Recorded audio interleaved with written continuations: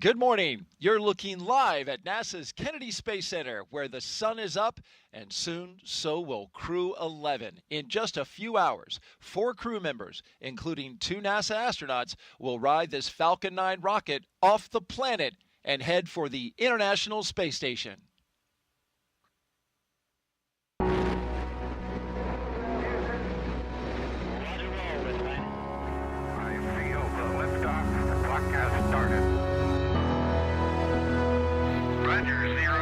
I feel fine.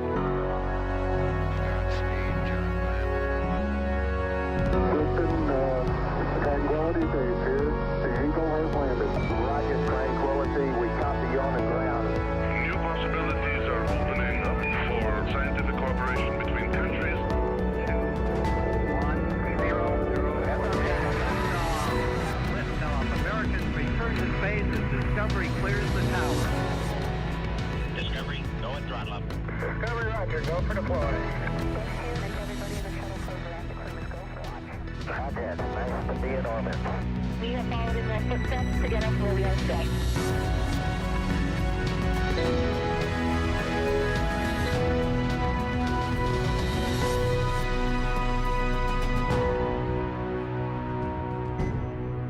Good morning from America's Spaceport here in Florida. This is a live look at Launch Pad 39A, the very same pad that sent Apollo to the moon and now launches crew missions to low Earth orbit.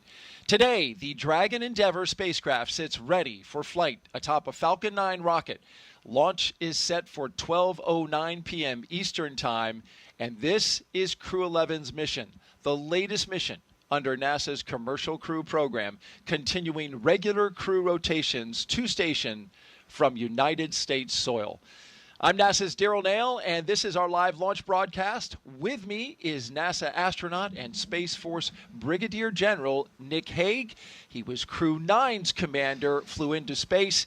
He's a spacewalker, and today he is my co-host. We are not on camera. We will be on camera in about 3 hours, but you will hear our voices only.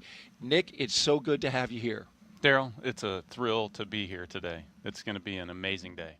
We have a big journey ahead of us. There's so much to see as we document Crew-11's journey to the launch pad, that launch pad that you see right there. The crew today that is flying includes the following astronauts. NASA astronaut Zena Cardman. She is our commander for today. There's a picture of all 4 of them. She's the third from the left. NASA astronaut Michael Fincke is our pilot. He's the second from the left. JAXA astronaut Kimiya Yui. He is our mission specialist, and he's on the far right. And then all the way to the left, Roscosmos cosmonaut Oleg Platonov. He is our mission specialist today. They will launch aboard Dragon Endeavour, making its 6th trip to space, and its resume already includes, of course, the historic Demo 2 mission, Crew 2, Axiom 1, Crew 6, Crew 8, and now Crew-11. It's all reliable, Nick. Absolutely. And it's, look at that history there. So crossing paths with Endeavour, I was up there on the station with Crew 8 and got to see it undock. So it's fabulous to see the vehicle making another trip back, and it's even better to see the smiling faces of Crew-11 in that shot with the booster behind them. No doubt about it. We're going to talk a lot about the crew. We're going to learn about them. We're going to hear from them and their own words as well.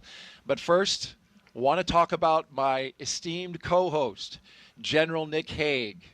He joined NASA's Astronaut Corps in 2013. There he is, fresh-faced from Kansas. A native there, he holds degrees in aeronautical and astronautical engineering from the U.S. Air Force Academy and MIT.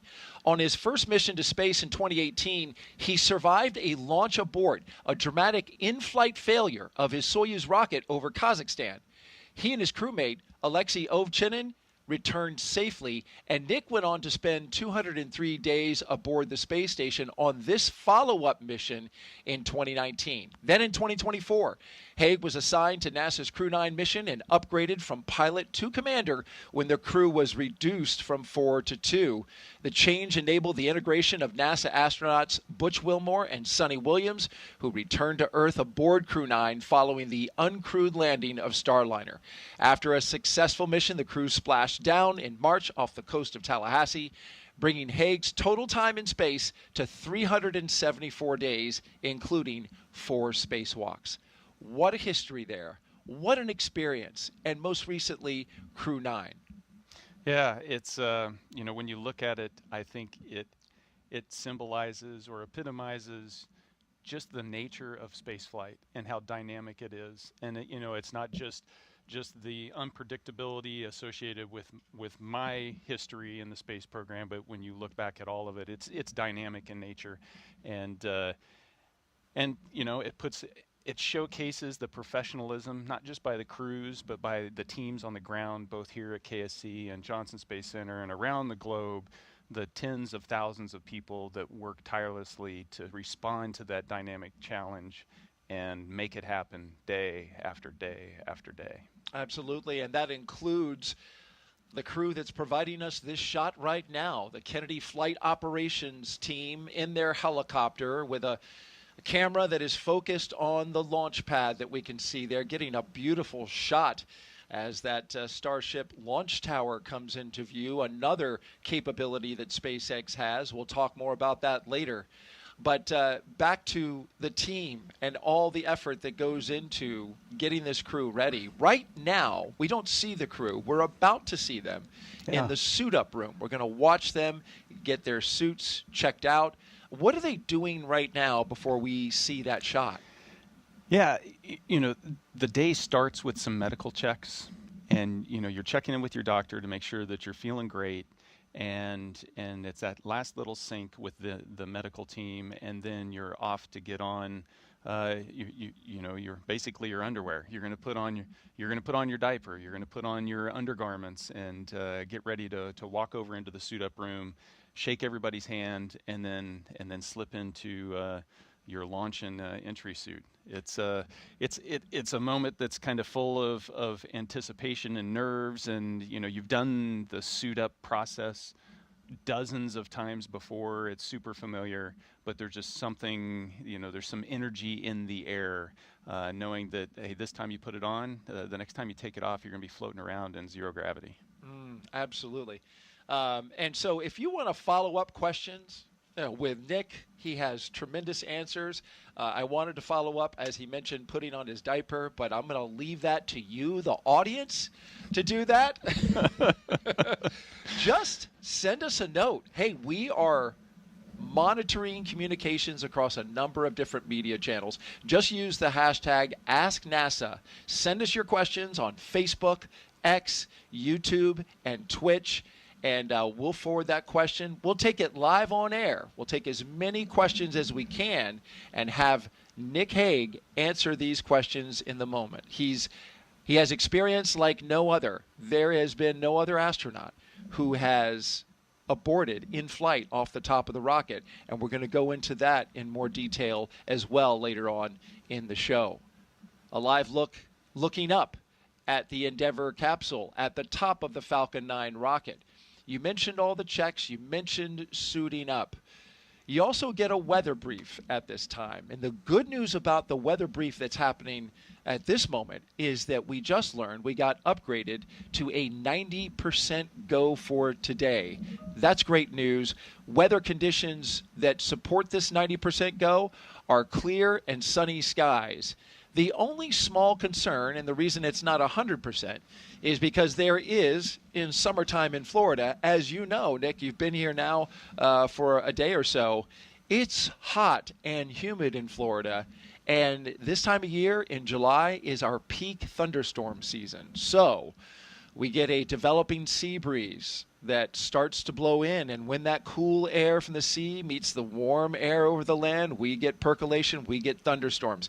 So It is 90%, but when that sea breeze starts up, it's expected, the launch weather officer for today estimated that that sea breeze is going to form storms further inland, so giving us the 90%. Man, the way you described that, it sounded very negative for a 90% chance of go.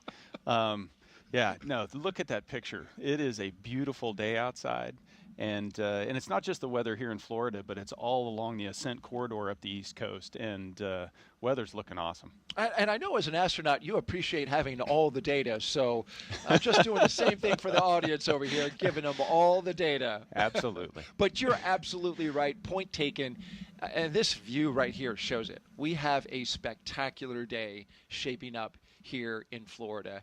It is hot and humid, that's for sure. We were out earlier, and in fact, you saw some fellow astronauts who are here that you gave a big hello to.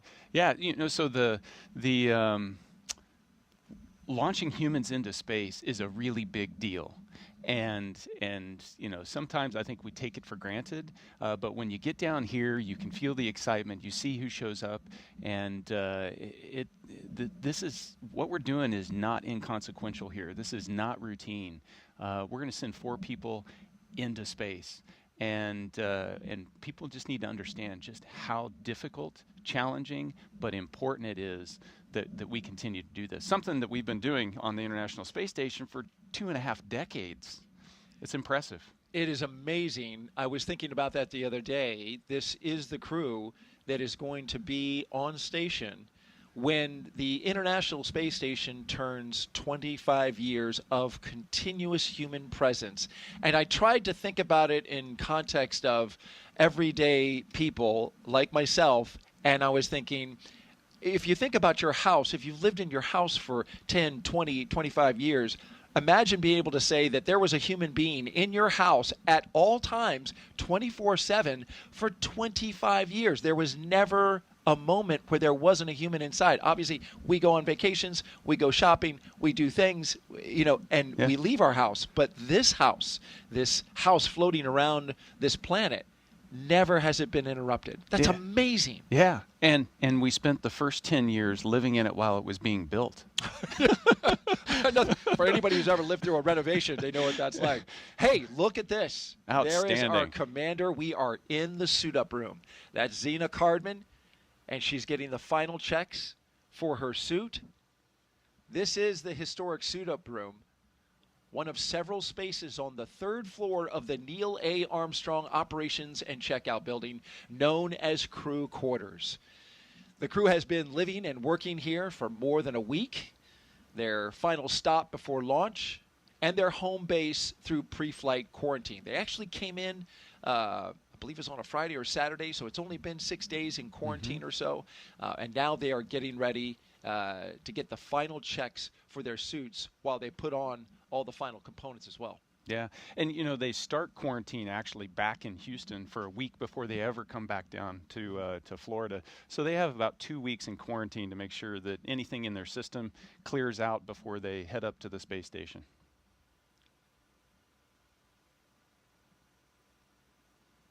Now they're in their launch seats. What's interesting about the seats that they're sitting in is each one of these seats matches identically to the one inside the Dragon Endeavour spacecraft. Yeah, and they're going through their suit leak checks here. They've zipped up. They're making sure that that their suit would hold pressure. Now, when they launch in these, you don't expect them to pressurize. It's only in the event of an emergency that you'd need it to pressurize. So in the unpressurized configuration, they're actually really comfortable to sit in.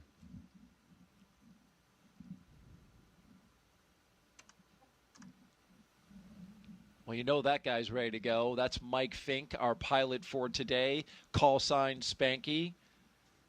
Got a great sense of humor, and he's a live wire sometimes. He is. He keeps you on your toes. Absolutely. And you can see his I smile. think he heard us. Big wave.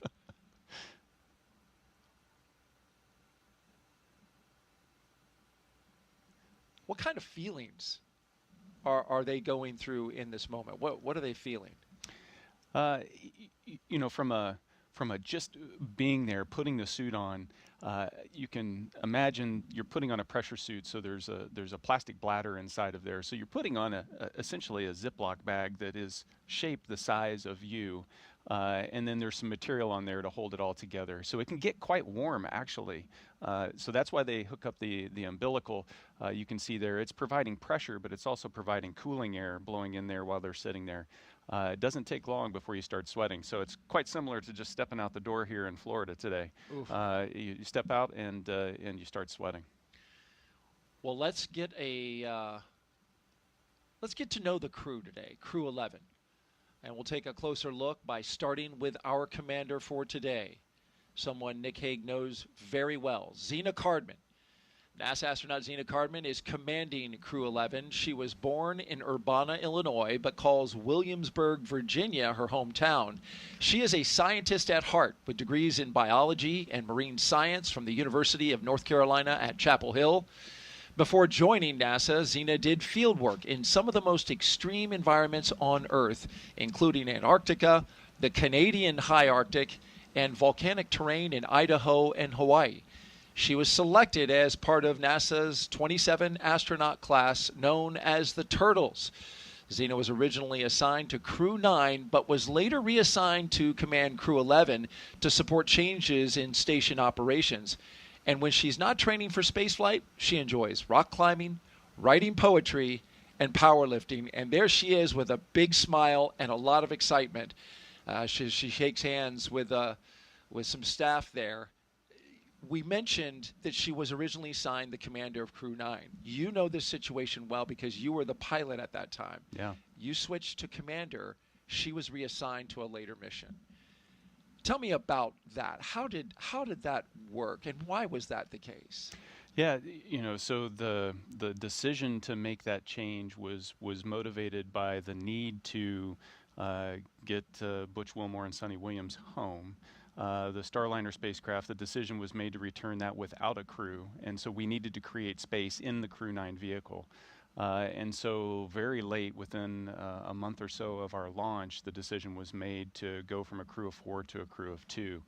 And so then how does that happen? You find out on Friday, this is what's going to happen. And then on Monday, Zena and Stephanie and I are in the simulators trying to figure out, okay, so how does that impact us operationally? And we're working together for the next couple weeks to try to figure out how to do that successfully. And so it's a treat to be here to see Zena getting ready to launch, just knowing that the professional that she is in terms of how we respond to those dynamic situations that spaceflight throws at you. Absolutely. And for those who remember, if you were watching Crew-9, Zena Cardman was our co-host when Nick Hague went up into space and spent the 5 hours documenting his journey. Next up is Michael Fincke. He is our Crew-11 pilot. He goes by the call sign Spanky, and there he is. He's a Pennsylvania native and a veteran of 3 previous space flights, spending more than a year of his life in orbit. He first flew to space in 2004 as a flight engineer on Expedition 9, then returned in 2009 to command Expedition 18, where he helped prep the station for future 6-person crews. In 2011, he took part in the final flight of the Space Shuttle Endeavour. What a coincidence. Today, he flies Endeavour. That was STS-34 when it was shuttle, and he logged 3 more spacewalks along the way. Fincke's also been a key player in NASA's commercial crew efforts, supporting development of the Boeing Starliner. He served as a backup pilot for Crew Flight Test, helping shape Starliner's avionics and software from the ground up. He also co-hosted a launch broadcast. Outside of spaceflight, he's a passionate learner into geology, astronomy, reading, and languages, and he's conversant in both Japanese and Russian, certainly a skill that will come in handy on the International Space Station and inside his capsule, as he gives us a big wave. Yeah, no, Spanky's an unbelievable human. He is so sharp. He's also a retired Air Force officer, flight test engineer. I bring that up because I'm a flight test engineer as well, so we share some of the same perspectives. It was fun to work with him on the Starliner program and just learn everything you could from him. He's a wealth of knowledge. 14 years after flying Endeavour to the International Space Station to help build it, he is flying Dragon Endeavour to see the finished work. Yeah. It'll be exciting for him because it's changed a little bit since he's been there last time. So some things will be very familiar and some things will be new. Let's move on now to our mission specialist. One for Crew-11 is Kimiya Yui, representing the Japan Aerospace Exploration Agency, or JAXA. He's a former test pilot and Air Force officer. Yui graduated from Japan's National Defense Academy in 1992 and rose to the rank of lieutenant colonel in the Japanese Air Self-Defense Force. He was selected as a JAXA astronaut in 2009 and made his first trip to space in 2015, spending 142 days aboard the International Space Station as part of expeditions 44 and 45. During that mission, he made history as the first Japanese astronaut to capture JAXA's H-2 transfer vehicle, a crucial piece of cargo hardware. He also helped build out a new experimental module inside the Kibo, Japan's laboratory on station, and he carried out 21 experiments on behalf of JAXA. In 2016, Yui was named chief of JAXA's astronaut group, and today he's on his way back to space. Shares a lot of similarity with your background, Nick. Yeah, no, Kimiya is great, and I've had the chance to work with him intermittently over the last decade, and that's just one of the treats of being part of the astronaut corps is getting to work with our international partners and our colleagues, and to see the same sense of passion that they share for the human exploration of space that everybody in the U.S. does. That common bond, even from a country, clear across the other side of the world. It's infectious and it's universal.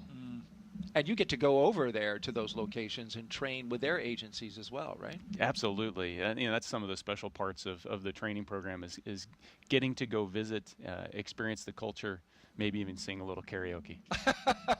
That sounds like a story, something you've done. Not well. I won't put you on the spot and ask you to hum a few tunes, a couple space tunes, at least not yet. Let's round out the crew and get to Oleg Platonov. He's our mission specialist, flying to space for the very first time. He's a cosmonaut with Roscosmos. There he is. That, of course, is Russia's space agency. He's a graduate of the Krasnodar Higher Military Aviation School of Pilots, where he earned a degree in engineering and the rank of lieutenant. Platonov completed his cosmonaut training in 2018 and was certified as a test cosmonaut that same year. Earlier this year, Roscosmos announced he would launch to the International Space Station aboard a Crew Dragon vehicle as part of Crew-11, marking a new chapter in international collaboration. He is married, has one child, and today begins his first journey to space. Yeah, so right now you can see him in the suit-up room. He's just finished his leak check, and now it's time to take pictures with all the support crew. It's exciting. The first time you're getting ready to suit up to go, there's a lot of uncertainty. They've done the dry dress just a few days ago, so they know what's happening. But what was missing during the dry dress that's there now is all of the emotions leading up to that the moment of liftoff. And they had a successful dry dress. Everything went according to plan.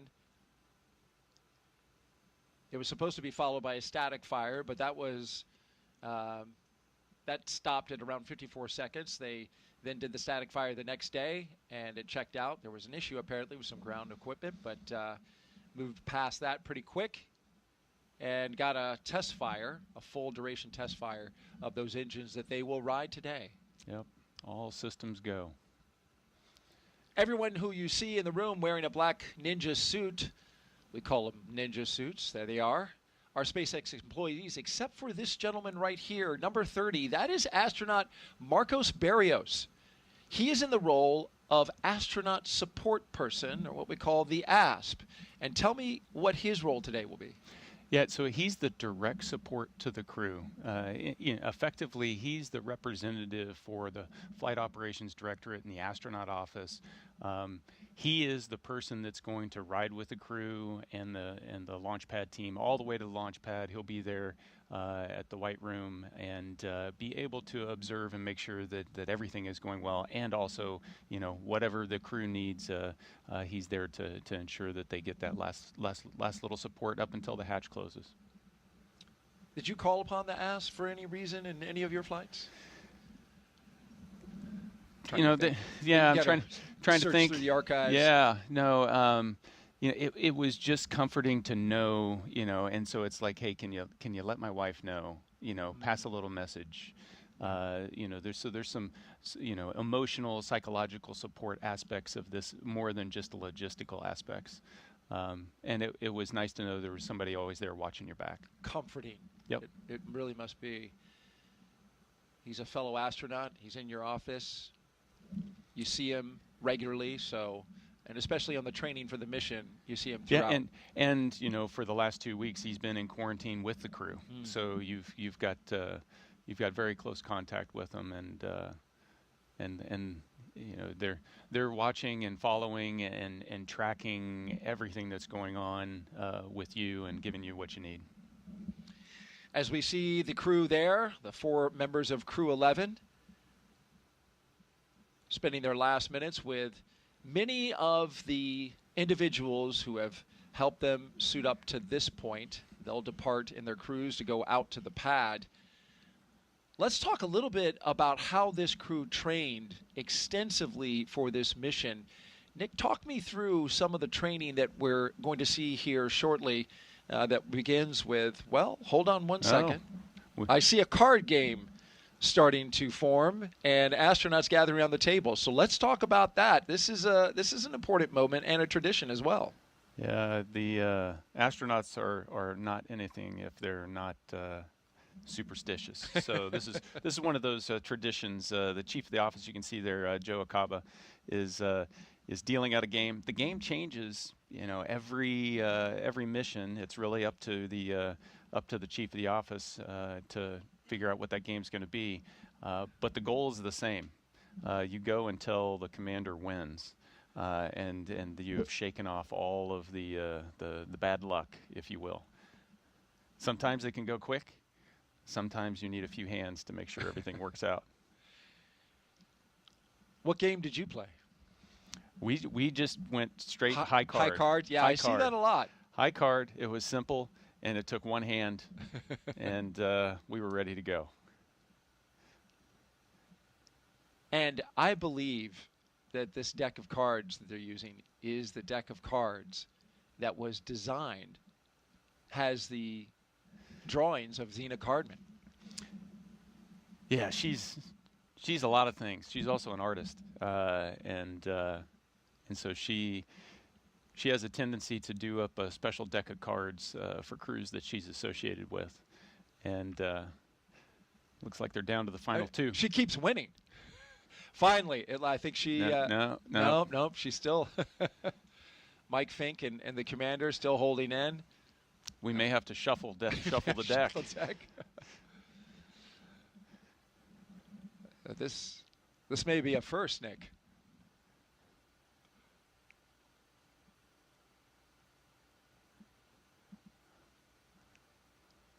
It's the way you always want it. You playing against down your to boss. The commander and the chief. There you go. Now we got it. It's time to go. Chief of the astronaut, Joe Akaba, finally winning that hand. It took him only about 20 hands. But that's what you want to see. Like you said, this is the point. You want the commander to shake off and burn off all that bad luck.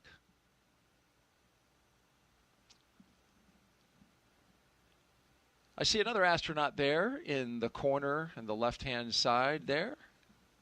Yep, Eric Bowe.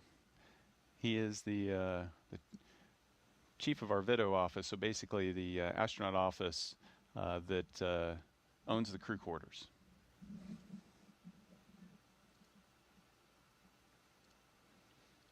All right, they're lining up. They've said their last goodbyes. You see all the ninjas there, the SpaceX support personnel. You know, they're the same ones that have supported you through training and your weeks of training out in Hawthorne. Speaking of training, let's get back to that training video that we were going to show just a little bit earlier. And talk me through, Nick, what kind of training this is. Yeah, so here we've got some search and rescue training. And so this is in the neutral buoyancy laboratory at Johnson Space Center. The capsule there, the focus of this training is everything that happens outside the capsule. So we have a generic capsule that you get out of, and then we simulate what you would need to do if you landed in water and needed to be rescued by search and rescue forces. While somebody sprays you in the face with a hose? Well, in theory, but that's to simulate the helicopter above head and the prop wash that you would get there from the rescue forces that come out of Det 3 here just at Patrick Space Force Base, and the search and rescue forces that DoD has stationed around the globe that can respond if needed. And here, of course, emergency training? Yeah, on board, you've got to be the jack of all trades, and so you need to be prepared to respond to a medical emergency if you needed to. And so we practice integrated training to respond to somebody that needs help. All right, our cameras that were in the suit-up room are now repositioning for the astronauts' departure from the astronaut crew quarters. And while they do that, we want to invite you, the audience. Thank you so much for joining us and being a part of today's coverage, the launch of Crew-11 to the International Space Station. We're taking your questions live using the hashtag AskNASA. So if you're watching on YouTube, Facebook, X, or Twitch, or streaming, just drop us a question and join the conversation. We're here. Nick's ready. And we've got a few questions that we can take right now. Before we do that, though, check out this view from up high. This is the building and the facility that we were talking about, astronaut crew quarters, inside another building, the Operations and Checkout Building. Yep, ONC. And so you can see the caravan lined up there, getting ready to the convoy of support vehicles lined up and ready for the crew to come out and hop in.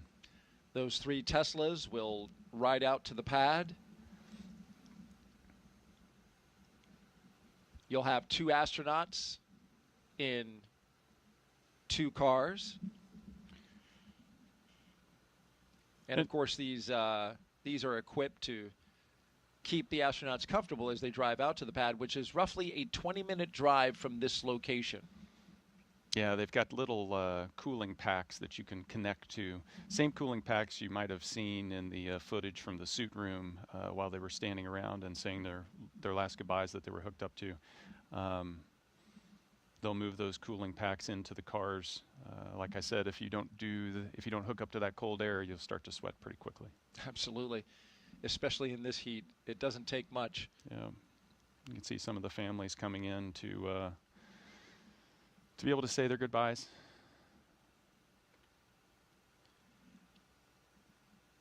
Well, we've got a question that came in. Unicorn Tail on X asks, how long does it take to build the rocket and prepare for takeoff? Yeah. So we had the fortune as we were preparing for Crew 9 to meet the team out in Hawthorne that built the booster as it was being ready to ship out, and it's amazing to see, and every time you peel back another layer of the team, you find another group of 30 or 40 people that are just working tirelessly, and so it takes months, years to get to that point. You're looking at a booster here that's flown before, and how can you tell that? It's got a little bit of soot on the side, and so the turnaround for the vehicles or for the rockets is much quicker, but the initial construction takes some time. And this booster that you mentioned, flying 2 previous flights, Starlink and Axiom 4, which what's impressive to me about that is Axiom 4 was just last month. And so they have gotten, SpaceX has, able to turn around the refurbishment of a booster in that amount of time is incredible.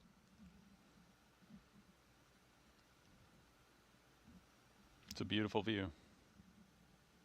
A beautiful view, and we mentioned the heat. There is a heat advisory today, but in the early going, the cool hours of the morning, SpaceX did some get-ahead work today to prepare for propellant load, which comes much later in our timeline, around T-minus 35 minutes, about 3 hours from now. But some forward work that they wanted to get done in the cool temperatures before that heat really gets cranking.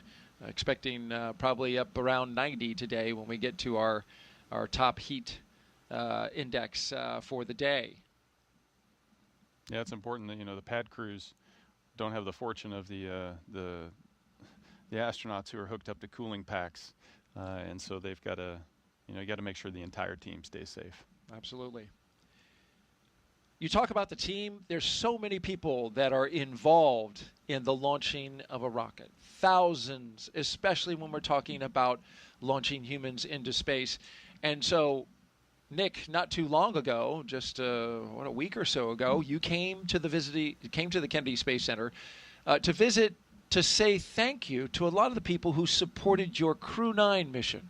Yeah, it's a treat. In the lead up to launch, in the months of training, you don't have the opportunity because you're so scheduled. You don't have the opportunity to get to meet everyone, and so going through the headquarters building, everybody from the top floor down to the guys here in the mail room, everybody serves a critical function that keeps this machine working and flowing and able to do the things that we're about to witness that are just really hard to do. And so it was a treat to come over here to Kennedy Space Center. It's a treat to visit over on the Space Force side at Cape Canaveral Space Force Station and Patrick Space Force Base. That joint team, it makes this place extremely special. This is the preeminent place to launch humans into space. And that workforce makes it happen every day. And it is still the only place in the world at the moment where you can launch astronauts to the moon. And of course, that is going to happen again early next year with the Artemis II mission. A very special place indeed. And now you're looking at the doors that Crew-11 will exit out of. This is a very historic part of the walkout. It's called Walkout. This is where all 4 crew members come out. We are going to watch them leave the crew quarters and then come out to greet their family that we showed you in those wide shots. You're watching live coverage of the launch of NASA and SpaceX's Crew-11 to the International Space Station. We are currently T-minus 3 hours and 32 minutes until liftoff. We are awaiting the crew's departure of the astronaut crew quarters, where they have been for a little less than a week, preparing for their mission to go into space. Inside now, you're looking at the hallway that they'll walk down. Earlier, they were getting suited up and having those suits checked out with pressure checks. This is a look at some of the art in the hallway that the astronauts will walk down. In many senses, this 26,000 square foot area that the astronauts you get to use when you get ready to do a mission resembles very much a college dorm room. I've been through there. That's what it seems like to me. It's very simple. It's not overstated. But that art on the hallway there really adds a touch. It does. It's there's something about the intrigue of space exploration that harnesses the imagination and humanity's creativity. And the artwork that they've got displayed there, the artwork that I get sent in the mail from kids across the globe, and it lets you know that there's something so very organic about the need to explore. That is awesome. I can imagine getting those pictures, how moving something like that is when a young person takes the time to create an image inspired by what they see you do, what they see your colleagues do. You've been listening to astronaut Nick Hague, Brigadier General with the U.S. Space Force. He is here to provide us commentary throughout this entire operation, leading all the way up to liftoff and a little bit thereafter until the astronauts get into orbit. We will document every move. You can see the families that have moved into position there. They're waiting for this walkout. This is the last chance to say goodbye. there's lots of goodbyes leading up to launch, and last opportunities. And over the course of the last few days, there's been, the families are in quarantine as well, so that they can have special moments and quiet moments, and say the things that they want to say before they leave for 6 months plus. And but this is the last chance you get to look your spouse or your kids in the eye and say, goodbye, love you, and I'll see you in a few months. And those vehicles that will take them away from their family and out to the launch pad awaiting their vehicle. This is the back of one of them. And they always make a custom message for each of the Teslas that go out there to the launch. Sometimes it's one message on all of them. In this case, we have 3 words for each of the 3 Teslas. And as you can see there, one of them is launch. The next one, and the second one, you can see is live. And you have to reverse the order, right? You've heard of that phrase that you see on signs oftentimes, sometimes in people's homes. Live, laugh, love. Well, this today is live, laugh, launch.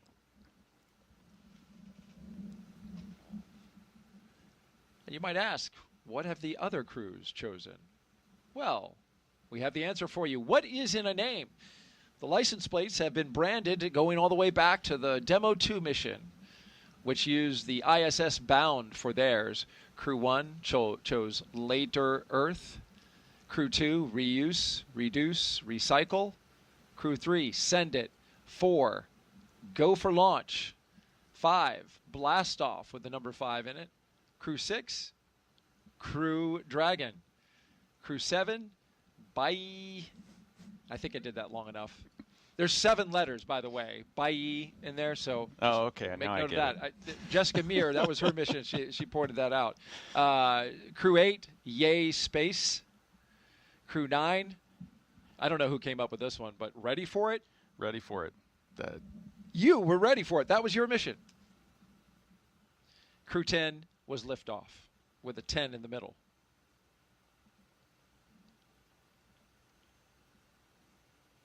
Live, laugh, launch. You were talking about the time that they're spending with their families, and they're about to do that now. And it ties in with what you were saying earlier. Human spaceflight is an important endeavor, exploration, so key to the fabric of this country. But it's risky. It is. It is. It's but it's not risk for the sake of risk. So astronauts are not adrenaline junkies. We manage risk professionally, and we make decisions. It's not just the astronauts too. It's all the way down from at the top, from program managers, the administrator, all the way down. It's the job of managing that risk, because ultimately what we're trying to accomplish is worth it. If you didn't want to take any risk, you wouldn't get out of bed in the morning. And so the crew members are willing participants. The families, at least the spouse signed up for it. The kids may have been unwilling participants in all of this. And so it is, it's a stressful time for the families to, they're going to watch their loved one go and strap onto the top of a rocket. And I gotta give kudos to NASA and its support infrastructure for how it takes care of the crew and their families in a time like this. You talk about that, and just adding a little more detail there, astronauts come down from your office to be with the families during the lead up to launch. And so having the presence of those astronauts who have been there and done it is, I would imagine, pretty important for family members. It is. It's a familiar face. The astronaut office is pretty small. There's less than 50 of us, and so everybody knows everybody else, and so having that person that you can trust and lean on From a crew member perspective, I'm going to hop in that Tesla there. I know that, my buddy is there taking care of my family, and they're going to be there to help them through even a completely normal flight is going to be an emotional event. And they're there to provide that support. And it's not just the astronauts in the astronaut corps, but there's a whole team of support that NASA's put in place, the psychological support. Approximately 15 minutes behind schedule. They have until T-minus 2 hours and 43 minutes per the green light time, so we have margin. We finished the thought. Yeah, and it's it's that comprehensive. Oh, they're walking out now. Let's talk about that. No, that's okay. There's Zena, Cardman, Mike Fincke, the commander and pilot, our 2 mission specialists, Kimiya Yui, Oleg Platonov, and into the elevator they go. From the 3rd floor down to the 1st, the banner behind them, framing them up with all of their photos, and in goes their team. They'll get ordered into the elevator, and the doors will close, and down they will go. So if this was a 100-yard dash, they just left the blocks. That's what it feels like. Yeah. It's at that moment when you start walking down the hallway, now the train's starting to move. So you really know, like, you're leaving the room, you're leaving where you lived, you're taking that journey out to the pad. Bags are packed, ready to go.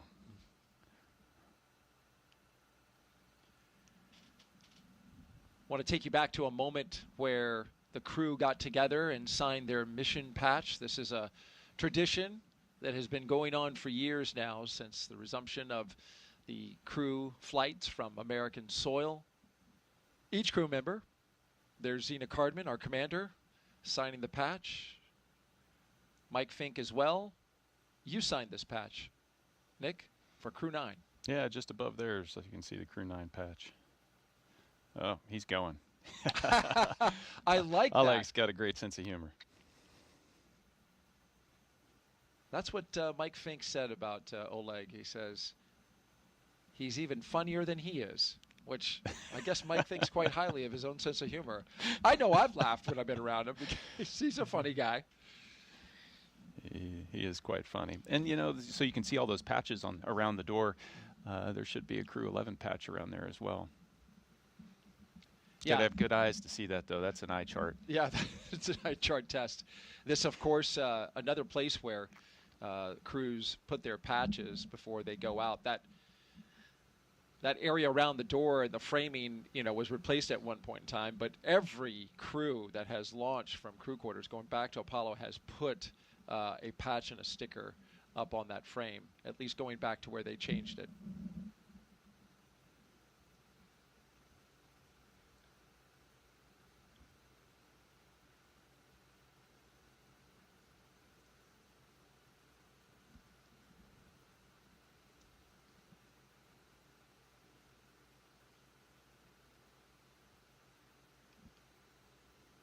The ride from this location will be provided with a security escort, so there will be no interruptions on their journey out to the launch pad, as it should be here at America's Spaceport. As they drive out to their destination, which you see there. Countdown. Side hatches opened. This is approximately 15 minutes behind schedule. We still have margin to our T-minus 2 hours, 38-minute green light time. And there you hear an update from the launch director at SpaceX and informing us that they're behind schedule out the pad, but they've got margin. Yeah, margin's important. You see the clock there, 3 hours and 20 minutes, counting down to the seconds. The way you've got to launch into space, you've got to make sure that the orbit of the station is overhead when you launch, and so it has to be timed down to the second. And here they are, Crew-11, walking outside for the final time before launch and into a mission years in the making. Core on countdown.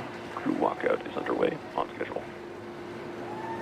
Commander Zena Cardman, pilot Michael Fincke, JAXA astronaut Kimiya Yui, and Roscosmos' Oleg Platonov.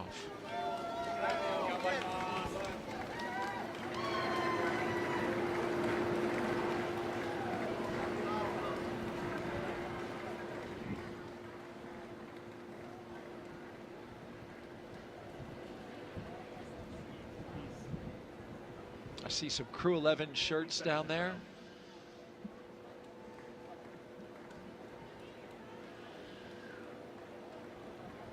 And that's Zena Cardman that we see on the left, Mike Fincke on the right. And I've seen Zena do that a number of times, making the heart symbol with her hands. Certainly sending her love to her family who have supported her.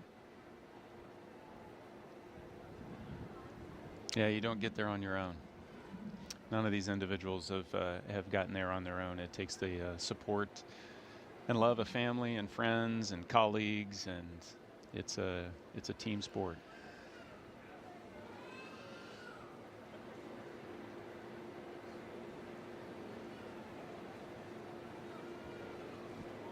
You see Mike Fincke on the right there, the pilot. He is flying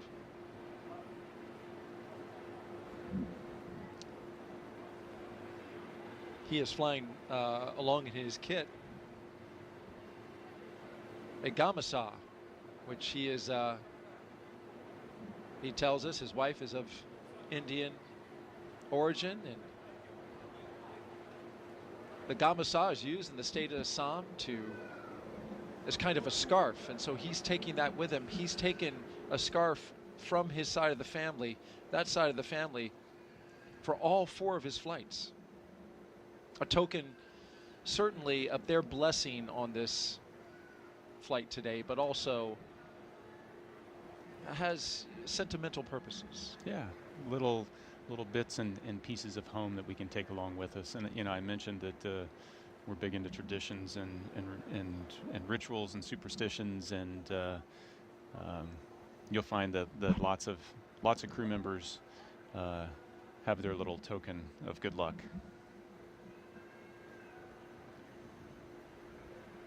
You can see them connecting to that cooling air. They've been off of it for a few minutes now, and so a little warm in the Florida air. Last goodbyes as the doors come down, and then immediate family will be able to come up to the windows after they crack them. Yep, they're going to roll those windows down a little bit and give some last words before launch and before they depart the operations and checkout building. Inside Zena's Tesla there, she'll have the flight surgeon going with her. Yeah, and you can see the lengths we go to preserve that quarantine.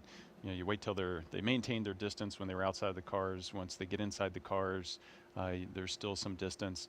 All the personnel that are in the cars with them have also been in quarantine this entire time. So it's not just the crew members that are in quarantine for a couple weeks. It's a group of several dozen people that have to quarantine. I want to point out Secretary Sean Duffy is here. He is NASA's acting administrator. Also Secretary of Transportation here supporting the launch today and the crew there at the Walkout. He's the gentleman with the glasses and the blue suit coat, which I think is second from the right. There he is. A shot over his shoulder.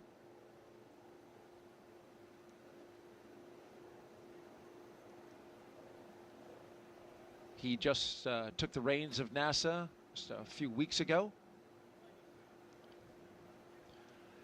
He's doing so on an acting basis until an administrator can be nominated and then confirmed by Congress. A look inside the window, Zena Cardman giving some waves. And I imagine emotions must be running high. How can they not? You've been waiting for this moment for a long time. and now you've said your goodbyes. It's tough to say goodbye to family that you're not going to see for a while, but you're also excited to get that car rolling and get on with it. And indeed, they are off. Crew-11 on the road to launch pad 39A. The Teslas are rolling out from the Neil Armstrong building, escorted by security for the 20-minute drive. Lyoseals are removed and installation is complete. This is about 10 minutes behind schedule. Again, we have plenty of margin to our green light time. Team is making up time. Well, that's a good call out there. We were running 15 minutes behind, but as you heard from the launch director, they have made up 5 minutes, now currently only 10 minutes behind schedule, but they do have margin, so there is the team and the launch team will continue to work this, and the flight crew right now headed out to the pad. Their next stop, a rocket, waiting to launch them into orbit. No pressure, just your average commute today, Nick. It's not your average commute. You got this police escort with helicopter support, and you get to run every red light and run every stop sign. Absolutely. It's a beautiful sight there. Of course, I say that in jest. This is a very special road trip from the astronaut crew quarters out to the launch pad, where they will join up with their spacecraft and rocket. We want to learn about this crew. We want to share their story in their own words. So let's hear from the commander of Crew-11, Zena Cardman, as she shares her path from field science to spaceflight.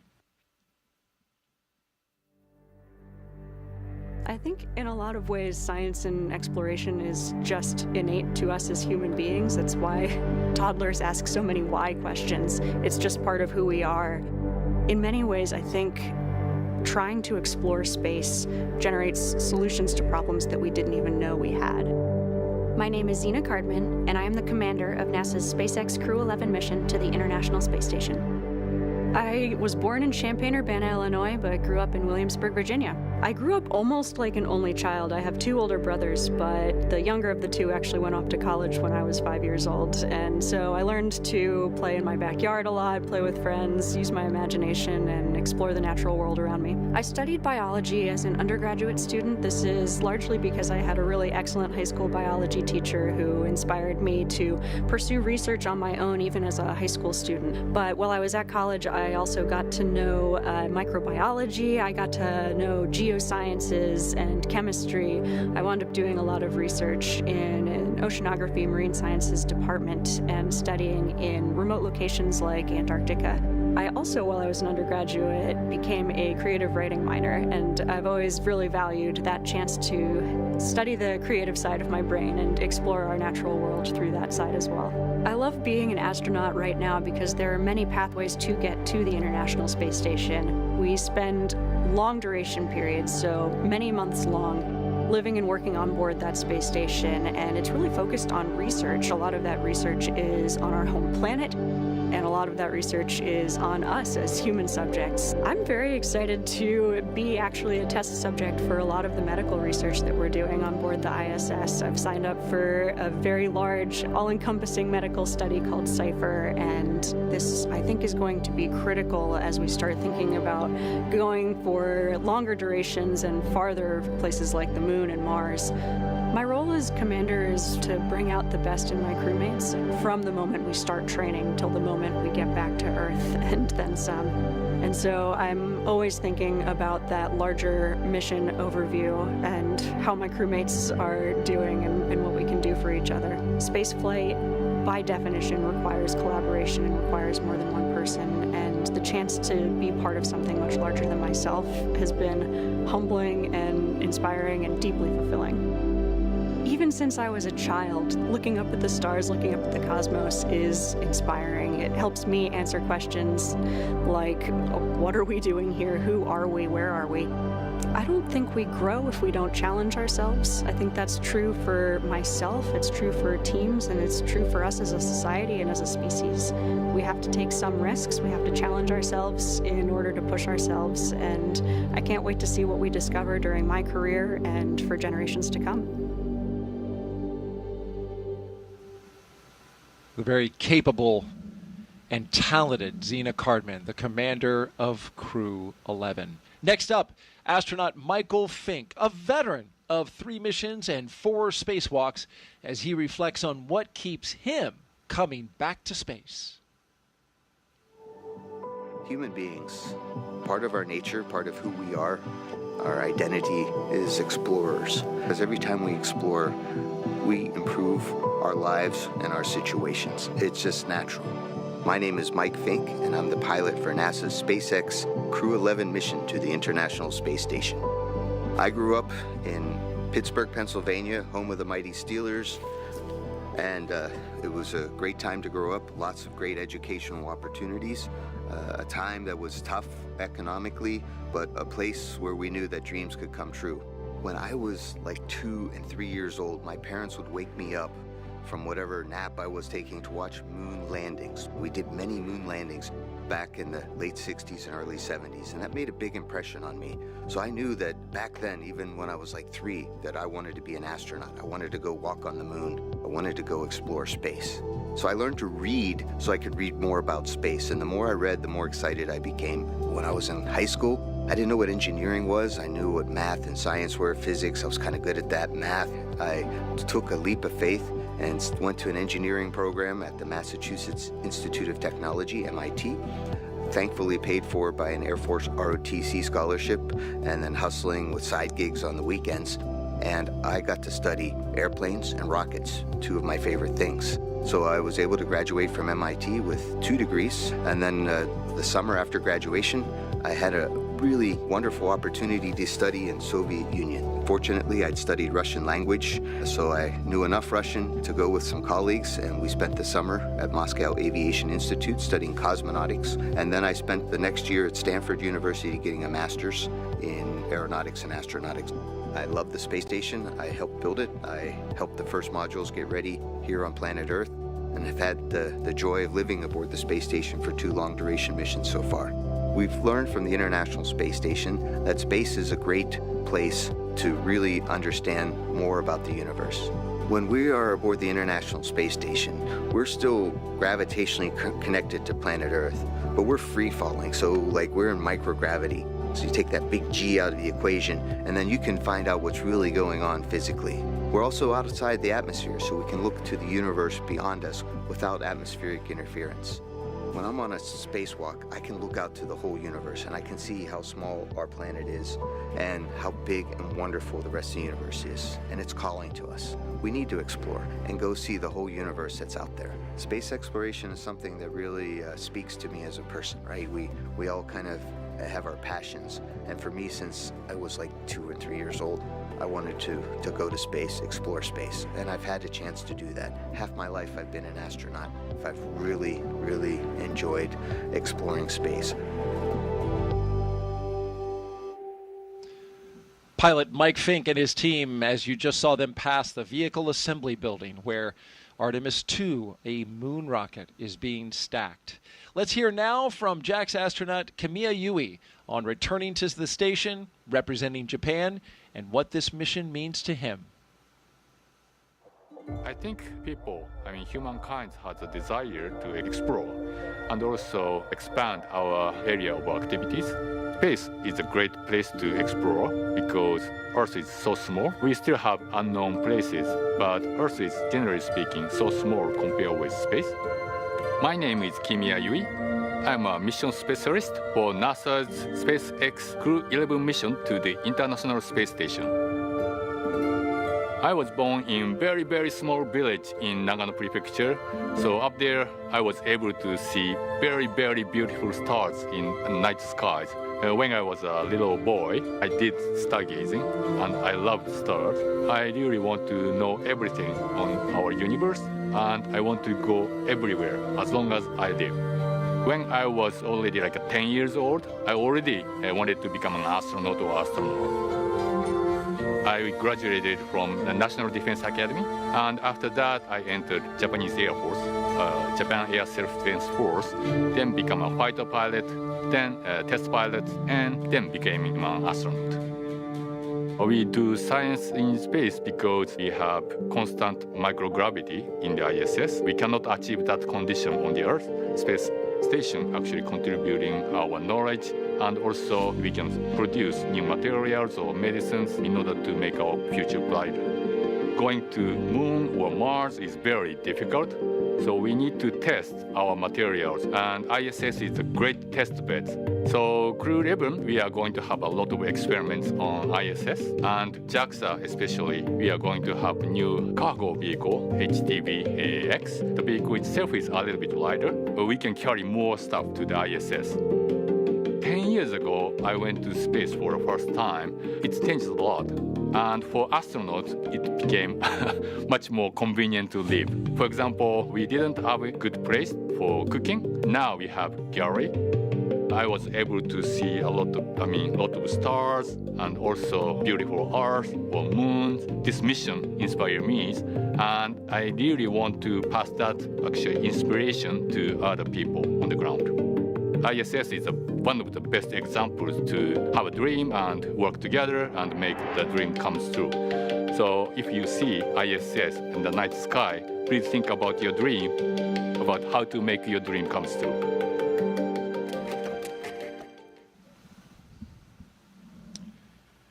And finally, Roscosmos cosmonaut Oleg Platonov, sharing his thoughts as he prepares for his very first flight to space.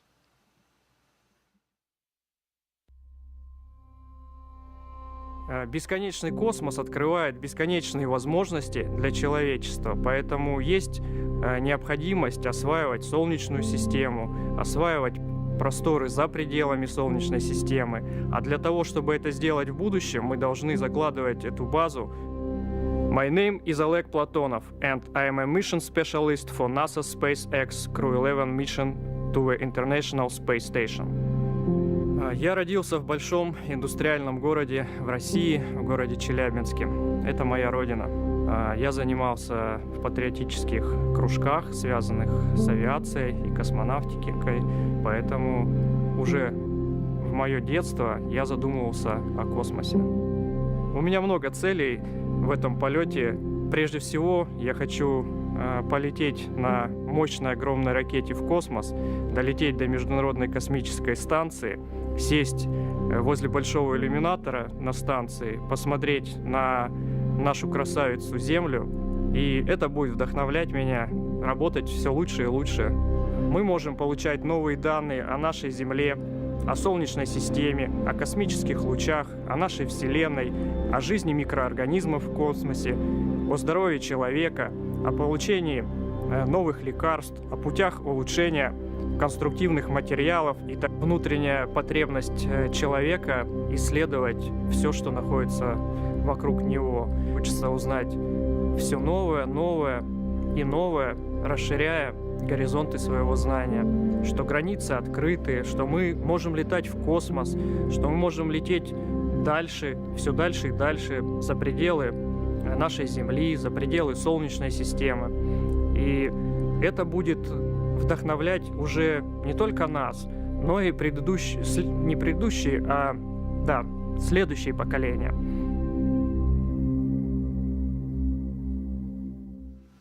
And those are all 4 members of Crew-11. If you're just joining us, we are currently T-minus 3 hours and 1 minute until liftoff of those 4 individuals who make up Crew-11. Liftoff to the International Space Station. And this is their ride, a Falcon 9 rocket with a spacecraft called Endeavour sitting at the very top. That crew walkway that you see connecting the launch tower and the rocket, astronauts will soon be walking across that walkway and into their spacecraft to get strapped in to go to space. Right now, they just arrived at the base of the pad, and here is a beautiful view of Launch Pad 39A, which sits just 500, 600 feet away from the edge of the Atlantic Ocean, the beach there, which, as you can see from the calm state of the ocean, we have very light winds, we have sunshine, we have a beautiful day for launch. 90% go is what our launch weather officer is reporting out for weather conditions at the time of liftoff. That time, 12:09 and 24 seconds p.m. Eastern Time. As we gaze up at the sky, seeing just some very thin cirrus clouds up ahead, those not a problem at all when we get ready to launch.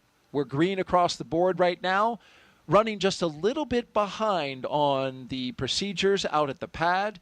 At last check, about 10 minutes, but SpaceX crews are working diligently to catch that time up. And this mission operation timeline, it should be noted, has plenty of margin in it. What you're about to see now is the astronauts walking up to their rocket to get a look at the 1.8 million pounds of thrust that can be generated by this machine as it takes them up into space. That moment coming up in just a few minutes, Nick. Yeah, they just pulled up to the launch pad. We've got about 3 hours until liftoff, and so this is your last bathroom break before you're strapped into a seat and hostage for the next 3 hours. So much needed respite, and then but it's once you ride that elevator up to the top, it's just this stark contrast. You see your rocket up close and personal, and it's this amazing feat of engineering. And then the backdrop is the beautiful Florida coast and the waves crashing onto the beach and a breeze in the face. And it's just a spectacular moment once you get to the top of the launch tower. You painted quite a word picture there, and we are about to see what that looks like through the eyes of the astronauts as we document their journey up the launch tower, across the walkway, and into their capsule. In the meantime, we want to take some questions that we've been asking and getting and receiving from our audience that's watching around the world. Those who have put their questions forth to our astronaut co-host, Nick Hague, a brigadier general with the Space Force and a NASA astronaut. Austin asks, my son, Knox, age 8, would like to know, how do you get to the space station when it orbits around the Earth so fast? And that is fast. Countdown, advanced team have completed their preps for crew arrival, and crew are heading up the tower on schedule. That's great news. Sounds like they made up all of that 10 minutes that they were behind. That's a great call out. Yes, station goes 17,500 miles per hour. How are you going to catch up with that? Yeah, so Knox has got it. He's got his finger right on it. You've got to start going that fast. So the rocket's going to take off going vertical, and it's accelerating. But after a few minutes into flight, the rocket pitches over and is basically going horizontal and continuing to accelerate as it falls back down toward the Earth. And so you're turning all of that fuel, the 1.8 million pounds of thrust that you were talking about, you're turning all of that into velocity. So right now they're going 0 miles per hour. After 9 minutes of lighting that rocket, you're going to be going 17,500 miles per hour. And it's timing. So that's why we're counting down 2 hours and 56 minutes to liftoff to the second, because that's when the Earth rotates underneath the International Space Station's orbital plane, and then that's the moment that we have to take off. So it's an instantaneous launch window. And that instantaneous launch window at exactly 12:09 and 24 seconds p.m. Eastern Time.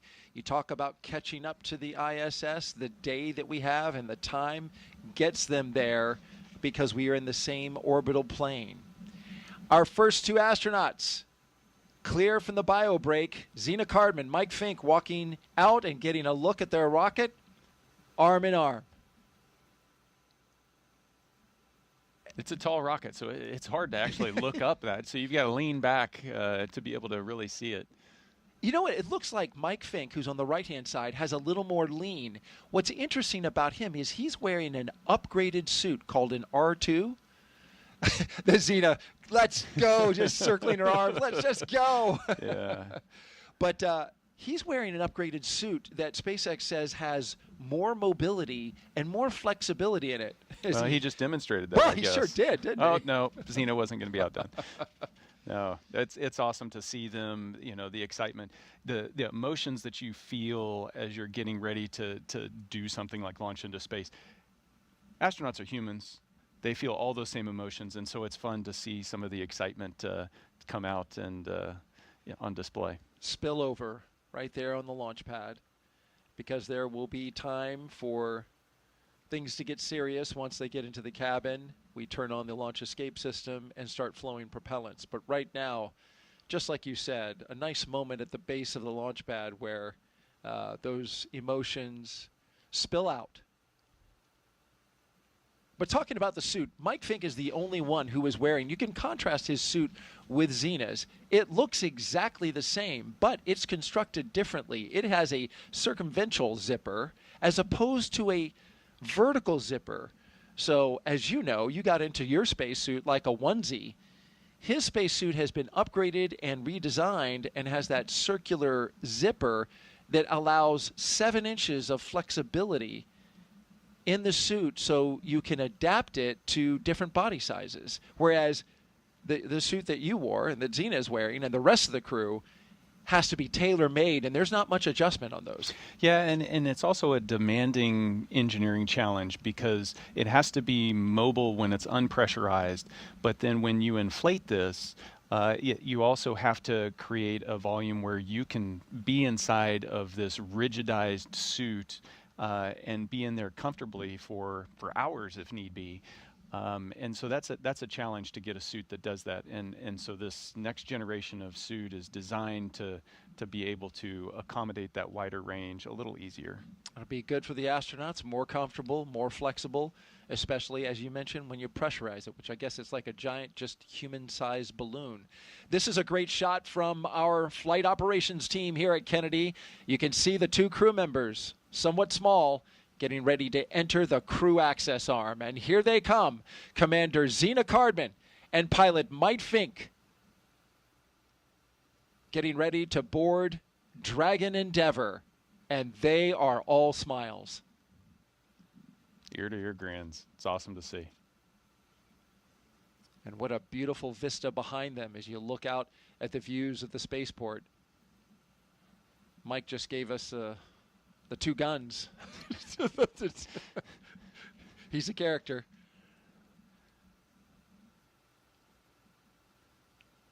Now, before they get into the spacecraft, some important business at hand here, wanting to make sure that no FOD or foreign object debris goes into the spacecraft. So the 2 suit technicians and the closeout crew there, making sure that they take care of that, as well as this tradition right here, Nick. Yeah. Got to sign that wall. That means you're going. And so every crew that's launched off of, commercial Crew Dragon launched off of 39A has been able to sign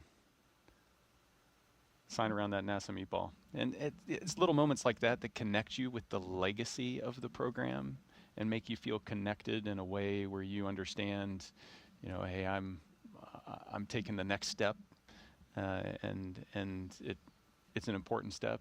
There's a lot of people that got me to the point where I can take this step, and hopefully there's a lot of people coming after me that are going to continue to take steps. Countdown. Crew are in the white room, and this is on schedule.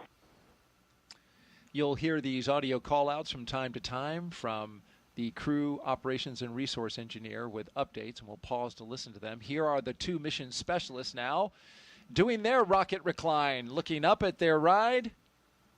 I think they studied technique from Zena and Mike because they had it down. Seemed like kind of like a rock and roll kind of pose, didn't it?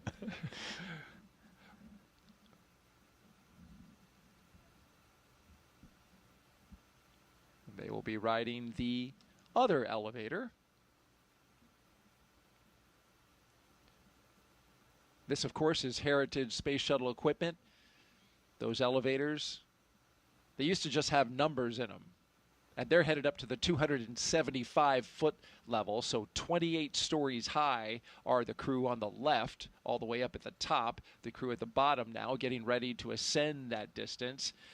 SpaceX changed the buttons inside a little while ago to have the top button for 275 say Space. Yeah. Did you punch it? Yeah, absolutely. That's pretty cool. I would like to go to space. can you press space for? Did your fellow crew member say, "Can space, please? Can you press that button for me?" Make everybody wait uncomfortably long. That is something you would do. Maybe. So Mike, carefully getting into the spacecraft here, which that takes a bit of physical effort, right? You don't want to touch that seal, because that is what protects you from the hostile environment of space. Yeah, absolutely. That side hatch is going to stay closed the entire time you're in space. The next time you're going to open that is when you're bobbing around in the Pacific, and the recovery teams open it up to get you out. And of course, we're going to do leak checks on that here in a little bit, and it's important to be able to pass that. So you're hyper vigilant about hardware, and you mentioned that transition to seriousness as you're walking out that gantry. That's when you start to build and flip that switch in your mind of, okay, this is spaceflight hardware. This is the equipment that's going to keep me alive. You become that hyper vigilant person that you need to be. Last two crew members there, the mission specialists, walking down the crew access arm. And the final two crew members, mission specialists Oleg Platonov and Kimiya Yui, arm in arm, thumbs up, ready to go.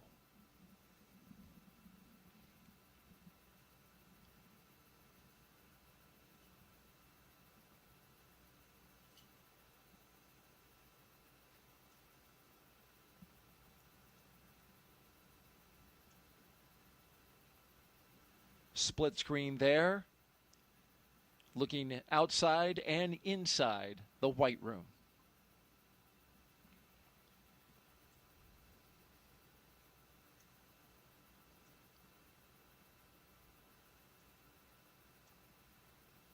You mentioned the mission. This crew is leaving the ground with a baseline of at least 6 months, half a year in space, ladies and gentlemen.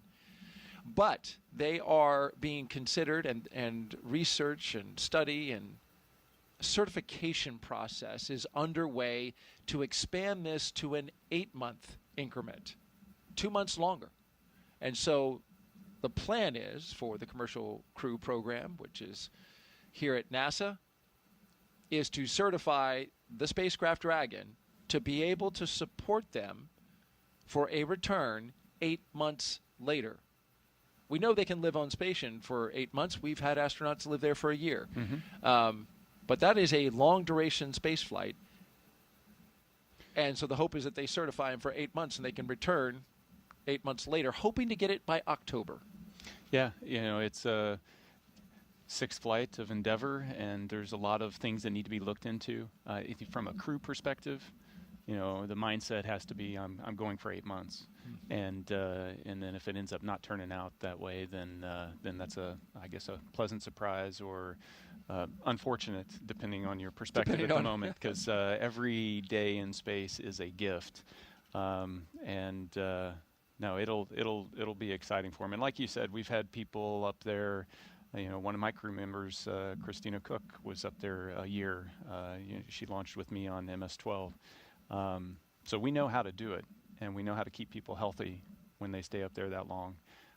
It really comes down to expectations and expectation management with crew members as well as families, as well as the entire team that has to support this particular mission, because it's not just the crew and their families, but that entire support network is on call while they're on orbit. That's an interesting point to think about. I hadn't thought about just how that kind of puts the family, as you mentioned, on call as that entire time. They have the moments where they get to connect with you via video phone and high-speed connection, but as long as you're up there, they know that you're not here on Earth. You're in space, and you and your crew are being supported by this international laboratory, which has been doing it for 25 years come November 2nd. You're watching live launch coverage of NASA and SpaceX's Crew-11 launch to the International Space Station. I'm Daryl Nail, and I'm joined by NASA astronaut and Brigadier General Nick Hague. We've counted down about an hour and 20 minutes so far, and we're cruising to liftoff. T-minus 2 hours and 44 minutes. T0 is 12:09 p.m. Eastern Time. A look at the signatures on the wall inside the White Room.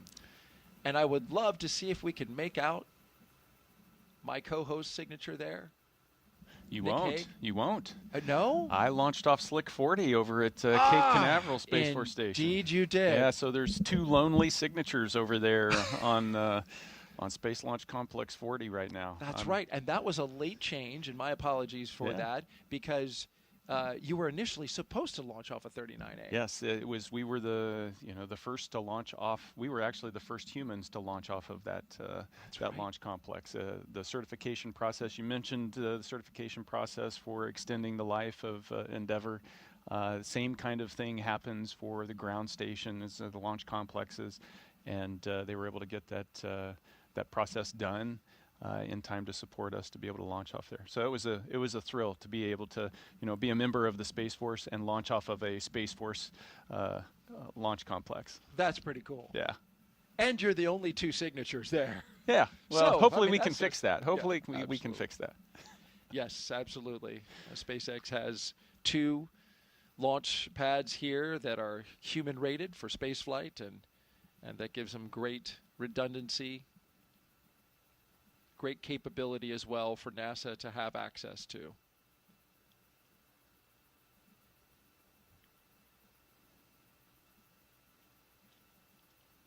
Right now, the teams are working in parallel. The crew members inside Dragon getting settled into their seats that they will ride up into space, while outside, the closeout crew handles the matter of making sure that the seal's integrity around the side hatch is maintained. And then once they get them all settled and finish up their work inside with the crew, they'll depart. You can see number 22 still inside. The support crew will come out of the capsule, and they'll shut that hatch that you see right there, that side hatch. As Nick mentioned, when that is shut and they've secured it, they will leak test it to make sure it can withstand the rigors of the harsh environments of space.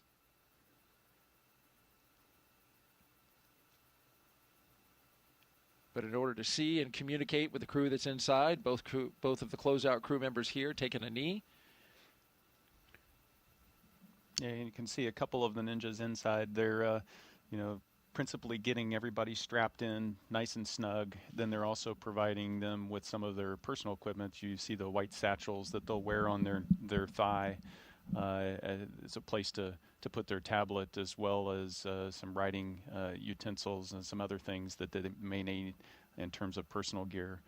And make sure everything's situated, because once you're strapped in, they don't want you coming out of those straps until you're floating around.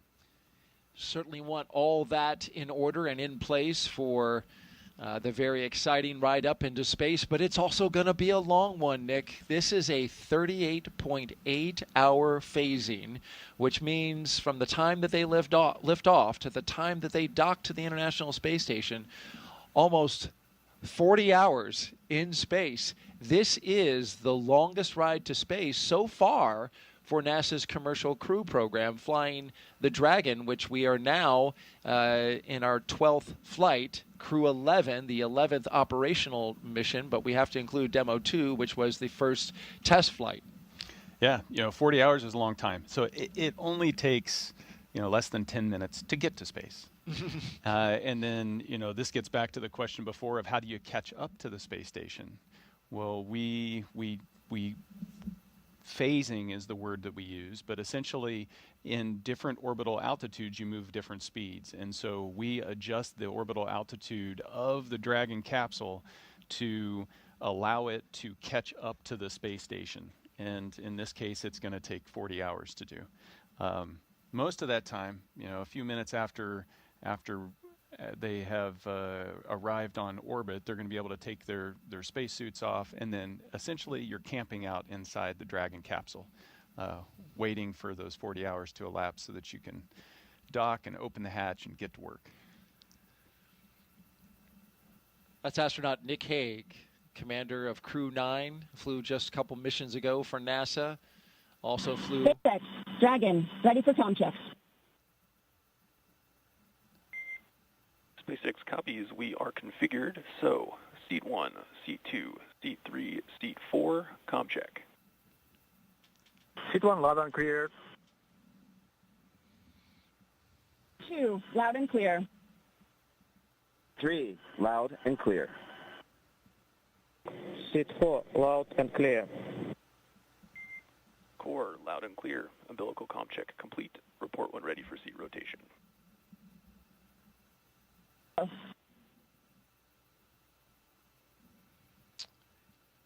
So you just heard from each one of the crew members on board as they went through all of their communications with the Crew Operations and Resource Engineer, otherwise known as the Core. You heard him communicating with each one of the crew members just now. As I was mentioning, Nick Hague flew 2 Soyuzes to space.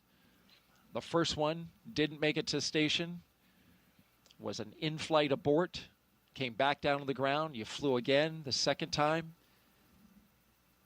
On MS-12, you did make it to station. We are getting ready to do the suit leak checks, but first, we want to take some social questions as we go along. Nick Hague is our astronaut expert at the ready. If you want to submit a question, please do. We would love to hear from you.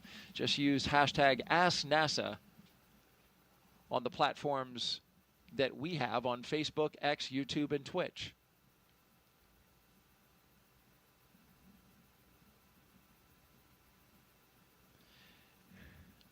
And we have a question in the lower right hand of your screen. Yes, Benny asks, what was the hardest part in becoming an astronaut? I think that's a different answer depending on which astronaut you ask. There's so many things that we have to train to be able to do, whether that's, operate high-performance jets, aircraft, spacecraft, or learn the engineering behind all the systems on board of those that keep us alive, to the medical support that you might need to be able to provide because you need to be the doctor for the crew. But I think for me, the single most challenging aspect was learning a second language at the age of 38.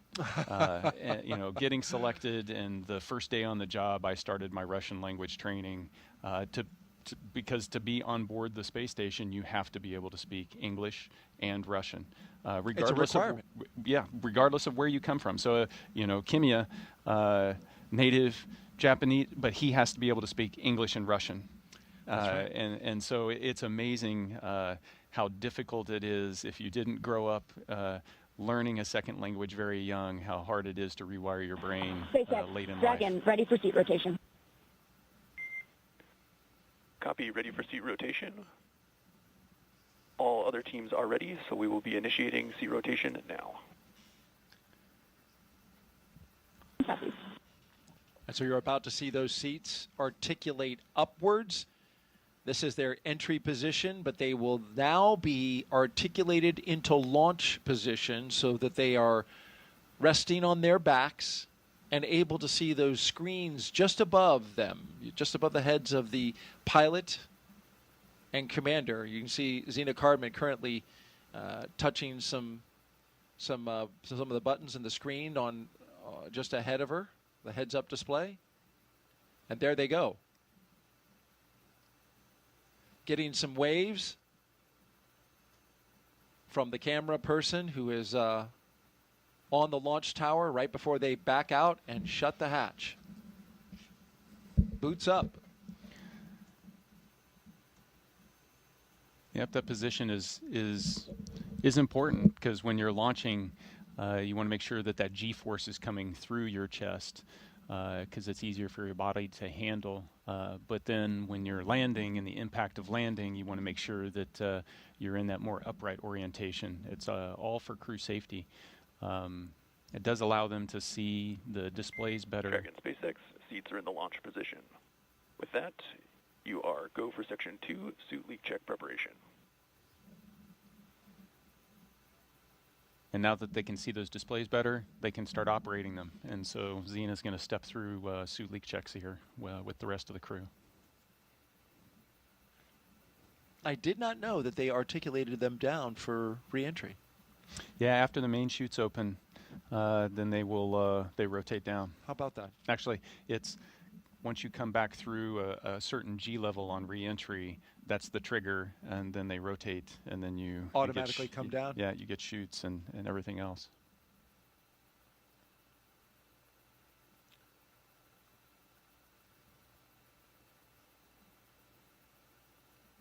Now that we have Crew-11 seated inside of the spacecraft, we want to go back and hear the story of your first spaceflight, Nick, which was, to say the least, an adventurous one. One that did not end with you getting to the International Space Station, but rather an in-flight abort. This helps us underscore just how important safety is in this moment as the astronauts prepare. So here you are, a number of years ago, getting ready to launch for MS-10, giving a wave goodbye. Talk me through your first spaceflight. Yeah, you know, when I look at this picture, it almost snaps me straight back. It's a beautiful fall day in the steppes of Kazakhstan. You know, we're on, you know, the same launch pad there that Yuri Gagarin launched into space on. And so you feel that deep connection, that legacy I talked about, the human exploration of space. And so we're getting ready to walk up to the elevator. There's a few stairs. It's a turn back photo op and wave to the management that's taken you all the way up to the base of the rocket that's sitting there, that's white with frost because it's full of rocket fuel at that point, and you're on your way. So, I mean, it's everything you dream of. It's at that point, I've spent 40 plus years dreaming about that day happening, and then liftoff. And copy, tear complete. You have a go for Section 3, suit leak check. So as we listen in, the suit leak checks. Go for Section 3. They will pressurize the suits of the crew inside the cabin. Very important matter. As you're lifting off here, what are you feeling? You know, in many respects, the feeling of the Soyuz lifting off the launch pad is very similar to Dragon. The rockets are about the same size. You feel just kind of this slowly increasing pressure of being pushed down into your seat. The rumble and the kind of the subtle vibration as you're going, but it's pretty smooth. You know, I'd liken it to being in an electric car and somebody just kind of smashing the accelerator, pushing you into your seat, and you're off. And it was, you know, a smooth ride for the first 2 minutes leading up to the point where those external boosters you see on the base of the rocket are empty, and then they need to separate from the rocket. And that's what led to this moment right here, Nick, when those boosters didn't do quite what they were supposed to. Yeah, one of them didn't. They're supposed to propel themselves away from the center, the core stage. One of them that didn't do that and actually impaled the core stage, caused it to essentially disintegrate in that split second. So we're 30 miles above the Earth, going 4,000 miles an hour, kind of pointed straight up.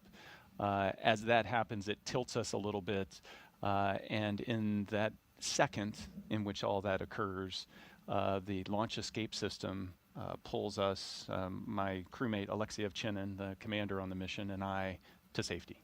And that shot is the shot before. If we look back to that one, it's blurry because that's a screenshot from just how violently things were shaking. Yeah, inside? there was in that instant, the indications to us are a flashing red light, an alarm's going off, and then there's a little red indicator that says there's a rocket emergency, and then you're also being shaken kind of side to side for a second or so.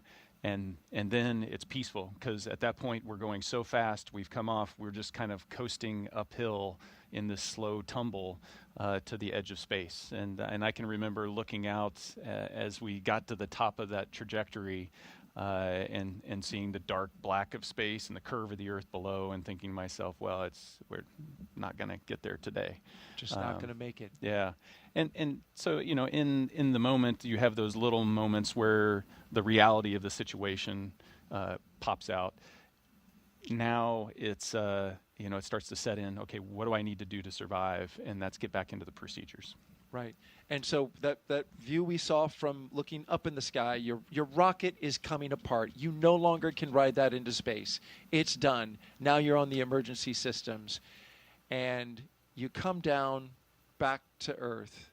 And that's you on the right, in the middle, right middle, hugging your wife. Yeah. And that looks like quite the deep embrace. Yeah, I mean, it's in the moment when you're responding, the training kicks in. You're able to compartmentalize all of the emotion of the situation. It's in the aftermath of that. That's less than 6 hours after we had launched that we're back at the aerodrome there, and that's when the emotions, you're human. That's when it comes out, and Katie had witnessed all of that and gone through that roller coaster ride at the same time, along with my kids and my family that were all there, with less information than I had, because I was going through it. There was, probably 20 minutes where she didn't know what the outcome was.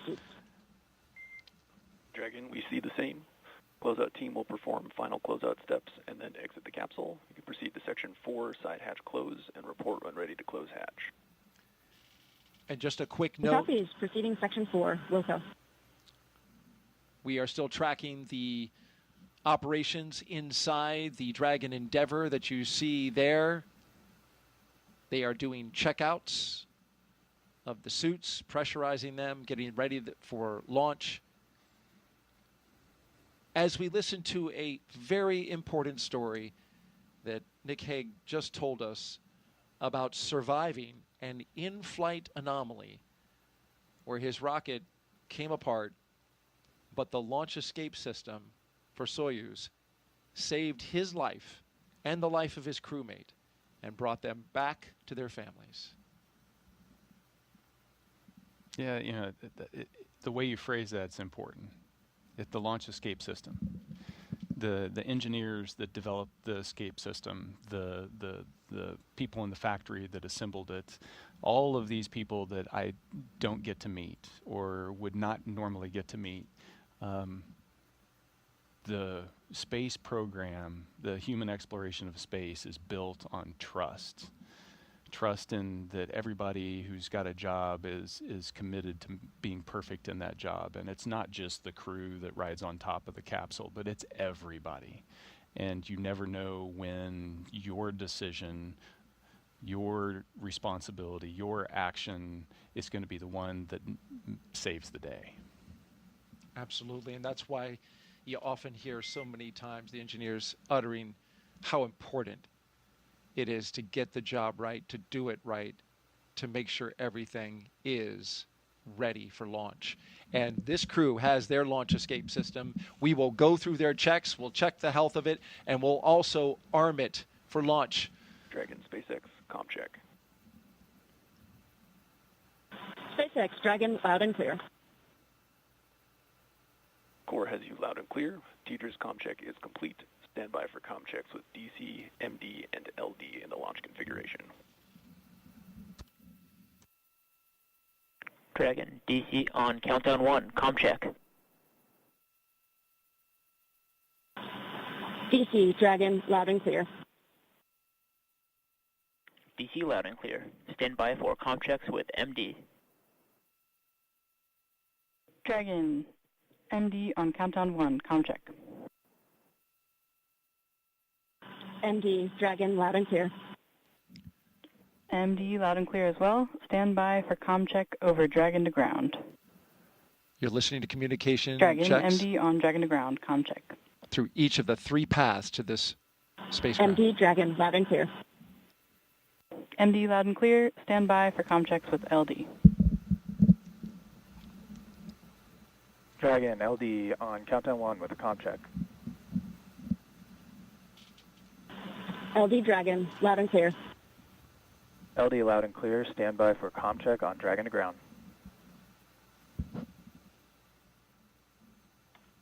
Dragon, LD, Dragon to ground, comm check. LD, Dragon, loud and clear. LD loud and clear.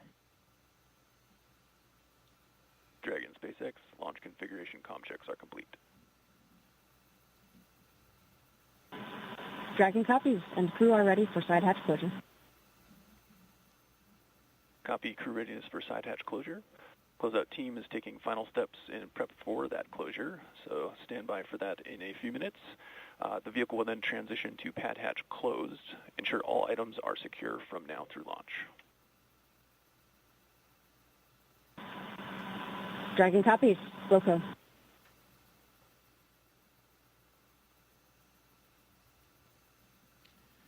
Those communication checks, Nick, were really important for each of the crew members to be able to speak to some very important members of the launch team. Yeah, absolutely. So you've got the comm checks you've been hearing with Core, which is really the voice from the SpaceX control room to Dragon. But you've also got the launch director, the mission director in there as well. And then it gets more complex because you're checking multiple different ways that you're going to be able to get the communications there, whether going direct from ground to Dragon or whether using the TDRS relay satellites.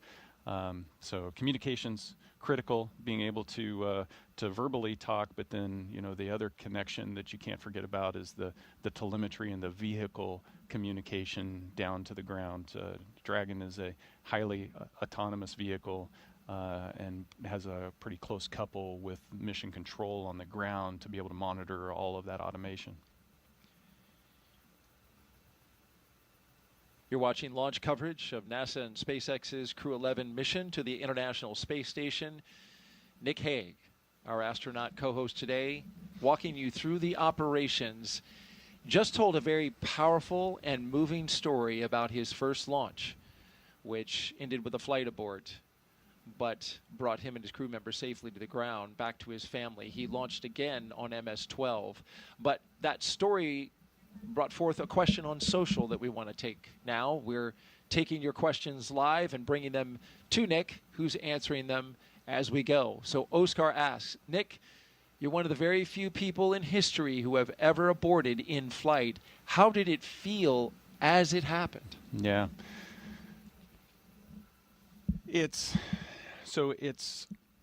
We spend so much time training for what to do when things go wrong. I'd venture that we spend about 95% of our training focused on what to do in the event that something goes wrong. And so the situation of the abort is one that Alexei and I performed in the simulator about 8 months before we launched and experienced it. And so there's the one time in the sim. It's a very short simulation. The actual flight was less than 20 minutes. The simulation's less than 20 minutes. But we had run those procedures. And the sum total of all of that training is that you get very disciplined at running procedures because you know that those procedures are the things that are going to keep you safe when things don't go right. So in the moment, there is the oh boy moment when it's happening. The alarm's going off, the lights flashing, everything's kind of shaking, and it takes you a second or two to fully process exactly what's happening. And then there's I had the realization that, if this was going to be a really bad day, it would have happened, so I've got a chance. So the best way to protect Alexei and I is for both of us to do our procedures and focus on those. And so you compartmentalize all of those emotions. You kind of set those to the side and you focus on doing your job. And so we run through the procedures, and we talk with mission control in Moscow, and surprisingly, I spent so much time in Star City training. That Russian that I was talking about being painful to learn, that is just naturally coming out because all of our communications are in Russian. And then it's not until you touch the ground, the search and rescue forces come and extract you. They were there within like 10 minutes. They come and extract us and pull us out under the parachutes. It's at that moment when your body can relax. You can stop focusing on all the things you need to do to be safe because you know you're safe, and then that's when shock kind of rolls over you. And your body just tries to process everything that happened. We're human. You can't bottle that stuff up forever. And so it was you could hear the waver in my voice when I called Katie and on the satellite phone and said, "Hey, I'm okay." I actually had to leave a voicemail because she had her phone off. Oh no. But we have that voicemail, and I've been able to listen to it, and it's pretty amazing.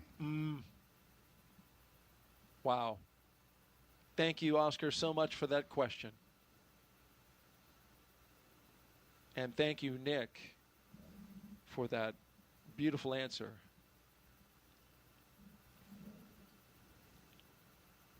We are continuing to document Crew-11's steps through their mission operational timelines, getting ready for launch. You saw this closeout crew remove a protective cover around the seal. Now they are examining that seal and documenting, taking pictures of it, because once they shut that door, it needs to be as airtight as they can possibly get it, since you're going into the vacuum of space, and it needs to protect all 4 crew members inside. Yeah, a single strand of hair across the seal can be enough to cause it to fail the leak check. So it's got to be completely pristine. It's got to be pristine. And we've had that happen in previous missions where exactly just that. A hair ended up on the seal, and once they did the pressure check, they saw it, opened it back up, found it, removed it, and then resealed it, and they were good to go for launch. And so there's a bit of margin in this countdown, and we're in that kind of flexible time right now where they have time to work through methodically on this procedure. Nick, we don't want to end the story with the end of MS-10. We want to go to MS-12, which was the next space flight, your next launch. And here you are now with a crew of 3. You said, "I'm going back." Yeah. That's the job. I mean, we explore because it's important, and so that doesn't change launch to launch to launch. The mindset to get back on top of the rocket isn't any different the first time than it is the second time, than it is the third time. It's, why am I willing to accept this risk? Why is my family willing to accept this risk? And it's because what we're doing up there is so important. The scientific discovery, the learning about the human body and how we interact with the environment around us, and more about the universe around us, that's just so important. And so that's why you do it. And so this time, night launch. So I got a day launch and a night launch, a twofer. And lucky you. It was beautiful. And you saw Christina had joined. She was going up for a year-long mission. And Alexa and I gave it another shot, and it was flawless all the way to docking. A spectacular flight. And this was in 2019. 2019. Just a little less than a year after MS-10 in October of 2018. Yeah, 5 months. So we had the launch. So we had our launch abort, and then 2 months later.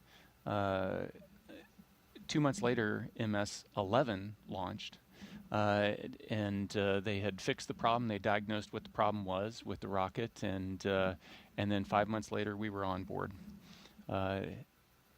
It takes a lot to keep the station going. We've been doing it for 25 years, and so that drumbeat of rotations of crews has to keep going.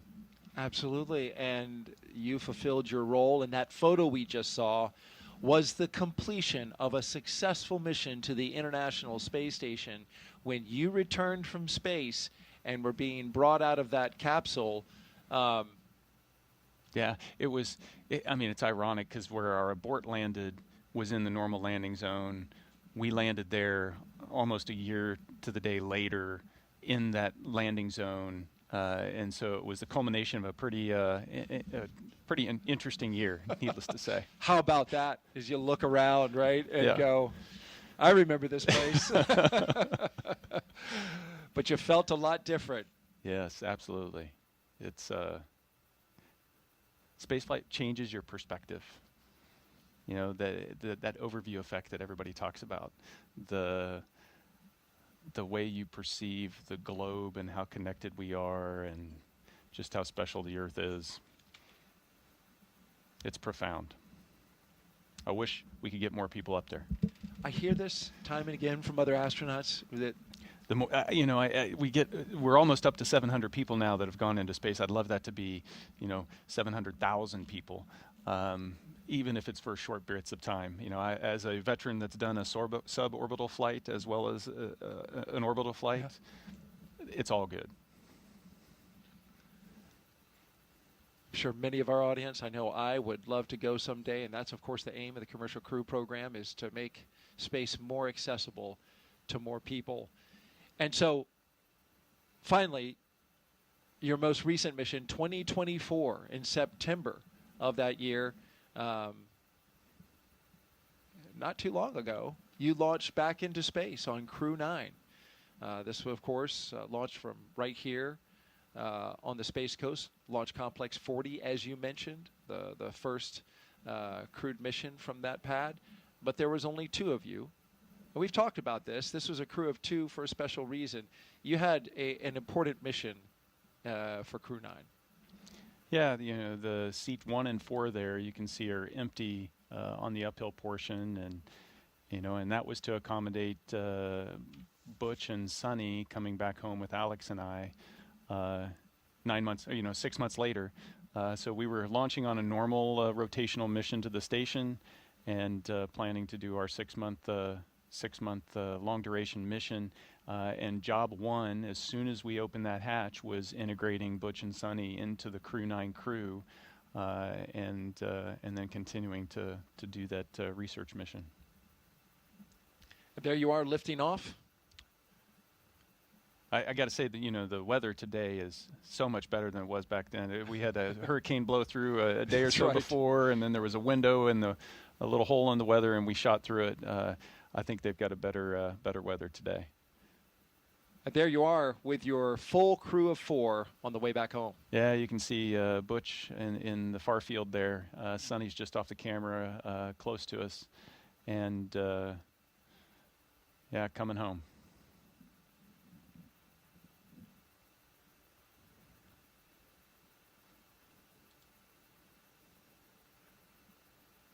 A very successful mission, Crew-9, bringing back home Butch Wilmore and Sonny Williams. I imagine, did you have to kind of, you know, wrangle Sonny out of that space station? She loves being in space. You know, I think it's universal. I mean, you want to get home to see your family after being gone for that long. You want to get back to some of the things you miss about being on Earth, but you're also sad to close the hatch and to leave that environment up there that's just so special. You know, you never know when you're going to get back, if you're ever going to get back, because, you know, everybody's future is, you just don't know. And it is just so,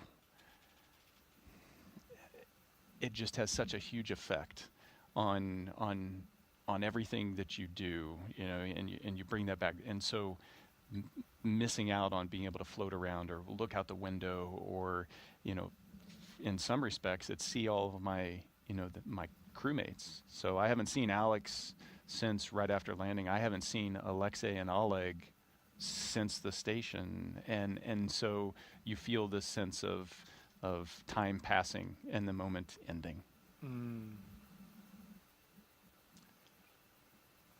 We are T-minus 2 hours and 10 minutes until liftoff of Crew-11, NASA and SpaceX's rotational mission to the International Space Station.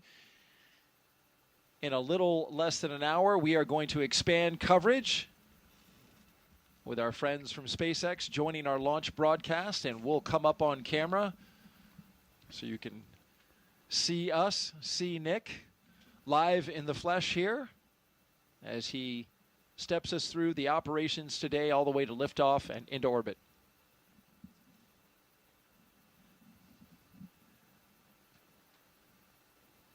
A note about the weather. The launch team and the launch weather officer are discussing conditions both here and along the ascent corridor. Winds are forecast to be picking up around 14 knots and then peaking to 18 knots at launch time. So that is something that they're going to evaluate closely. The winds have to be within a certain range before they'll go forward with prop load, which of course is a very careful and delicate operation. It's automated for SpaceX, but when you start loading a rocket with propellant, a lot of care has to be given to external influences like the weather. Dragon SpaceX, we're commencing health check for launch escape system. You can expect a momentary flight computer state change, followed by transition back to pad hatch closed. Dragon copies. And so you mentioned the weather, and it gets right to the point that they're making here is the weather's got to be good so that we know that the launch escape system can be used so we can arm that before we start loading that propellant. So at the moment we start loading all this dangerous stuff onto the rocket, we make sure that the crew has got a way to get out of there in a heartbeat if they need to. And onshore winds may seem like, not a big deal, but if you're coming down under a parachute on a capsule that's not supposed to land on land, you want to make sure that you don't drift onto the land. And so that's why they watch all of those conditions. Critically important, those winds. And so the teams will be evaluating this again just before prop load. Of course, this is a forecast that we see right now, but what actually happens to the winds in the moment that we're getting ready to launch or getting ready to arm the escape system, rather, and then load props could be different. So that's why we watch it in real time. Winds are notably fickle here at the spaceport because of what Nick just said. That sea breeze, it gets kicking up. You can see our flag out by the launch clock right now, starting to blow just a little bit. And so we'll be monitoring that throughout the rest of the countdown going into T-minus 50 minutes. Yeah, it's a beautiful sight, though, isn't it? It is indeed. And what has shaped up to be a beautiful day for launch so far. If you're just joining us, we'd like to introduce you to the crew. Crew-11 going into space today consists of the commander, NASA astronaut Zena Cardman. She holds a Master of Science in Marine Sciences from UNC Chapel Hill. Cardman has experience with NASA research in the Canadian High Arctic and has supported real-time station operations and lunar surface exploration planning. She also likes rock climbing and powerlifting in her free time. She trained for Crew-11 as the commander, but was reassigned to Crew-11. And is now the commander here, and she has, by virtue of all that training, a lot of training for a first-time flyer. She is well prepared. She's been well prepared from day one. She had done a backup flow prior to the Crew-9 assignment. But it was a thrill to be able to go through spend the roughly 18 months leading up to the Crew-9 launch, being able to train side by side with her. She's a phenomenal crewmate and is going to do an amazing job. Your Crew-11 pilot is NASA astronaut Michael Fincke, a veteran of 3 space flights. Fincke has completed 9 spacewalks, totaling 48 hours and 37 minutes of EVA time, and has spent 382 days in space. Fincke is a certified pilot for Boeing Starliner and SpaceX Crew Dragon, as well as a co-pilot flight engineer on Soyuz, and a mission specialist on the space shuttle. Fincke enjoys spending time with his family, traveling, geology, and learning new languages. Unlike you, Nick. Michael Fincke loves to learn himself a new language. We are completely different in that regard. No, actually, learning a new language opens up your appreciation for their culture and gives you a deeper understanding. And so even though it was one of the most difficult aspects of training, it's also been one of the most rewarding. I wanted so badly to learn a second language. I studied French. It did not stick, but I certainly appreciate those who can speak another language. But thank goodness for smartphones and apps that now translate for you. So I feel like I'm missing out on less. Yeah. Our mission specialists, let's get to them. JAXA astronaut Kimiya Yui is Crew-11 mission specialist number 1 with 142 days in space. This will be Yui's second trip to the space station. Yui flew as a flight engineer for Expedition 4445 and became the first Japanese astronaut to capture JAXA's H-2 transfer vehicle in November 2016. Yui was assigned as chief of the JAXA astronaut group. Yeah, and he had to learn English and Russian in order to fly to the station. So I guess this is the note that you need to give to all the kids that are listening. I want to grow up and be an astronaut. Probably the one thing you absolutely need to do is know 2 languages or more. Well, that takes me out. I said kids, Daryl. Okay. So you're saying there's still a chance? Mission specialist number 2 is Oleg Platonov. The Crew-11 mission specialist is Roscosmos cosmonaut Oleg Platonov. This will be his first trip to the International Space Station. He graduated from the Krasnodar Higher Military Aviation School of Pilots with a degree in engineering and military rank of lieutenant. He is married with 1 child and apparently is the comedian of the group. I think they all have a pretty good sense of humor. Yeah? Oh, yeah. And you see that expressed, even as they were just making their way out to the pad and up into the capsule. Lots of smiles, lots of laughter. We did see that as they were coming across the crew access arm earlier as they made their way into the spacecraft. T-minus 2 hours and 3 minutes and counting until liftoff of Crew-11. It's a long wait.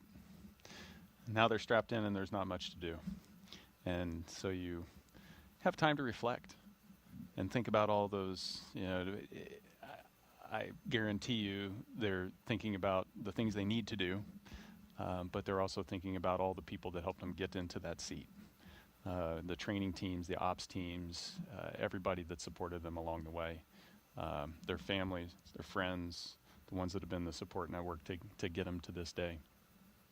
As Crew-11 reflects, we want to reflect on their destination, the International Space Station, one of the most extraordinary labs ever built. Here's a closer look now at how science happening up there in their destination in low Earth orbit is improving life for all of us down here on Earth.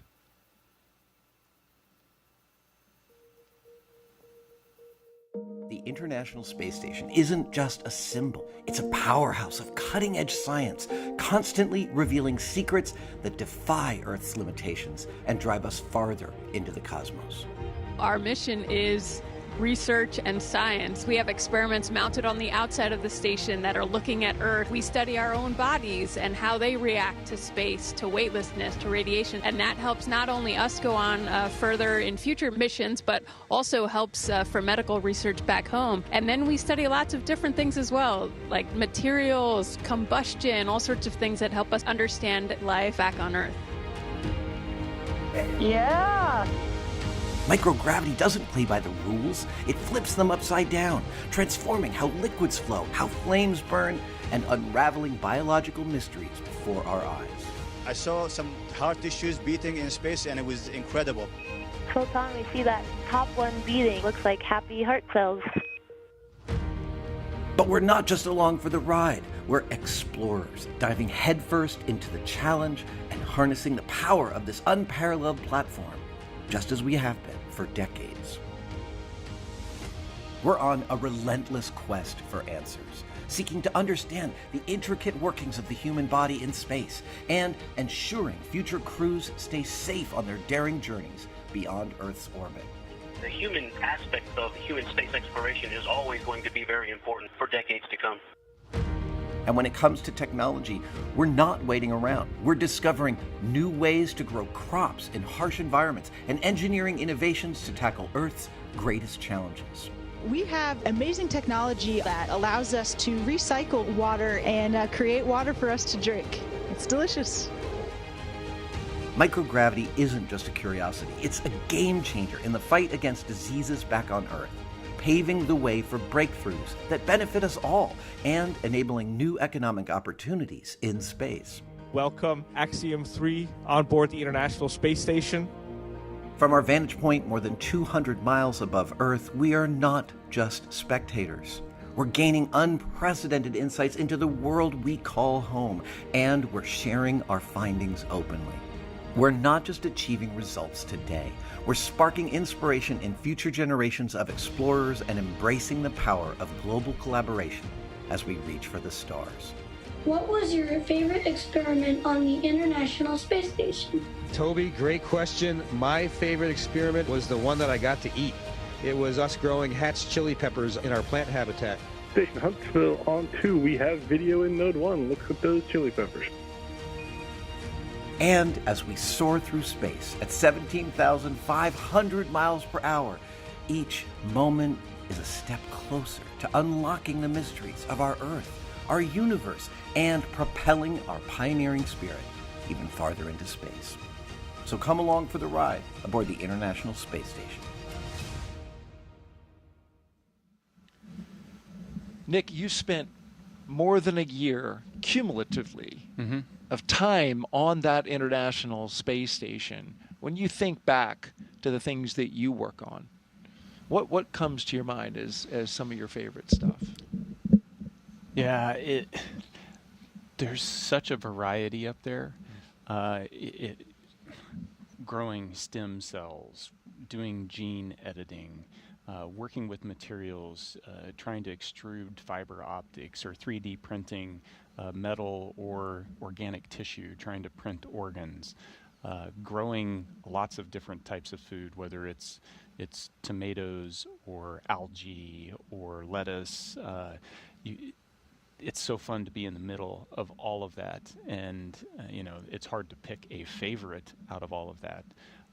But it's fascinating. And what's been fun is looking from 2019, when I did my first expedition, to the most recent expedition, being able to see the growth in complexity of the science that we're able to do up there. When you first start doing things, you're like, I don't even know if it's going to work. And once we start to figure out and adjust, now we're able to start to really reap the rewards of all of that effort. That's a great point, because when I look at the science that's going aboard this mission, this is pretty advanced stuff. You talked about, stem cells in the early going when you were working with them on station. Now they're trying to figure out how to mass produce stem cells, which can be made at a higher quality and higher yield in microgravity, the environment that the International Space Station provides for scientists that you can't replicate on the ground. Yeah, we go there to ask questions that we don't know the answer to. And then when we find that answer, it usually leads to a couple more questions. But that's the nature of discovery. That's the nature of building knowledge. And as we gain this knowledge, we start to identify these areas where, hey, this is something that is unique to space that'll bring benefit back down to Earth for everybody. And then we can really start to exploit that. That is exciting, because in the end, that's what it's for, right? It is not only to advance exploration goals, but also to make life better here on Earth. And the International Space Station in its 25 years has certainly done that. An update as you watch our operations here. We have a little bit of a lull as the closeout crew in the White Room on top of the launch tower seals up the hatch to the Endeavour spacecraft. That side hatch is how the crew of 4 made their way into the capsule, and now it is the responsibility of the team that you see here to make sure that that door has a good seal, a good tight seal, before it starts to fly hundreds of miles per hour, thousands of miles per hour, and then tens of thousands of miles per hour. So this is a very important job. Yeah, you're through that hundreds pretty fast.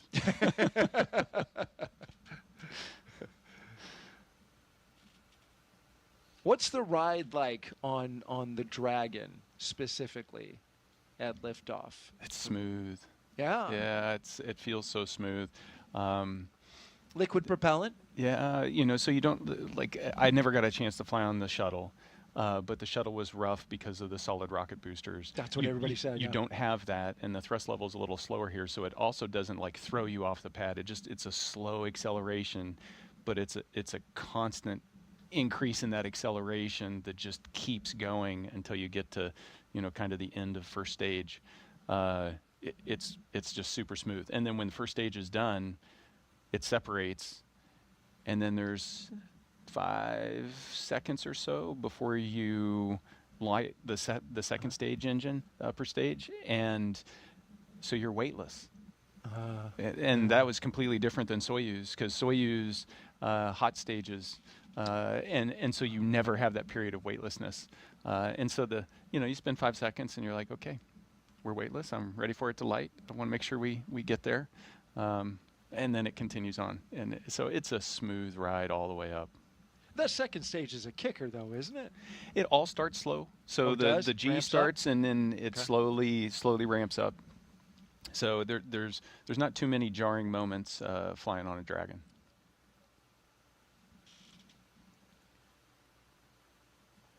We were talking earlier about the science. Let's dive into what Crew-11 will be doing. They will be busy at T-minus 1 hour and 53 minutes until they lift off to get there. We have 2 astronauts and 1 cosmonaut inside Crew-11 right now.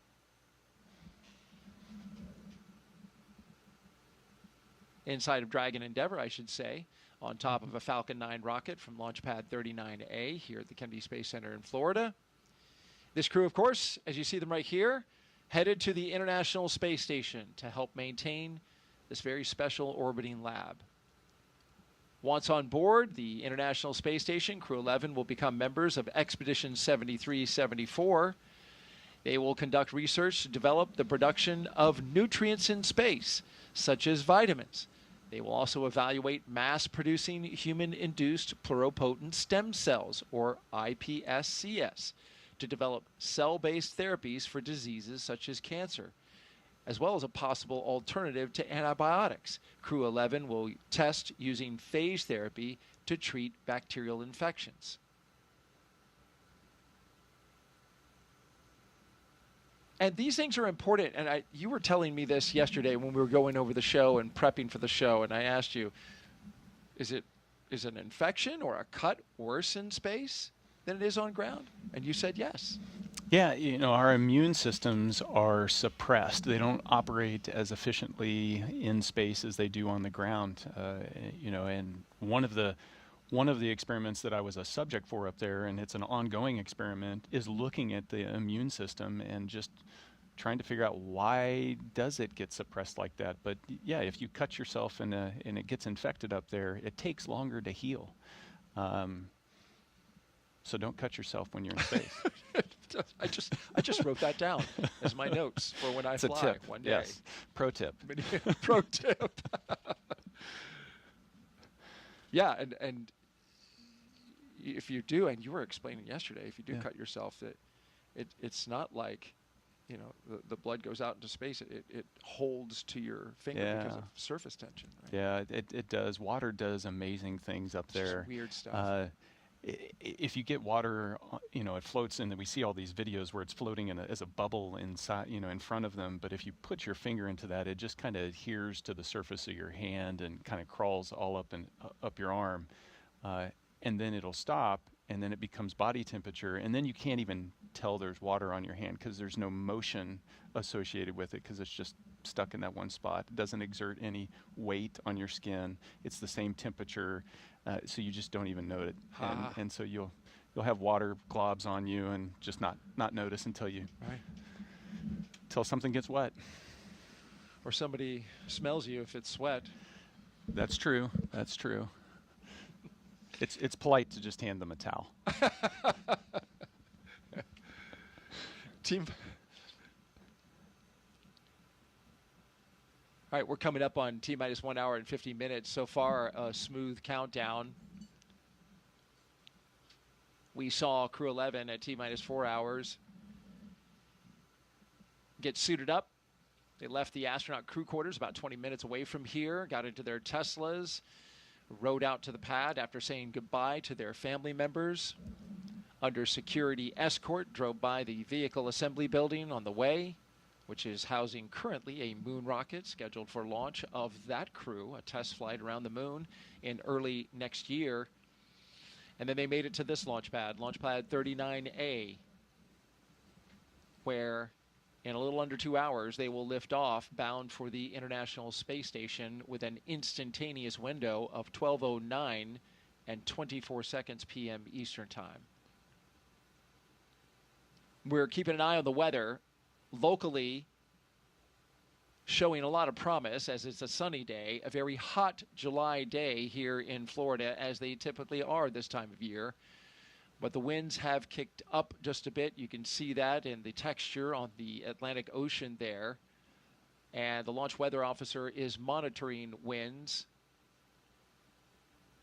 expected to increase right around the T0. So, as Nick pointed out earlier, that's an important criteria, a launch criteria that they have to monitor so that the launch escape system can operate properly. That would take them out over the Atlantic Ocean. Winds need to be in the right direction and the right strength in order for that system to operate correctly. We're also looking at launch weather here, or rather around the world, along the ascent corridor, where there are areas where, just in case, just like you, when you aborted, there was an area for you to go on land because Soyuz lands on land. With Dragon, you have abort locations along the eastern seaboard and then beyond? Yeah, effectively it's all the way up the East Coast, and then kind of your last opportunity that you would need, because you'll be in orbit at that point any further on, is just off the coast of Ireland. And so we watch the weather, we watch the sea states.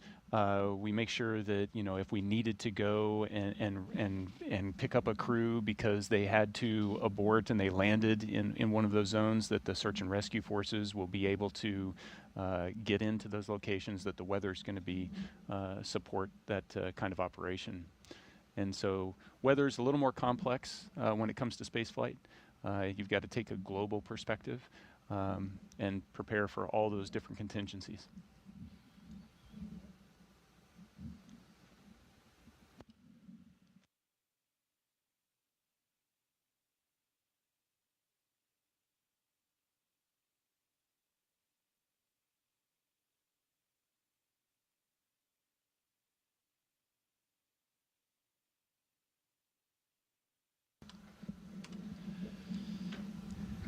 We've got the split screen there with Crew-11 on the inside. That camera with a prominent shot of pilot Mike Fincke's knees, dead center. But the rest of the crew is also there. To Mike Fincke's, to screen left is mission specialist Oleg Platonov. To Fincke's left, to our right, moving right to the two positions, would be our commander, Zena Cardman. And to the far, far right, next to the window, is Kimiya Yui. There's a lot of rights and lefts there, Daryl. Yeah. We need some on-screen graphics to make it. Yes, I think you're right about that. And so after you're done here today, we will be drafting you into our production team. Oh, okay, great. Nick. We could use the help. No, we've got a great team that does a great job, but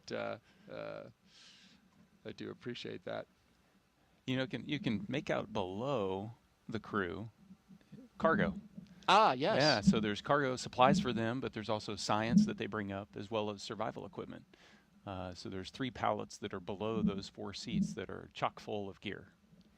And the red one is like, that's like first aid kit, possibly? Your red one is the life raft. Life raft, okay. Yeah. So we showed a clip of that in the MBL at the very beginning, where you throw that out and there's a bottle. As you throw it, the rope will extract and then eventually pulls on a bottle that inflates it, and that's what they were crawling inside of in the MBL for training. It also looked like they had water wings.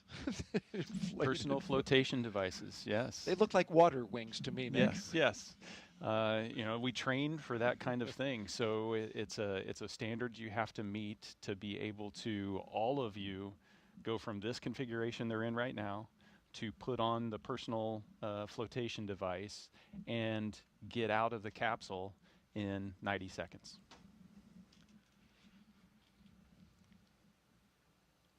Well, their destination when they launch at 12:09 p.m. Eastern Time is the International Space Station, or ISS. This will be commemorating a significant anniversary on November 2nd. When we get to that date, we will have had 25 years of continuous human presence aboard this orbiting laboratory. Liftoff. International Space Station is underway. We are in the golden age of the space station right now in terms of the return on investment and what we're able to do there. One of the great legacies of the space station is not just going to be science, but very importantly, the international cooperation. This is perhaps most prominent, international cooperation for exploration.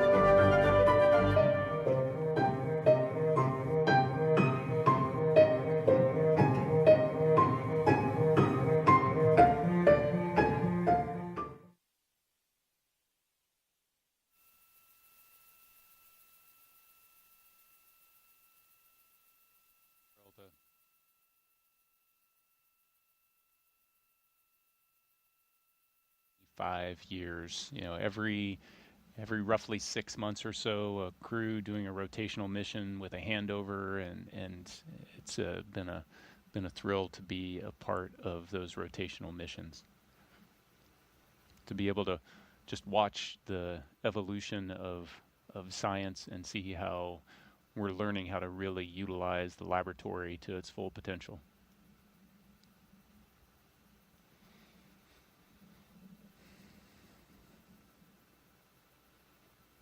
I don't know where those clouds came from.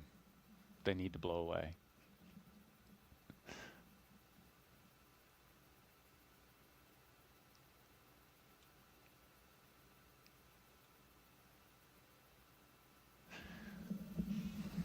So the crew's sitting in there, T-minus 1 hour and 42 minutes. This is the moment where crew is sitting in there and you don't have a lot to do except reflect. The next big events are when you arm the launch escape system at about 45 minutes, T-minus 45. Prop load will start about T-minus 35. That's when there's activity and you start to bring in focus. Now it's a time-honored tradition in spaceflight to have to endure long moments of waiting for big things to happen.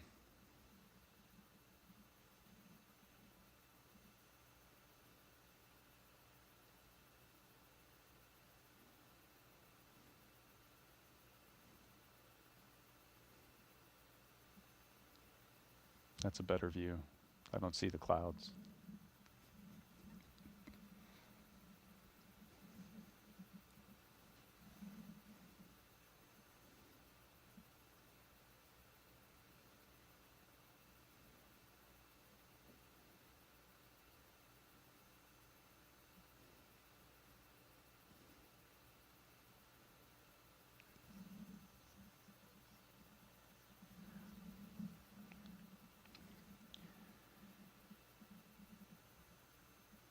And right now, I'd like to hand it over to Mission Control. The team at Johnson Space Center is tying in with us. How are you guys doing? Hey Nick, hey Daryl, we're doing good over here. This is Mission Control Houston in the International Space Station's Flight Control Room at NASA's Johnson Space Center. The team continues to prepare for launch and is being led today by Flight Director Scott Stover.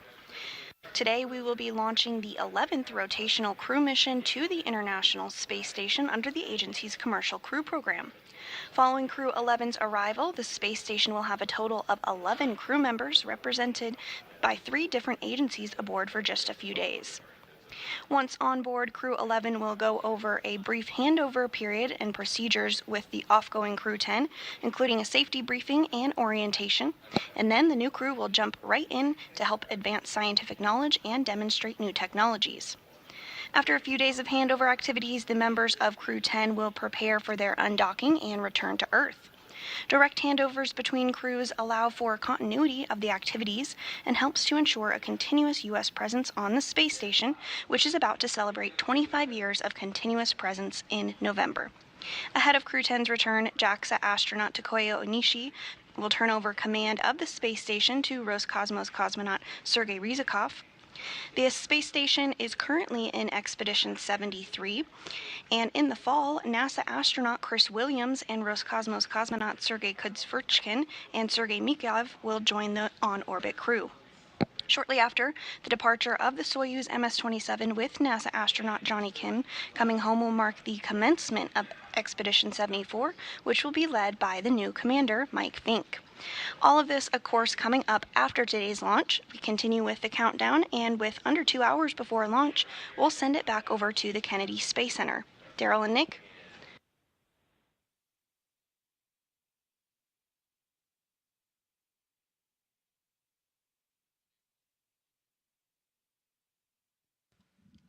Thank you very much, Sandra. Back here at the Kennedy Space Center in Florida, T-minus 1 hour and 38 minutes and counting until liftoff of Crew-11 aboard a Falcon 9 rocket. The spacecraft Endeavour, the flight leader currently in the fleet of Dragon spacecraft. It is a lovely day here in Florida.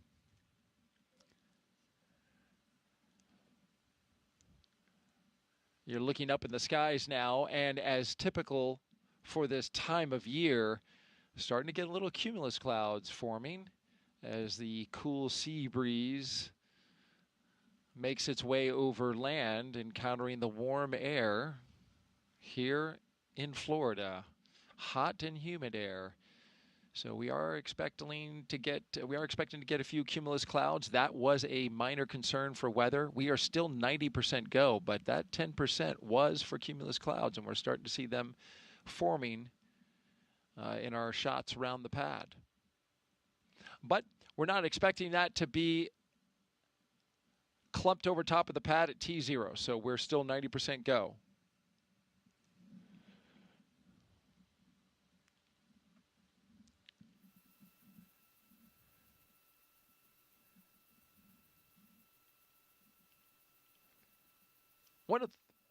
One of the first things Crew-11 did, they came together as a team and they designed this patch that you see here. This is a tradition for all spaceflight missions, human spaceflight missions, and science missions. You design a mission patch. And this is the one for Crew-11. The colors of this patch, celebrating the 3 nations they represent. And the 3 stars that you see there, the ones with a starburst, they honor their space agencies working together, the 3 of them, NASA, Roscosmos, and JAXA.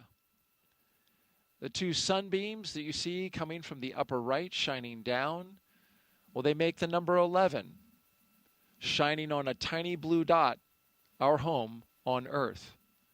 The Dragon looks on, of course, a nod to both the spacecraft and the spirit of exploration, while a red flame wraps around it all, symbolizing the full journey, launch, life in space, and a safe return home. And if you look closely, you can see a tribute to their children in the stars. This is a reminder that the missions like this As we know, when we got the question from 8-year-old Knox earlier, they help to inspire the next generation.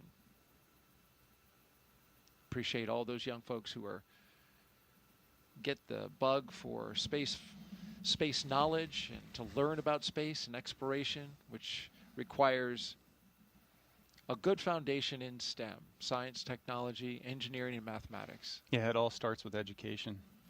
I think kids grow up, children grow up inherently curious.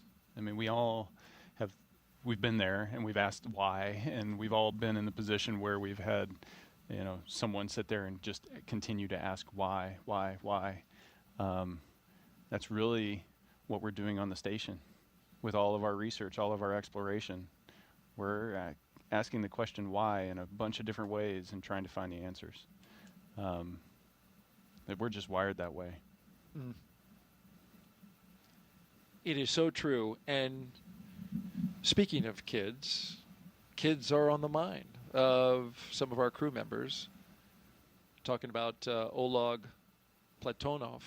He has a child whose toy he is bringing aboard the International Space Station, taking one of his kids' toys so that it will be a spaceflight flown toy when it comes back down to Earth, along, of course, with pictures and some other artifacts. But each one of the crew members gets to take something up, and that's what Oleg's taking. Yeah.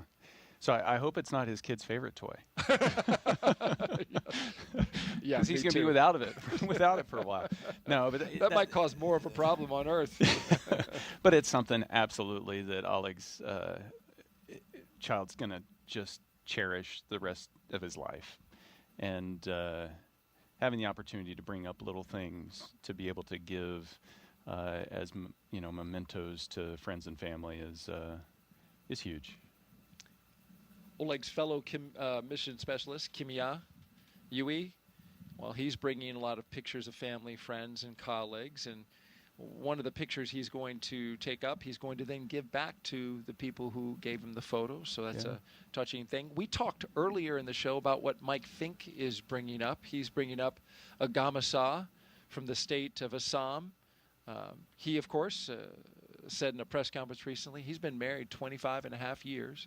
To a wife, his wife of Indian origin, and the Gamasa is a silk scarf that carries with it the blessings for his trip to the ISS from her side of the family, and he's taken one not only on this mission, but he's taken that Gamasa on all 3 of his previous missions as well. Yeah, good luck charm. I'd stick with it. It's working well for him. That's right. Whatever you took on your first flight, I hope you put somewhere, buried somewhere. No, just kidding. So I used the same 0G indicator on all 3 flights. Did you? Yeah. You're not. You're like, no, I'm not buying any of this luck stuff. You're like, let's stick with what works. I trust the people behind it. That's a great answer. And then, of course, finally, Zena, our commander, she's, of course, taking, like the rest, photographs of family and friends. But because of her previous assignment to Crew-9, the mission that you ended up commanding, her stuff went up early. And one of the things that she mentioned that she is taking up and shared with the public was that she has some cards that were written by her late father that she included in Crew-9, but now we're coming up on anniversaries in a certain amount of time that he has not been with her, and she gets to now see those cards again when she arrives at the International Space Station. Yeah, it's truly touching, and it was one of those things. Once Alex and I got to the station, being able to make sure that we got that stuff set aside and ready for her, knowing that she was going to come in trail, and no, it's going to be a special moment for her. That's right. You actually had her stuff put into place. Yeah, packaged it all up. Yep. She may even have a birthday gift up there waiting for her. Who knows? Well. Teaser. What is it? Nice try. Well, it'll be up to her on whether she shares it or not, but we'll stay tuned. We will stay tuned. Yeah, but those things show you that it is a very human endeavor. We're not just launching satellites into space. There's this exploration aspect, but there's this layer of humanity over the top of it that's so important, and all of these little gestures just bring that to light. We are currently 1 hour and 30 minutes until liftoff of Dragon, flying Crew-11 to the International Space Station. There you see Endeavour, the capsule at the very top. 6th flight today for that capsule. The number of historic flights that it has under its belt, beginning with Demo 2, and then going on to Crew 2, Axiom 1, Crew 6, Crew 8. Long history with CCP, the Commercial Crew Program, which has a fond place in the hearts of the folks who work for CCP for this spacecraft. Spent a lot of time reviewing data and examining it, getting it ready for each flight that it flew for NASA. It's a workhorse. It is, and as you know, spaceflight is hard on equipment. So those checks and examination of the data and looking over the critical systems is an important part of making sure that that capsule can continue on. It's currently at its 6th flight, but these spacecraft were only certified for 5. CCP did a recertification, moving it up to 6 flights. Ultimately, SpaceX would like to fly these capsules 15 times. And they say that they have systems that are ready for 15 times reuse. Commercial Crew Program is currently reviewing and looking over the data to determine how much more of the systems need to be reviewed in order to certify it for those additional flights. But that's exactly it. That's the goal here, is to make these spacecraft and rockets reusable, bringing down substantially the cost of spaceflight. Yeah, and hopefully opening space up to so many more.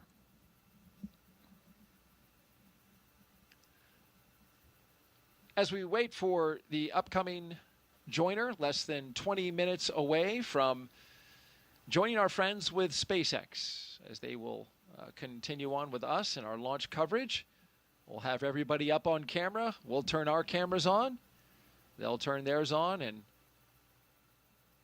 we'll get to see everybody from our locations around the United States, both here in Florida, in Texas, and California.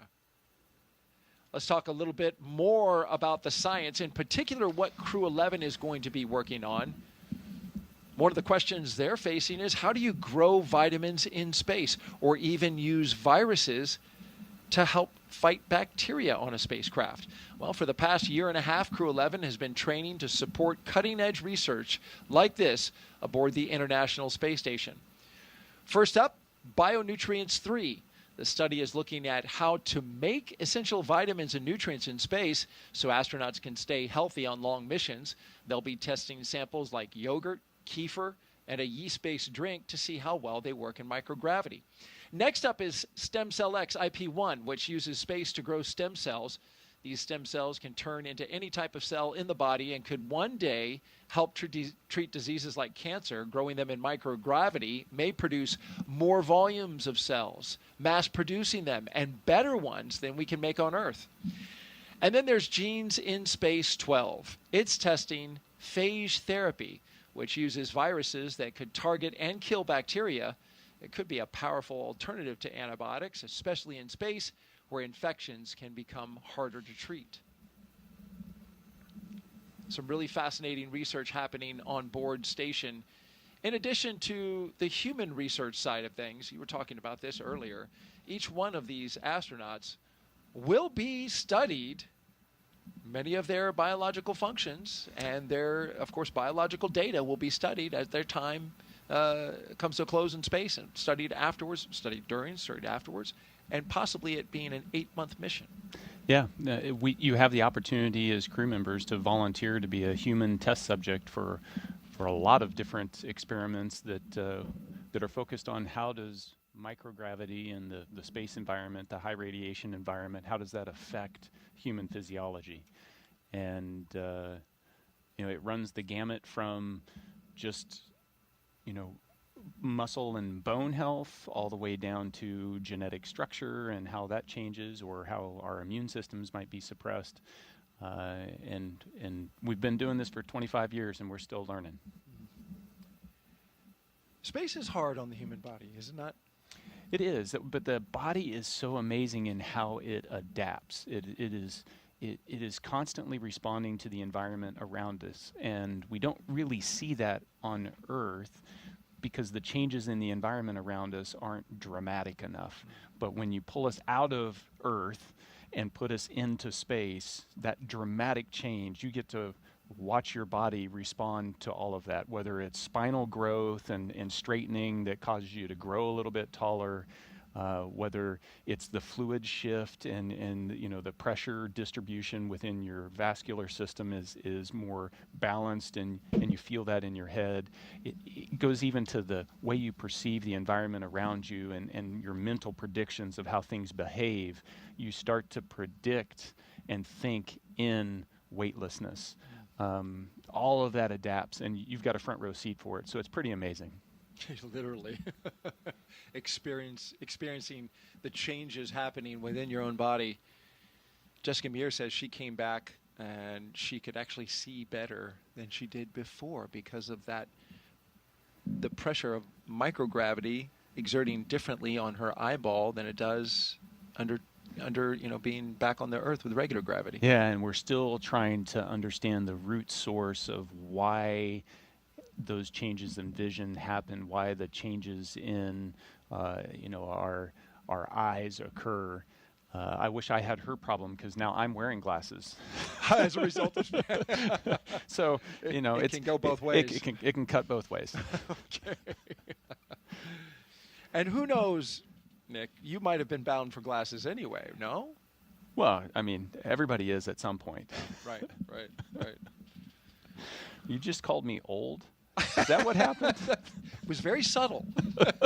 You did catch it, though. Yeah, I did. T-minus 1 hour and 23 minutes. I'm Daryl Nail with NASA Communications, and I'm joined by Nick Hague, NASA astronaut and Brigadier General with the Space Force. We have social questions.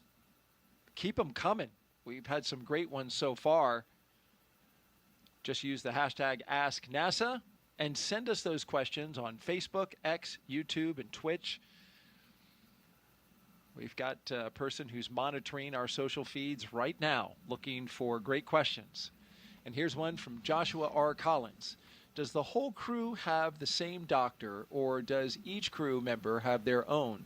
Is it their regular personal doctor or a NASA medical team doctor? So each space agency provides a medical team to support their astronauts or cosmonauts. So you'll, for Crew-11 in particular, you're going to have a NASA flight doc team of a surgeon, flight surgeon, primary and deputy, that will support Zena and Mike. And then you're going to have separate medical teams supporting Kimiya and then a Roscosmos team supporting Oleg. Those, in the NASA, if I look at how NASA supports us with medical, the personal doctor is your flight doctor. And so the person that sees you day to day for the years leading up to your mission is the same person that is supporting you throughout your mission, and then after your mission when you're rehabilitating, and then beyond. And so that flight medicine team is one of those key relationships that you develop once you join the astronaut corps. A flight surgeon for each space agency, and they go with them until they get to the pad, and then they break off. They're there, standing not too far away, just in case they are needed for any reason. But those, exactly as you said, those flight surgeons standing by. Give you a couple upcoming milestones.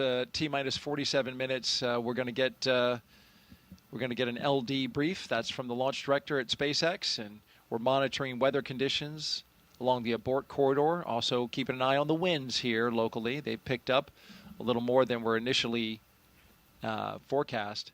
At T-minus 1 hour, just about 20 minutes from now, the closeout team will depart the pad. That was the team that was getting the crew all ready inside the spacecraft and then sealed up the hatch. They will depart. It'll just be the crew out there on the pad. It'll be them and Dragon Endeavour that you see right there at the top. We've talked a lot about this capsule today. It's taking its 6th space flight.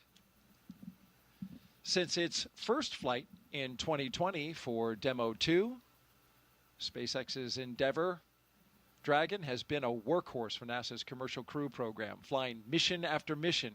It has safely carried astronauts to the International Space Station 5 times. Demo 2, Crew 2 in 2021, Axiom Mission 1 in 2022, Crew 6 in 2023, and Crew 8 in 2024. In all, Endeavour has flown 9 NASA astronauts, 3 space tourists, 2 Roscosmos cosmonauts, 1 retired NASA astronaut, 1 ESA astronaut, and an Arab astronaut from the UAE to and from the International Space Station. Crew-11 marks Endeavour's 6th mission, the flight leader to the ISS. And we leave you now with dancing from Crew-1. Apparently choreographed as well. Look at that. And they had their act together. What choreographed dance moves did you do, Nick? Don't dance. That's one thing that Don't didn't. dance. That's one thing that didn't translate into space. Yeah, I don't dance on Earth, and I didn't dance in space. But you can do somersaults and flips and twists, though. Yes, especially as you're zipping around that space station. I mean, it's fun. Yeah, oh man, it's like, it looks like it. Every dream you had as a 5-year-old of flying around, and you get to do that every day.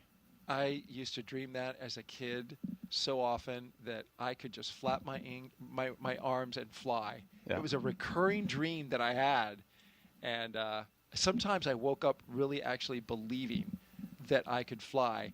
I can imagine when you're on the ISS, you wake up and it's like you get to just do it again day after day. Yeah. It's real. That dream is real. It's your new normal. Yeah. And you just have fun with it. You float over and grab your drink bag to rehydrate your morning coffee, and you can do a backflip between that and the water dispenser, and you just play with it. You know, you don't need to use utensils to eat. You can just put the food out in the air in front of you and pretend like you're in an aquarium.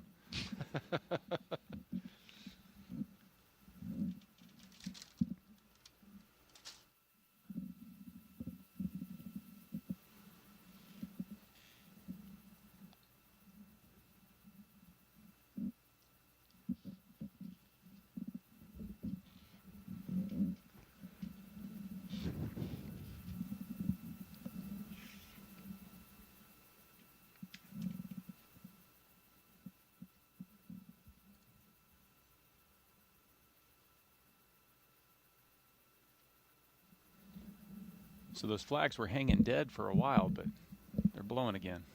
Yeah, that's the breeze that the forecasters looked at the charts and the data that they have around all the instruments that we have around the Kennedy Space Center. And early this morning forecast an earlier kick up to those winds, and so we're seeing them now. They've got a forecast for 14 knots around liftoff time with a peak of 18 knots. Of course, they're going to reevaluate that here in about 25 minutes or so.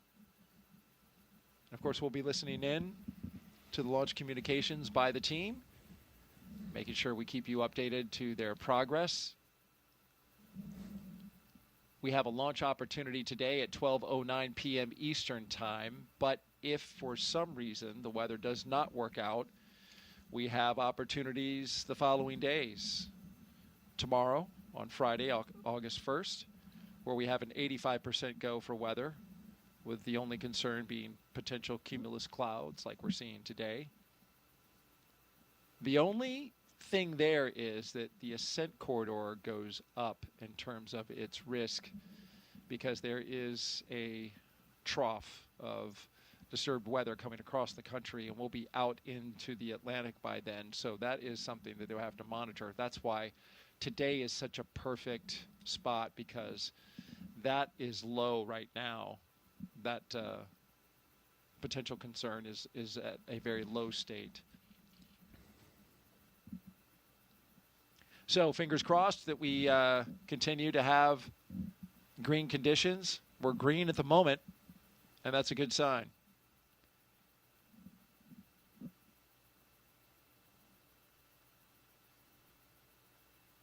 We're T-minus 1 hour and 15 minutes until the liftoff of Crew-11 on a Falcon 9 rocket to the International Space Station. Thank you for joining us.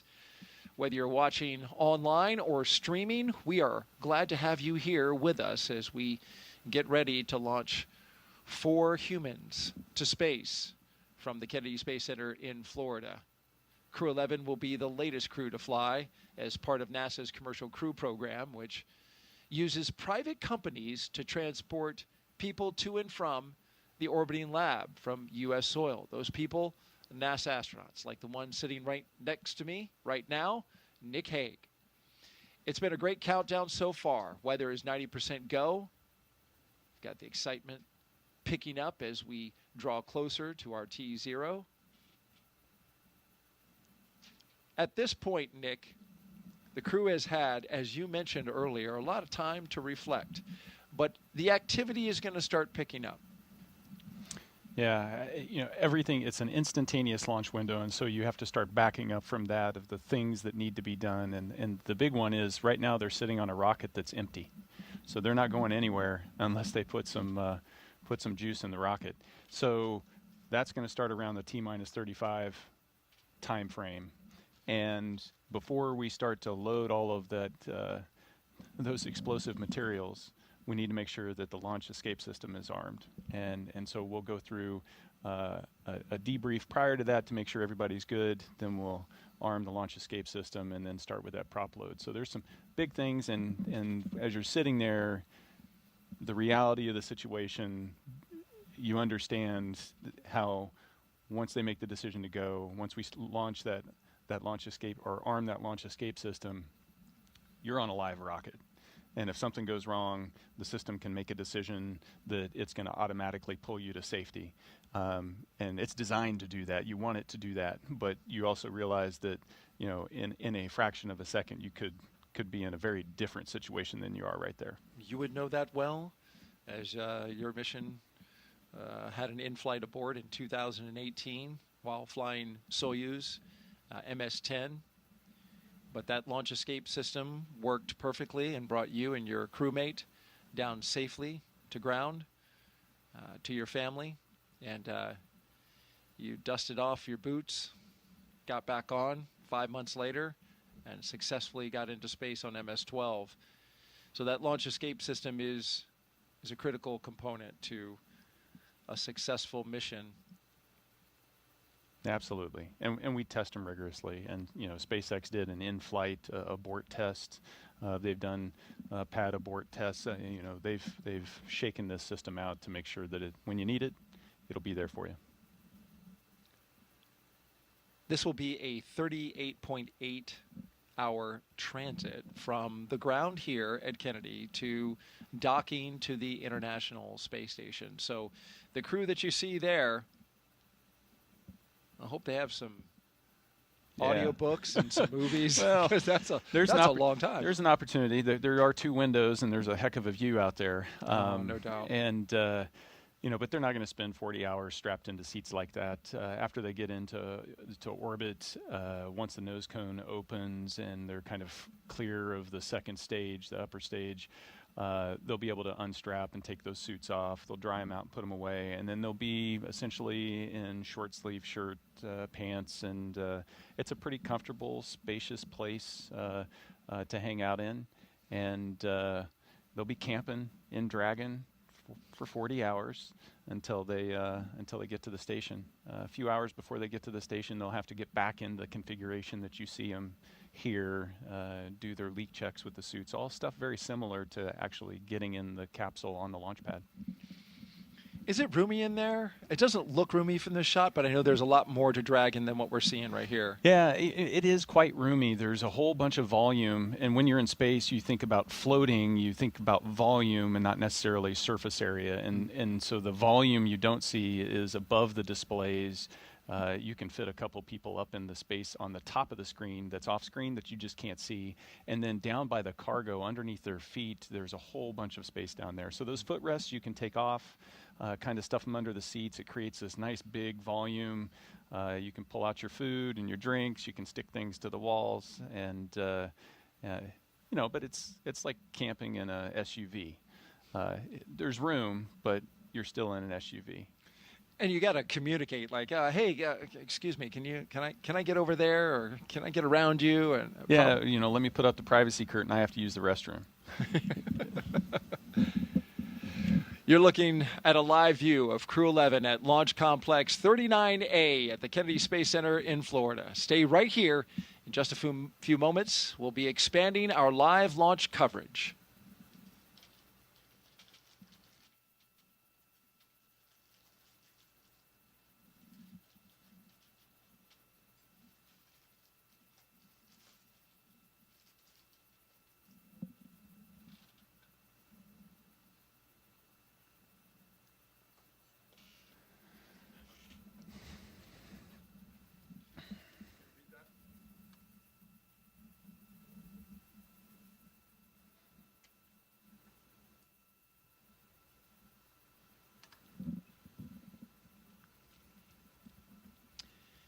Good morning. You're watching live launch coverage of NASA and SpaceX's 11th rotational flight to the International Space Station. I'm NASA's Daryl Nail, joined once again by NASA astronaut Nichole, who's been with us for the past 3 hours. Liftoff is set for 12:09 p.m. Eastern Time from Launch Pad 39A here at the Kennedy Space Center. And before we continue, a quick reminder about Nick's incredible experience in space.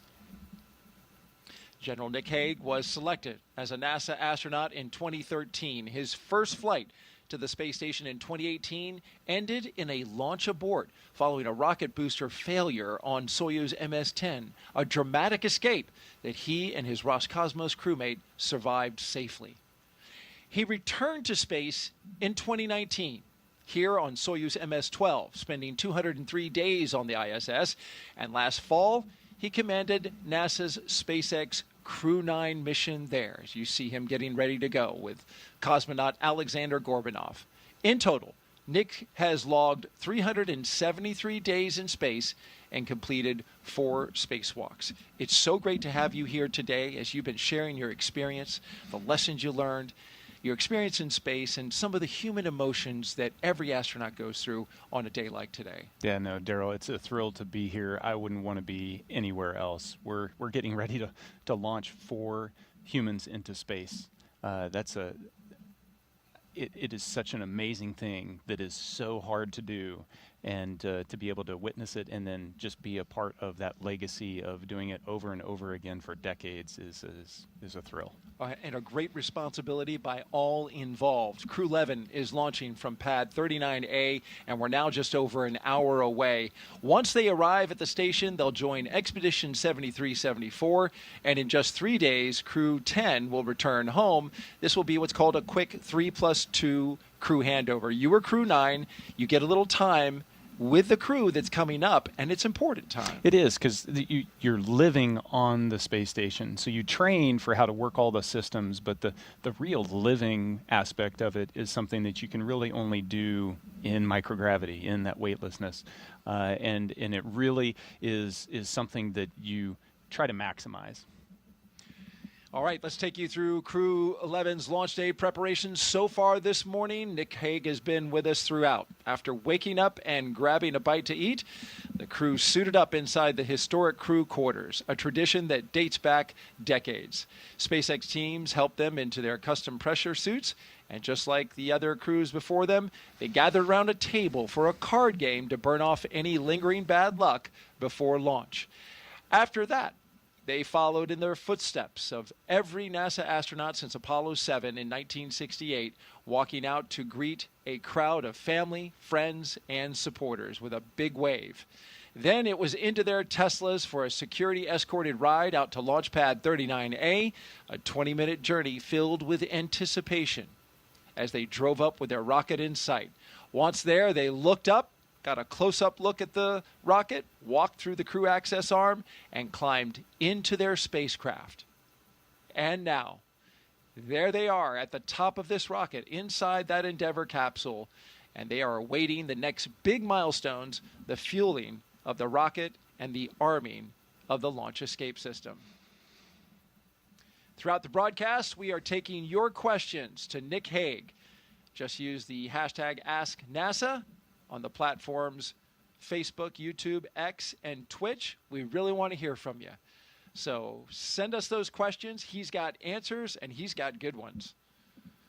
Also, if you're watching YouTube, be sure to refresh your player or browser so you can join our live chat. At this time, we are expanding our coverage to include our partners at SpaceX. So let's welcome in the SpaceX and NASA commentators joining us live from Hawthorne, California, home to the SpaceX mission team. Welcome aboard. Thanks, Daryl. So excited to be joining you and Nick Hague here and Joseph. I'm Somi Srivastava, a certification engineer here at SpaceX. And I'm Joseph Zakshevsky with NASA Communications. And you're absolutely right. It's a thrill to be here today and exciting to be joining you again from Mission Control here in Hawthorne as we count down to liftoff of Crew-11 just over an hour from now. Crew-11 is our 11th operational mission with SpaceX, flying astronauts for long-duration missions to the International Space Station, and the 12th as a part of NASA's commercial crew program with SpaceX. Crew-11 has 2 first-time flyers on board, as well as a veteran NASA astronaut and a veteran Japan Aerospace Exploration Agency, or JAXA astronaut, making their return to microgravity. The multinational crew also represents 3 different space agencies: NASA, JAXA, and Roscosmos. Today's crew will fly aboard Dragon Endeavour, which was the first operational Dragon to carry crew on board during SpaceX and NASA's Demo 2 mission in 2020 with astronauts Bob and Doug. Endeavour has been pretty busy since then, having also flown NASA's Crew 2 mission, AX-1, and NASA's Crew 6 and Crew 8 missions. This will be the first Dragon to fly 6 times. Overall, for the Dragon fleet, this will be Dragon's 49th visit to the space station and its 19th human spaceflight mission overall, and the 5th Dragon flight just this year. Now, over the last 3+ hours, Crew-11 has been going through all the detailed process of getting ready for their mission, as you've been following along with Nick and Daryl from the Cape to the International Space Station. So let's introduce you to the crew. In the commander's seat is NASA astronaut Zena Cardman, who will be conducting her first spaceflight. She holds a Master of Science in Marine Sciences from the University of North Carolina, Chapel Hill. Cardman has experience with NASA research in the Canadian High Arctic and has supported real-time station operations and lunar surface exploration planning.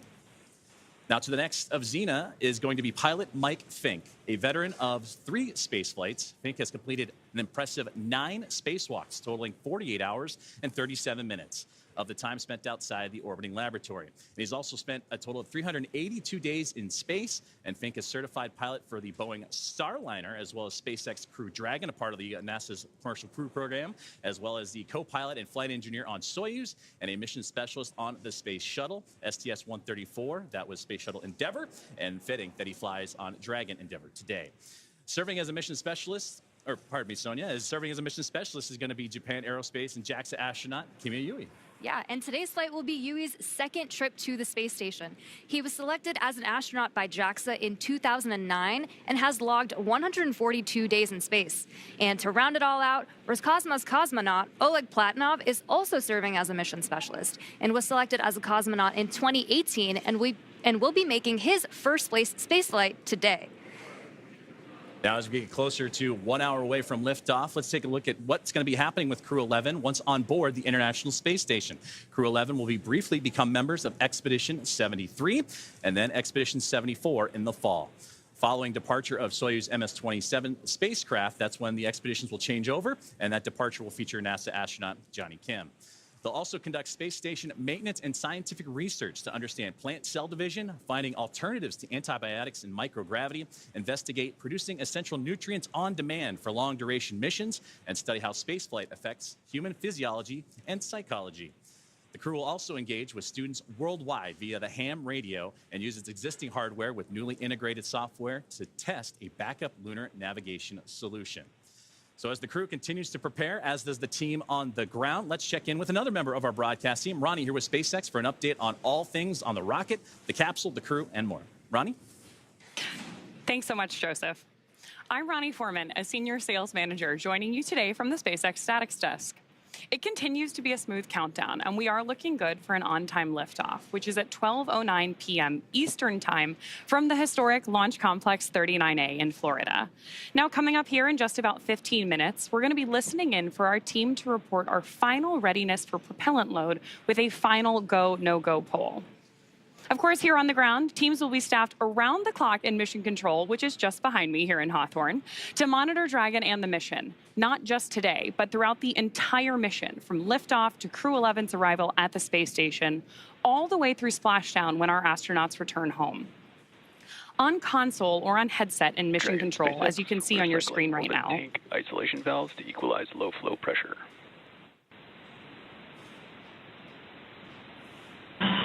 Dragon copies.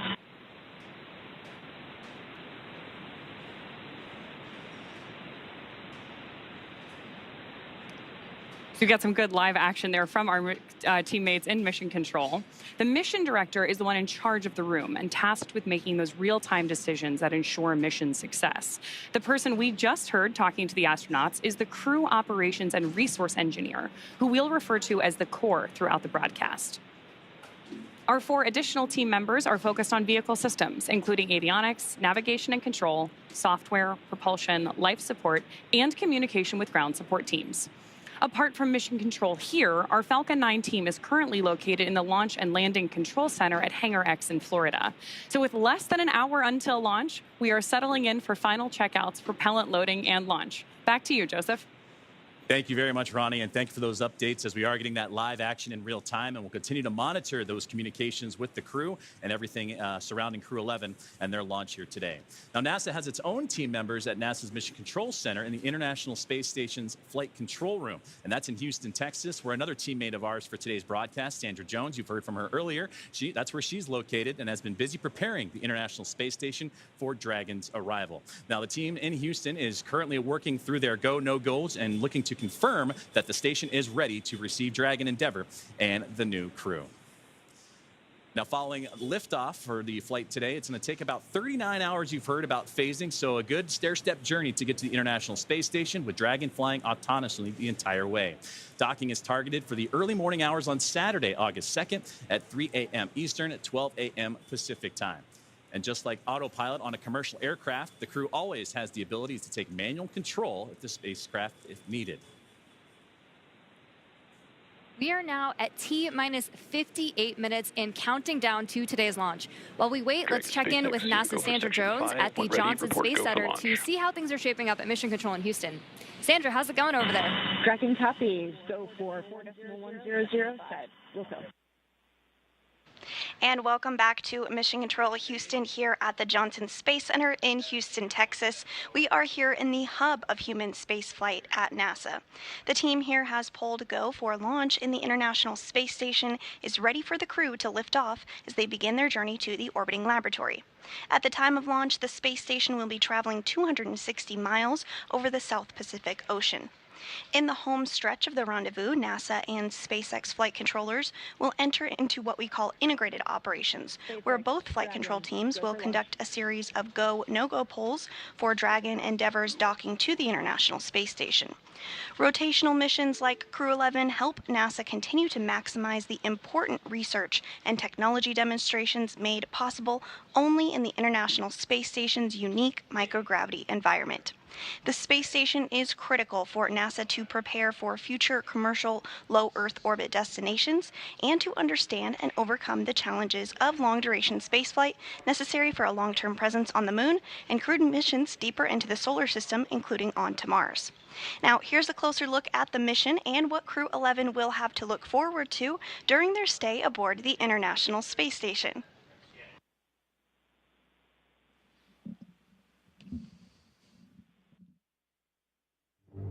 International Space Station, one of humanity's greatest accomplishments so far. 15 countries working together and adding more all the time that have helped plan, build, and fly the International Space Station. And it just shows what human beings can do when we work together. As Crew-11, we are about to launch on board a Dragon spacecraft to the International Space Station. We are actually continuing an ISS mission almost a quarter centuries. Right now, Crew-10 crew members are working very hard on the ISS. So we got that result, and actually we do more researches, then pass that information to Crew-12. Конечно, исследования на Международной космической станции, как я считаю, они очень важны, и они являются ключевым звеном в развитии технологии, науки и всей цивилизации. И все самое лучшее из космоса всегда приходит рано или поздно на Землю в виде новых открытий, новых приборов, возможностей и технологий. I'm very excited to see what kind of payloads we get to work with. It's a really interesting day-to-day life where 1 hour you might be fixing the toilet and then the next hour you're working on a physics experiment studying fundamental processes of our universe. We're going to be up there for a lot of time. And we're going to, every day, be in space, look at the Earth go by, and accomplish some really amazing science. We will do material science and human research in space, lots of experiments, and then maybe do some spacewalks. It's a really fun crew to be on. We're going to enjoy every moment, and we're going to help each other to be successful and accomplish our mission. So we have various kinds of difficult training together. For example, emergency training in Building 9 or emergency training in SpaceX. This kind of training actually made our bond stronger. Наш экипаж Crew-11 — это экипаж, который состоит из высокопрофессионально подготовленных людей. И мне нравится этот экипаж. In some ways, my only expectation for the mission is to fly and return home safely and still friends when we get back. There are so many things to play around with, to study, to explore, and I'm really open to every possibility, ways to engage with the International Space Station. We all came from other crews. Kimiya Yui, San, and I both came from Starliner 1. Oleg was on a Soyuz mission before this, and Zena, of course, was on Crew-9. But we all came together with our previous experience, melded into a really fun team. We're ready to go fly to our International Space Station.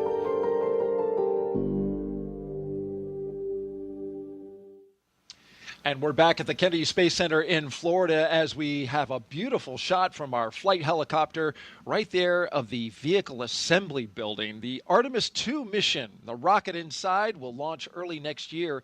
4 astronauts around the moon. But we are focused now on that launch pad that you see right ahead of us, which is Launch Pad 39A and the Falcon 9 rocket with the Endeavour spacecraft on top of it. We've got 4 astronauts inside right now getting ready to launch to the International Space Station. And we've got Nick Hague, NASA astronaut, with us, co-hosting our launch broadcast today. And Nick, we have questions for you that have been coming in from social. Would you like to take a few more? I'd love to take a few. Been doing a great job so far, so let's put that next question up on the screen. This is coming in from #AskNASA. During CRS missions, these are cargo resupply missions with Dragon, I noticed that most of the time there is cargo in the trunk, but I never see any of the trunk during crew missions. Why is that? Yeah, the crew missions fly up with an empty trunk, and that's really a mass constraint so that we can get those people up there. People require a lot of clothing, they require a lot of food, and all of those supplies have to get on, and so that comes at the expense of something in the trunk. Great answer. T-minus 51 minutes and counting. And now we're counting down to the moments before we arm the launch escape system and start fueling the rocket. But before we do that, let's send it over to NASA's Tony Jaramillo, who is standing by live at one of the best viewing locations here at the Kennedy Space Center. She's joined by NASA's acting administrator, Secretary Sean Duffy. Tony? Hey, thanks, Daryl. That's right. This is one of the best viewing locations where our guests have an amazing view of the rocket at the launch pad off to my left here. And joining me is Secretary Sean Duffy, NASA's acting administrator. Secretary Duffy, did you have a chance to speak to the crew before they headed out to the launch pad? I did. I was behind the glass yesterday with them. Again, I would tell you they're right out of central casting. So smart, so personable. Especially Mike, who actually flew on the shuttle missions. But this is Zena's first trip into space. So yeah, I got to talk to them. And again, they seemed a little nervous, but really, really excited. And today is the big day. I think they're just waiting for the launch and getting to the space station. Absolutely. We're all getting ready for that launch. As you get ready for your first launch as administrator, what would you like to say to the NASA and space community that continue to help pave the way to the stars? So listen, I think the team has been so impressive at NASA, but also our corporate partners, again, SpaceX, Blue Origin, Boeing, that are building the vehicles that get us into space. And again, when we go to the space station, critically important, but what we learn on these missions is what's going to get us to the moon, and then from the moon to Mars, which is, I think, the direction that NASA has to be. We are space exploration. Absolutely. As you get ready for your first launch experience, what have you learned from Crew-11, and what are you looking forward to learning as you lead NASA? Well, listen, I've learned that they're really well trained. I'm coming from DOT. The safety components that go into making sure these launches happen and happen safely is really, really impressive. The checks, double checks, triple checks. But moving forward, listen, I'm looking forward to Artemis. So a lot of people don't know Artemis, right?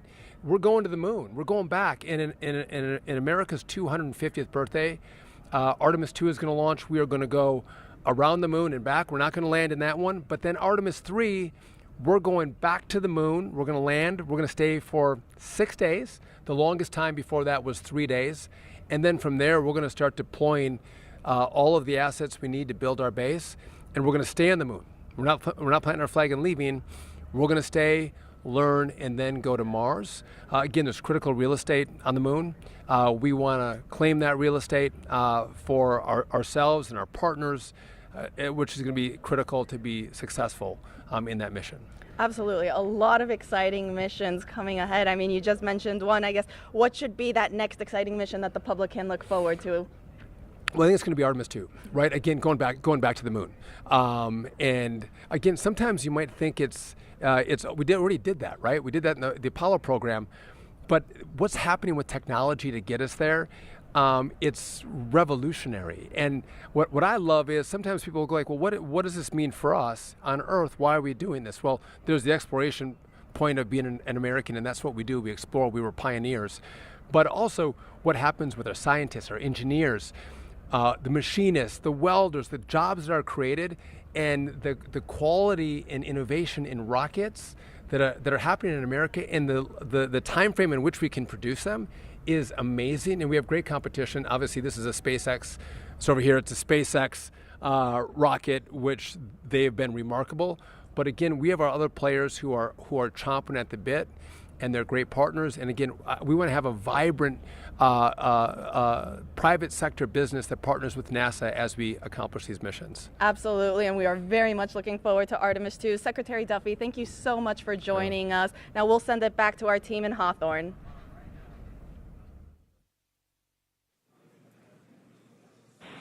Thanks, Tony. That was an awesome interview with Senator Duffy.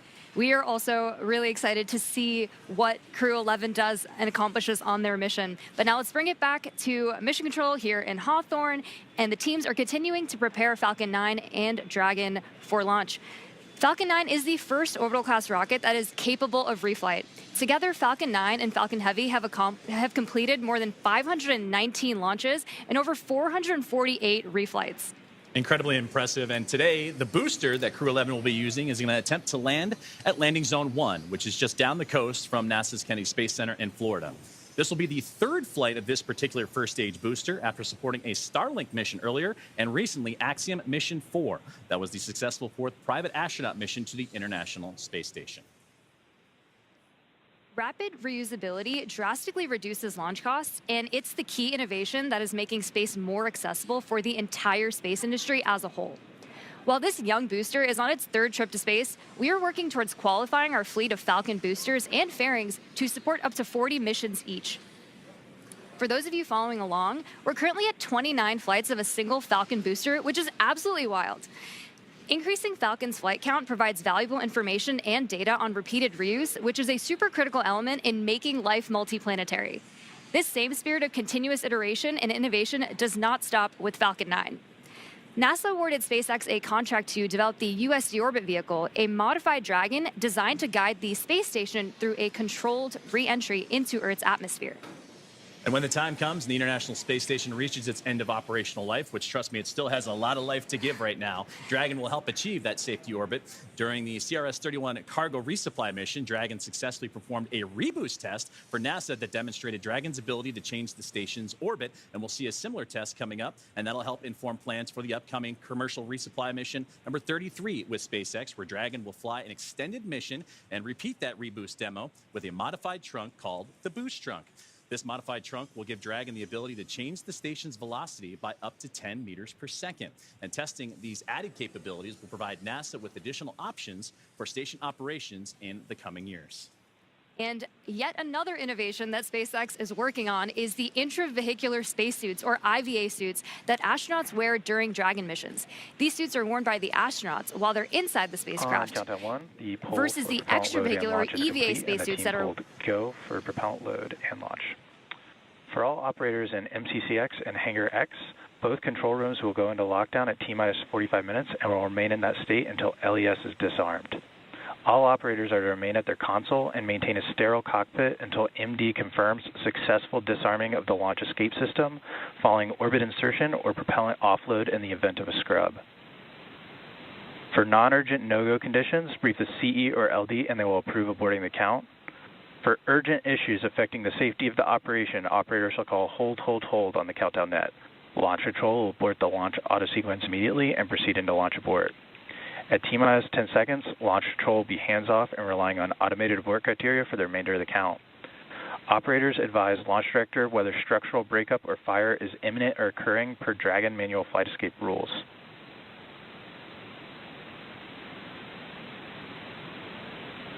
Launch control, you may proceed with arming the crew arm for movement.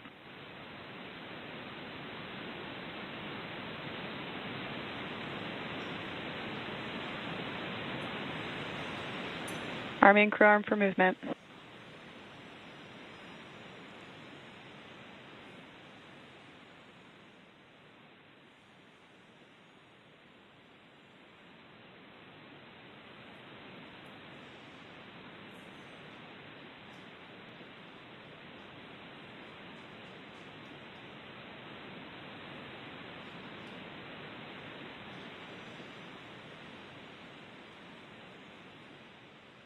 Crew access arm retraction started.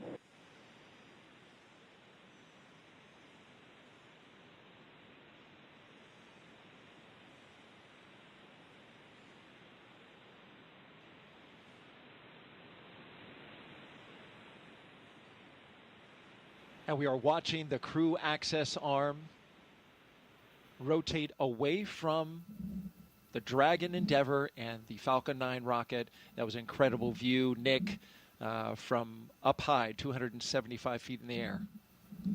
Yeah, and so as the arm goes away, that's really your first unobstructed view out those two windows inside the Dragon capsule. Unique to Dragon for Soyuz flyers, there were no your windows don't open until you get all the way up to orbit and come out of the fairing. So here you can see what the weather's doing outside for yourself. And there they are, strapped in, Crew-11.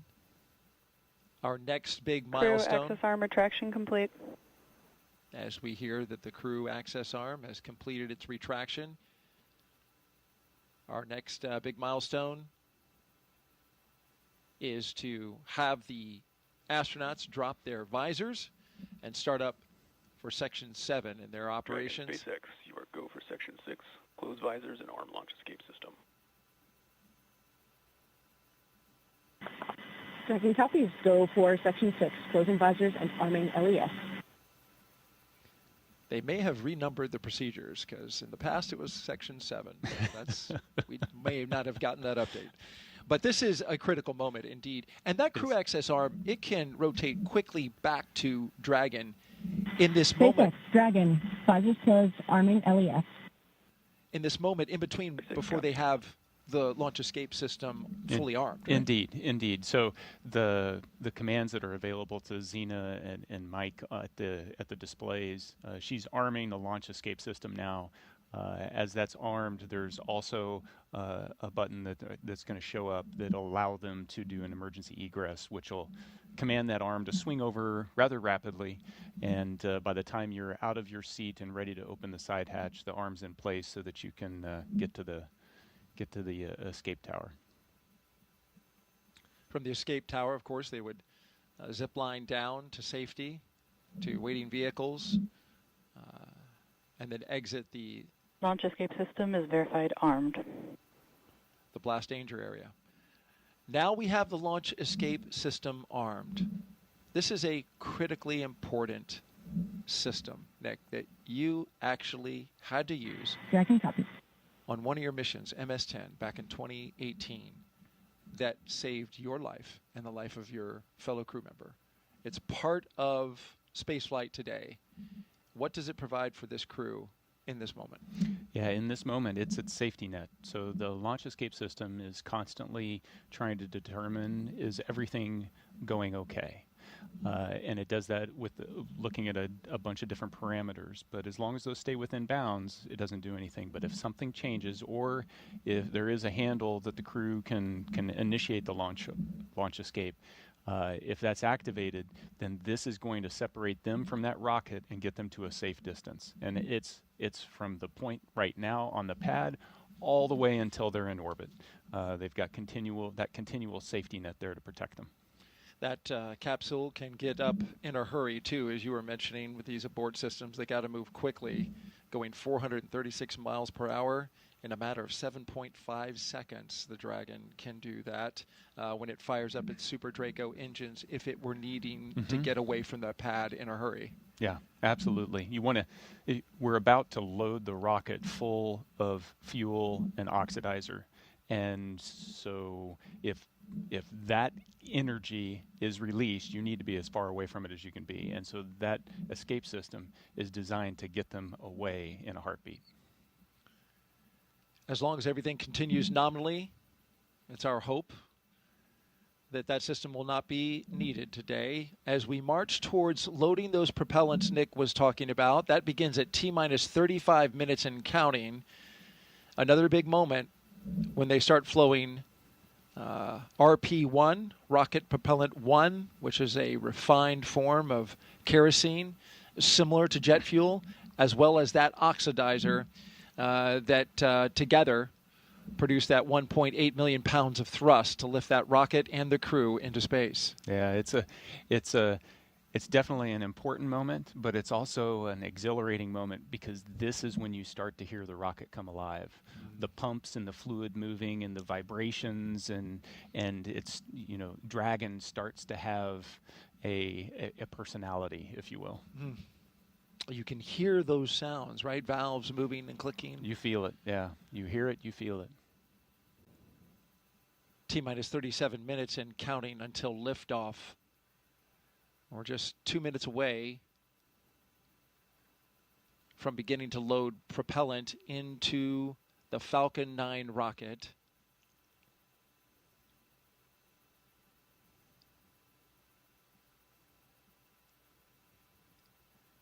Weather is looking good at the moment. We are 90% go. There was a small concern for cumulus clouds in the area. That's just the 10%. Because of course, this is July in Florida. And you can see even now, Nick, the sea breeze from the cool ocean Starting Falcon to 9 create tanks are venting for the start of propellant load. Starting to create those little cumulus clouds bubbling up around the pad. We had a clear sky earlier. We're getting a little bit now, but overall, we're expecting that should be clear. I see blue. It's the glass half full. I like that. As long as we have that blue sky straight over top of the rocket and 10 miles out, we are good to go. And so far, right now, green conditions. The range is clear. The area around the pad. Boat traffic has been cleared by range operations. Our partners at the United States Space Force, Cape Canaveral Space Force Station, where Nick, of course, you in the Space Force, a brigadier general, have cleared the range. They are currently monitoring it, making sure that no one can get into the path of the rocket from down on the ground or in the ocean, for the reason that if anything were to happen and any equipment or any spacecraft parts were to come down on them, you wouldn't want to pose a risk to those below. Yeah, public safety is important, but it highlights just the expansive team that even for this one place, the number of organizations that have to work together and they're necessary for success. Our 4-person crew, 2 NASA astronauts, 1 JAXA astronaut, and a Roscosmos cosmonaut seated in launch position, monitoring their systems on their heads-up displays.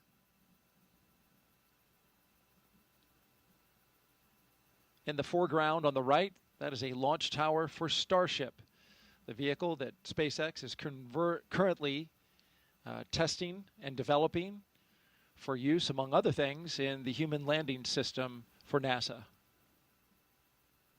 The launch auto sequence has started. And that's the call that begins the propellant flowing into the rocket.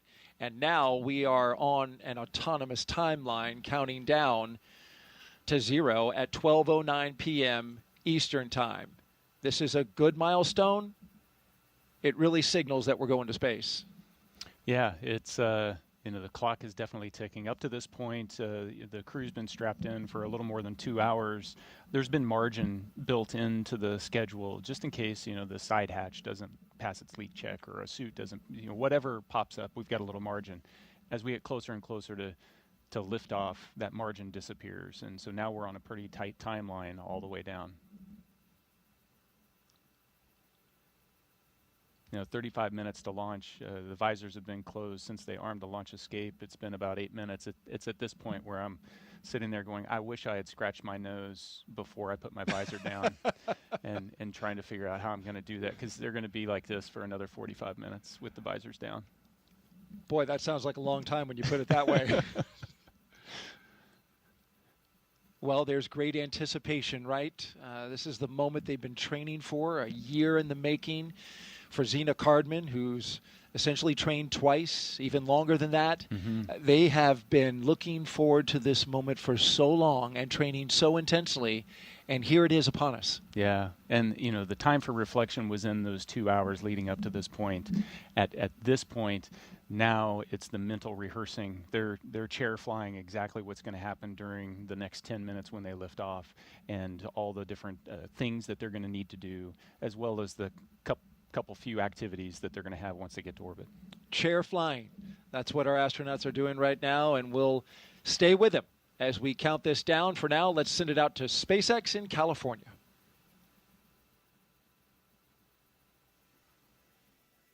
As Daryl mentioned, propellant loading of both RP-1 and liquid oxygen began at T-minus 35 minutes, right on schedule. And weather is our main watch item right now. But I am hearing from our vehicle teams that everything looks good for both Falcon 9 and Dragon.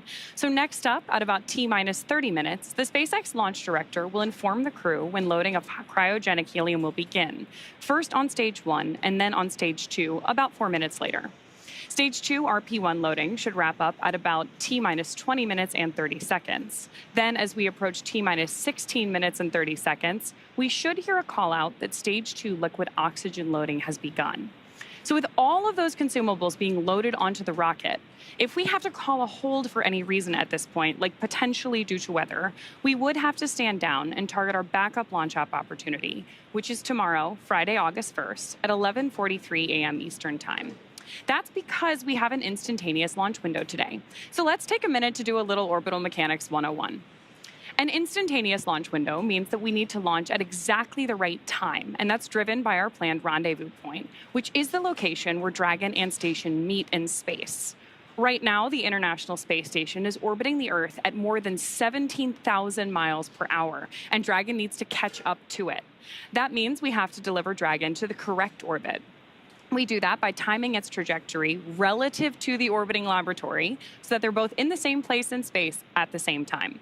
A precise liftoff time is crucial for hitting that rendezvous point. Now, again, that means that at this point, if we hear a hold called, we'll be standing down and likely targeting that backup launch opportunity tomorrow.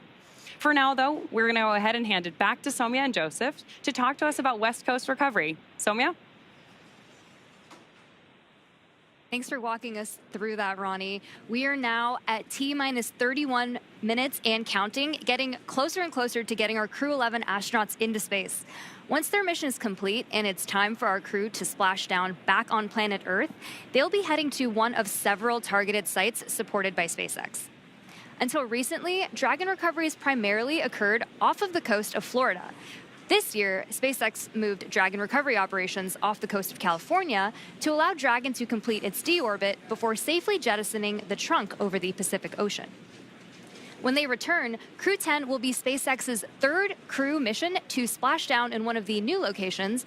From 2 was the first back in April this year, followed by Axiom 4 in July.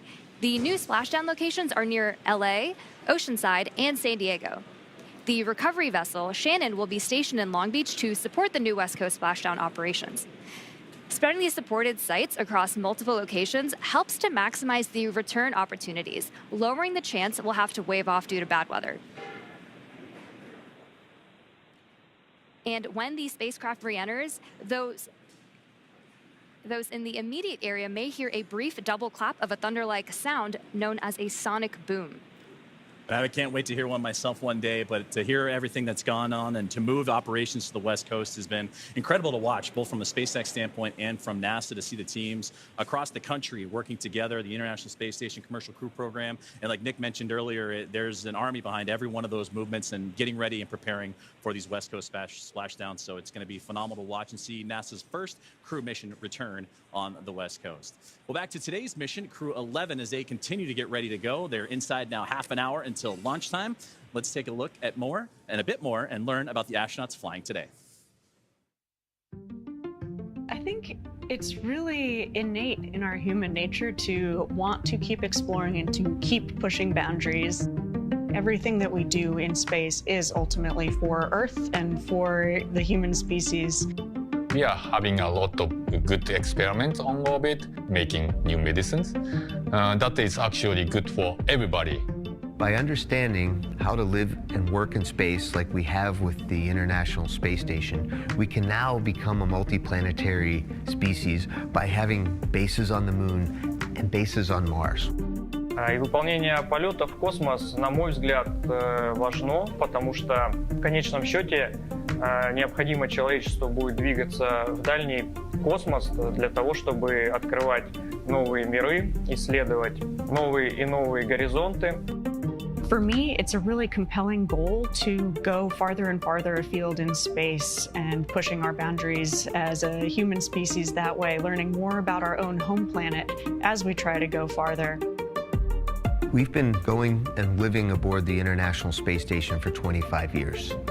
We're ready to make the next steps. We're ready to go to the Moon. We're ready to go to Mars. We're ready to explore the solar system. We understand the effects of what life in space does to the human body, and we need to continue those studies. We need to continue getting ready and get ready and go to the Moon and Mars, and that's why it's important to go to space.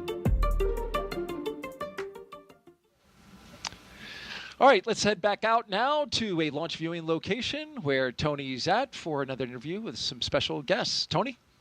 Hey, thanks, Daryl. That's right. Joining me is Dr. Stephen Platts and Dr. Lori Glaze to talk to us a little bit about the human research that's going to be on this mission. You know, Steve, can you tell us a little bit more about what human research Crew-11 will be conducting? Sure. We're very excited for the launch. We have 10 experiments flying on Crew-11. Everything from cardiovascular systems, central nervous system, all the way to genomics. The full breadth and addressing many very important risks for us to get to the moon and Mars. That's a lot. You know, speaking of the moon and Mars, Lori, how does the human research conducted on space station help us for those future missions to the lunar surface and eventually Mars? I'm so glad you asked that question. You know, a lot of times we talk about the future, you know, we're going to explore the moon and Mars. It's here. We are actually less than a year away from our first crewed launch, where we're going to send 4 crew out and around the moon for 10 days and bring them back. And then about a year after that, we're going to land on the moon. And we need to be ready, right? We need to be ready for the trips to the moon and then eventually to Mars. Our crew are going to need to be able to thrive in an environment where they're in microgravity, perhaps for as long as a year. And then we're going to need them to perform on the surface of Mars under 1/3 gravity and do their exploration activities.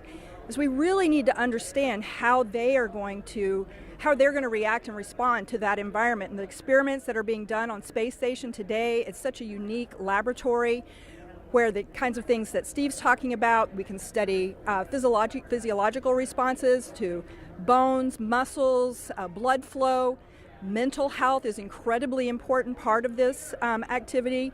And the experiments that we can do, for example, growing plants without soil, recycling water. If we have the ability to recycle water, maybe 98% of the water that the crew uses, that's less resources we need to bring along. And then sensors that can detect, for example, solar storms so that our crew can take shelter or protect themselves while they're on their journey. So again, the experiments that are being done are incredibly important to our planning, which, as I said, we're launching in less than a year. We need to be ready. That's right. I mean, a ton of valuable research that we are gathering. You know, speaking then on, you know, the research for Crew-11, Steve, I heard, you know, there's a new experiment that's going to space station. Tell us a little bit more about that. Yeah, that's called manual piloting, and what that is looking for is the ability for the crew to land a vehicle on the lunar surface. So we're looking at the sensory motor aspects, balance, cognition, some of the things that Lori was talking about, and putting them all together, and we have a simulator that actually moves in all dimensions and allows the crew to feel like they're actually landing a spacecraft. And we're doing that pre-flight. We have some devices on station where we can do in-flight measures as well as post-flight. So that will give us a great idea of what we need to do to prepare the crew to land on the lunar surface. That's great. I mean, you know, Lori, tell us a little bit more about those benefits of traveling then beyond low Earth orbit now. Well, you know, the reasons we're going to the moon and eventually the ability to establish a permanent presence on the surface of the moon, a base per se that we can go back and visit multiple times, is the science that we want to conduct on the surface of the moon will be incredible. We're going to a place that is totally different than where the Apollo astronauts landed, so totally unique environment, different lighting conditions, different geology of the rocks. We anticipate there is water ice beneath the soil in some places near the South Pole where we're going to land humans for the first time ever. So we will be able to do incredibly unique science, but we'll also be able to continue the human research aspects for longer duration stays on the surface of the moon where we're trying to live and work, and that will again feed forward to help us be better prepared for Mars. Absolutely. A ton of exciting things coming up. Thank you both so much for joining us. Now we'll send it back to Daryl and Nick. Thank you, Tony. Crew-11's time in orbit will teach us how to keep humans healthy in space for the long haul. Meanwhile, on the moon-facing side of NASA's work, Artemis II astronauts, including Commander Reed Wiseman, are training for a very different challenge, a 10-day mission around the moon. And before they launch, NASA and the Department of Defense are making sure they know how to get them home, even in an emergency. Here's Reed with a behind-the-scenes look.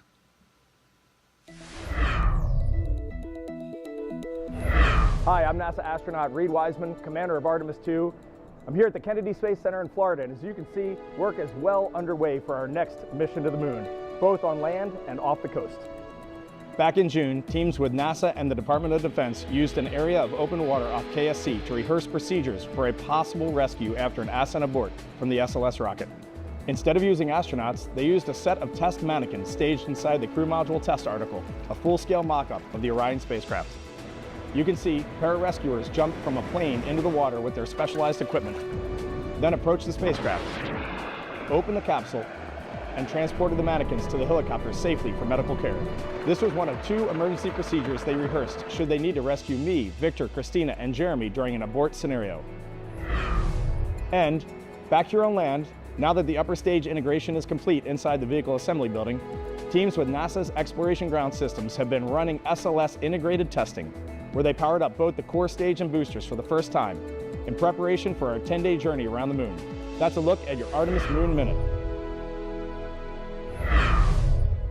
For more Artemis updates, scan the QR code on your screen right here or visit nasa.gov/Artemis-Roman numeral 2. Nick, I know you're excited for Artemis. Absolutely. One of your fellow astronauts you spend a lot of time with, Christina Cook, is going up. Yeah. You know, the astronaut corps is small, so you know everybody in the corps, and so I'm excited to see all 4 of them take their trip around the moon. It's exciting. It's been a long time for NASA, more than 50 years. All right, now let's send it back to SpaceX in Hawthorne, California. Thank you very much, Daryl and Nick, and it was impressive to hear that interview and that Moon Minute, and it's amazing to see how interwoven what's being done with these crewed missions to the International Space Station and how they impact moving forward and the Artemis campaign. So incredible to see about how those 2 crews and how those 2 missions work together. Now, as we get back to today's launch, we're now approaching 20 minutes away in the countdown for NASA's SpaceX Crew-11 mission to the International Space Station. So let's take a look at Falcon 9 that's on your screen now, and that is a 2-stage rocket that is 29 feet tall and getting ready for liftoff, and again, approaching 20 minutes away. At launch time, it produces more than 1.7 million pounds of thrust. So, that is impressive firepower. Yeah, and rockets like Falcon 9 don't use all that thrust just to go straight up. Early in flight, Falcon 9 performs a gravity turn, which is a smooth pitch maneuver. RP1 load complete. Hearing good callouts over the nets, which is a smooth pitch maneuver that tilts the rocket sideways to build up horizontal velocity. You may hear this callout about 10 seconds into launch as the vehicle is pitching downrange. And once the first stage completes its portion of the mission, it shuts down and separates. And a stage rocket like Falcon 9 sheds that booster to eliminate the weight and uncover the Merlin vacuum engine on stage 2. To reach orbit, the vehicle needs to go fast, hitting an orbital velocity of about 28,000 kilometers an hour. And that's just to keep it from falling back to Earth due to gravity. That's fast enough to lap the Earth in about 90 minutes or fly from New York to here in Hawthorne, California in under 10 minutes, which is about 7 times faster than the U.S. Air Force's SR-71 Blackbird. After stage separation, today's booster will be landing at Landing Zone 1 at Cape Canaveral Space Force Station. This particular booster will be returning to Earth for its 3rd time. The second stage takes over from there, powered by a single Merlin vacuum engine, also known as the MVAC. With its extended nozzle and optimized design, the MVAC drives maximum performance, producing 220,000 pounds of thrust in the vacuum of space. On today's mission, we'll light that engine 4 times before deploying the final payload into orbit. Now, so much of what makes Falcon 9 remarkable happens in flight. SpaceX for countdown check-in brief.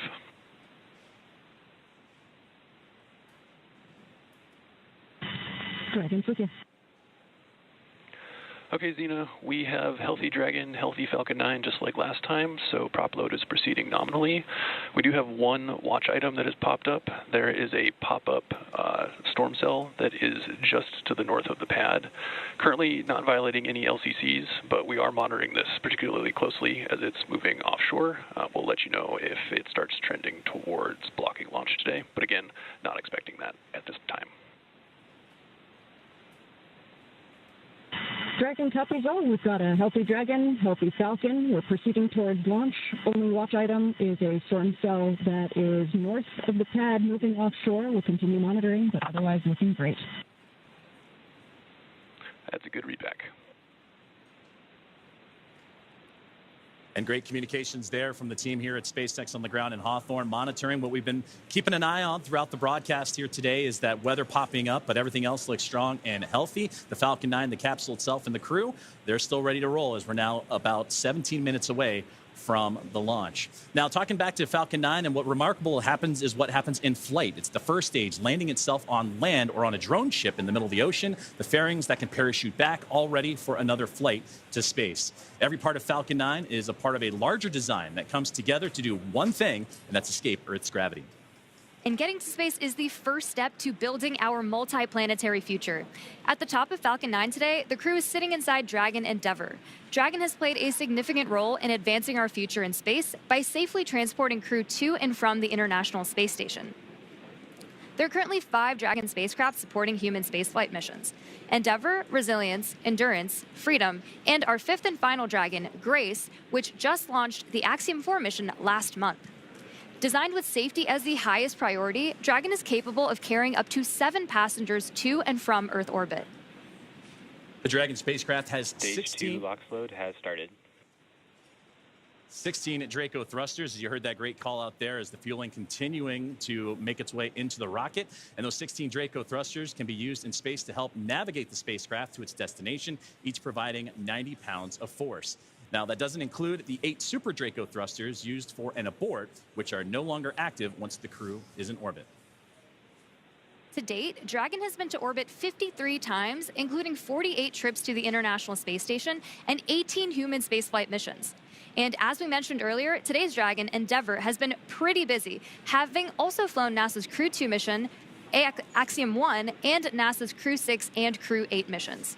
Overall, for the Dragon fleet, this will be Dragon's 49th visit to the space station and its 19th human spaceflight mission overall, and the 5th Dragon flight this year. Dragon is the first private spacecraft to take humans to the orbiting lab, having flown 300,000 pounds of cargo and more than 1,000 experiments to space, as well as 70 crew members representing 20 countries. Our versatile Dragon spacecraft can autonomously dock with the International Space Station when outfitted with a docking adapter, which is just how it's configured for today's flight. And when it's not going to the space station and it's in free flyer mode, the docking adapter can be swapped out for a cupola, as it was back during the Inspiration 4 mission. Another option we have is the Skywalker hardware, which supports extravehicular activities or spacewalks, as we did during the Polaris Dawn mission. And amazingly, there has been a Dragon in space for 1,358 consecutive days since Crew-3. Now, with T-0 coming up in about 14 minutes or so, our teams are continuing to do a series of system checks to ensure Dragon and the Falcon 9 are ready, with fueling continuing to get underway. And again, we're monitoring that weather that the teams here at SpaceX are keeping an eye on and have been relaying up to the crew. So let's check in with Ronnie with the latest. Thanks, Joseph. So as you've heard, we are still on track for an on-time launch today, and we're monitoring lots of different factors as we get closer to liftoff. Most importantly, both Dragon and Falcon 9, of course carrying our Crew-11 astronauts, continue to be healthy. You heard that we've wrapped up Stage 2 RP-1 loading, and that Stage 2 liquid oxygen loading also wrapped up on time at about 16.5 minutes to go. The launch escape system is also armed. That's, of course, the system designed to propel Dragon away from Falcon 9 in the unlikely event of an emergency. And the Eastern Range is monitoring keep-out zones along the flight ascent corridor and is tracking no issues for today's launch. Weather continues to be a watch item, so we'll keep an eye on that. But for now, we are go for the 6th mission of Dragon Endeavour. It is a fantastic milestone for Dragon, and here at SpaceX, we could not be more excited. So to add a little something extra to our celebration, I've got our Dragon plush hanging out with me here in front of Mission Control. Now, this guy is not the zero gravity indicator for today's mission, but do keep an eye out for that once Crew-11 reaches orbit. This is, though, a fun nod to all the successful flights that Dragon has made, and all of the crews that we have been so lucky to work with. I think this is a great way to celebrate today's flight milestone, and I really have appreciated joining you all. Thanks for joining me at the status desk for all of our coverage today. With that, go Dragon, go Crew-11, and I'm going to hand it back to Sandra for status update from Houston. Thanks, Ronnie. That plush is cute. I'm going to have to get one for myself. Back here in the International Space Station Flight Control Room at NASA's Johnson Space Center in Houston, teams continue to work around the clock to monitor activities aboard the orbital outpost. Leading the team inside the room today is NASA Flight Director Scott Stover. The team in Mission Control and the team in Hawthorne, as well as the astronauts aboard the International Space Station, will track the autonomous docking of Dragon Endeavour when they enter into joint operations. This will happen when the spacecraft enters the approach ellipsoid, which is the invisible boundary stretching 4 by 2 by 2 kilometers that helps us monitor all arriving and departing spacecraft. It's essentially the neighborhood of the International Space Station. Once docked, crew members in both Dragon and aboard the International Space Station will perform a series of leak checks and then will work to open the spacecraft's hatch for Crew-11 to float into the space station and begin their stay. We anticipate that the hatch will be opened about an hour and a half after docking occurs. When they enter the orbital outpost, crew will be greeted by the rest of the Expedition 73 crew and will come together for opening remarks. But for now, that's going to be all from us here in Mission Control for today, as the anticipation continues to build for launch in less than 20 minutes from now. So, how's it looking on the Space Coast, Daryl? Well, we've got a mix in the weather. There's some clouds that are building, but so far still looking good, okay for launch. It's a watch item at the moment, and so we're keeping our eyes to the skies. Also, this is a first for our broadcast team right here. An astronaut who once sat right here where Nick is sitting as a commentator is now minutes from flying to space. Zena Cardman was once in this very seat, the one that Nick Hague is sitting in now, less than a year ago. She was supporting Nick as he launched with Crew-9. She was originally set to command that mission, but when Crew-9 had the shift and had the change up of assignments, she had to step back to help get the team off the ground. And here's what she said, Nick, after watching you and your crew go into space. Every crewed launch that I have ever watched has really brought me a lot of emotion. This one today was especially unique. I think it was hard not to watch that rocket lift off without thinking, that's my rocket and that's my crew. But I also know that I'm not the only person who can think that. Of course, we have Stephanie Wilson here today, but I mean, there are many, many people who made this mission happen, and there are people on orbit who will be taking this capsule home. And it makes me very proud to know that I am one of many people who can say, that's my crew, that's my rocket. Makes me really proud, makes me feel very connected to this mission that we all get to take part of. Go Crew-9. An emotion-filled Zena Cardman in that moment, and she is going to give us some words any moment now. Dragon SpaceX, confirm crew displays are configured for launch. Your thoughts on hearing that after you launched? SpaceX, Dragon, displays are configured for launch. It is our honor, our privilege, and our choice to take part in something much greater than any individual, but it's the individuals who make this endeavor great. To each of you at SpaceX and NASA, to our partners at JAXA and Roscosmos, to family, friends, and mentors, you fly with us today. Arigato gozaimasu. Spasibo большое. Thank you. With gratitude and focus, Crew-11 is ready. And more words. Crew-11, sentiment is the same on the ground from everyone staying here. We have enjoyed working with you in the preparation for the mission. Looking forward to doing the same in flight. Good luck. Enjoy the ride. And more words from Zena Cardman. We just heard from her live. Yeah, it's like I started the show. There isn't any place I'd rather be than here today. What Zena said is so true, you know, and it's this palpable feeling that, hey, that's my crew. Those are my friends. You know, hey, that's my commander. And just to be here and know that, you know, I've done my small part to help support them along their way, and there'll be more support that happens in the future. And to be able to see behind the scenes everybody else that is contributing to that is, that's what makes this all so special, is it's not about the individual. Spaceflight has nothing to do with individuals. It's all about us working together. 100%. Well said, Nick. And kudos to both of you for showing an immense amount of class. You signed up to do this role almost immediately after getting into space, and we heard from you saying, I want to be there for Zena. Thank you for being here. And go Crew-11. And so with just 7 minutes to go, a little over 7 minutes, we want to send it back to Hawthorne for the final countdown. Thank you, Daryl. Thank you, Nick. And those were beautiful words from Zena, Cardman. You can hear the emotions behind them and what they're looking forward to getting ready for launch. And they say Crew-11 is ready. As you mentioned, about 7 minutes and change to go until we have liftoff, and we're still awaiting the final propellant loading to complete, and then we'll get into engine chill, and more milestones will be along the way. It's going to be about a 9-minute ride to orbit, and then Dragon in the second stage will continue to coast for a few minutes after that once the first stage and second stage have performed. You'll be hearing some of those performance calls as we get into that final countdown, and then after liftoff. These are SpaceX flight controllers reporting on the trajectory, speed, booster, and performance, and the key milestones, but there are some other calls that you'll hear the crew make as well, especially after liftoff. The crew will report out a few number and letter combinations which mark different abort zones throughout the flight up the eastern seaboard. The first two, 1A and 1B, are abort modes available. Has started.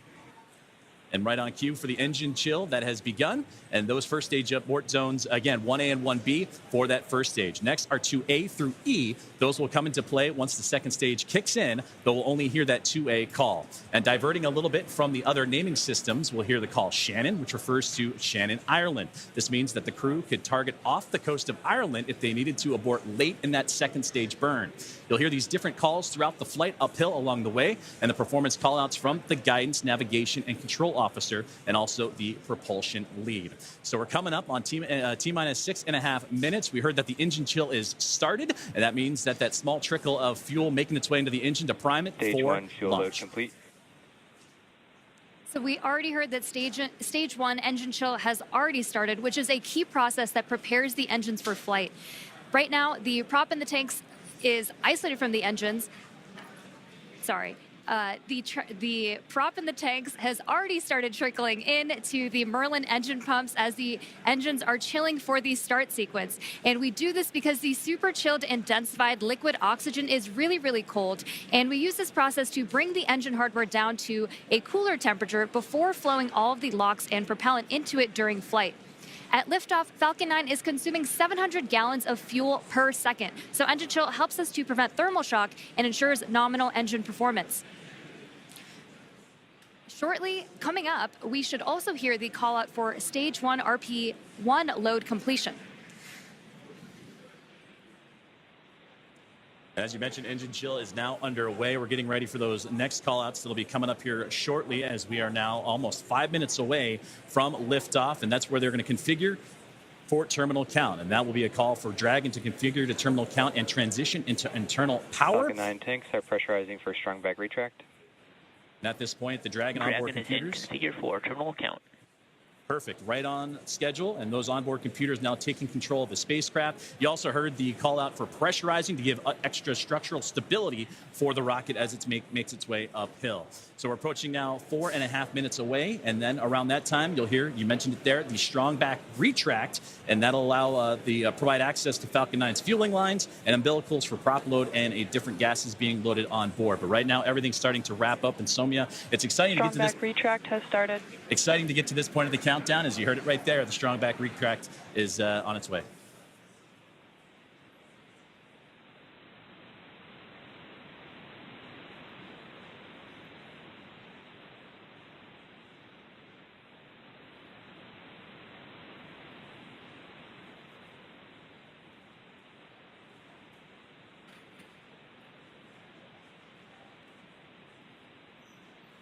So we have a great view on our screen of the clamp arms opening up just around stage 2 under Dragon in preparation for strong back retract.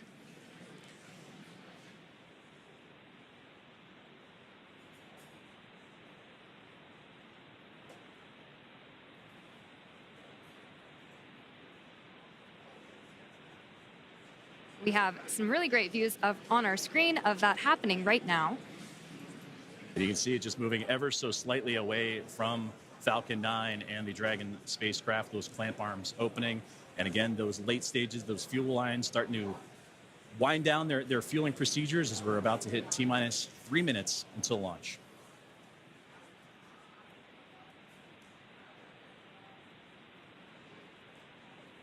Second stage loading will wrap up shortly after the first, and you've probably noticed those white clouds venting from around the rocket. That isn't smoke. Stage 1, LOX load complete. That's condensation, as stage 1 liquid oxygen loading has been completed. As liquid oxygen warms slightly inside the tanks, some of it boils off, and that gas is vented to manage pressure. When the vented oxygen hits that warm Florida humid air, in terminal count and on internal power, it instantly condenses into those clouds. As you just now heard, the Dragon now in prop load complete, on into internal power. It's fully fueled. The rocket and Crew-11 are ready for liftoff.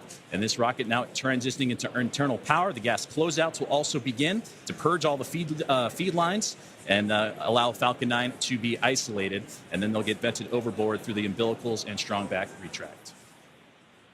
So coming up in just under 20 seconds, we should hear the call out that LOX load will be completed on stage 2, which will mean that there will be 1 million pounds of propellant loaded onto Falcon 9 at that point.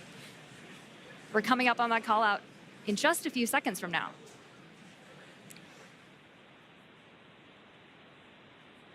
Stage 2, LOX load complete. Now that that's complete, we will vent down the TE, which will produce a white cloud off the side of the rocket, which is totally normal and expected.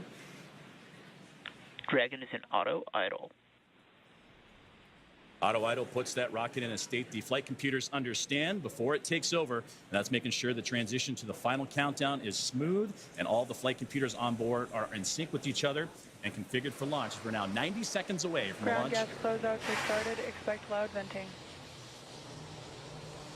And there's the gas closeout that Soumya was just talking about, and now inside 80 seconds from the launch of NASA SpaceX's Crew-11.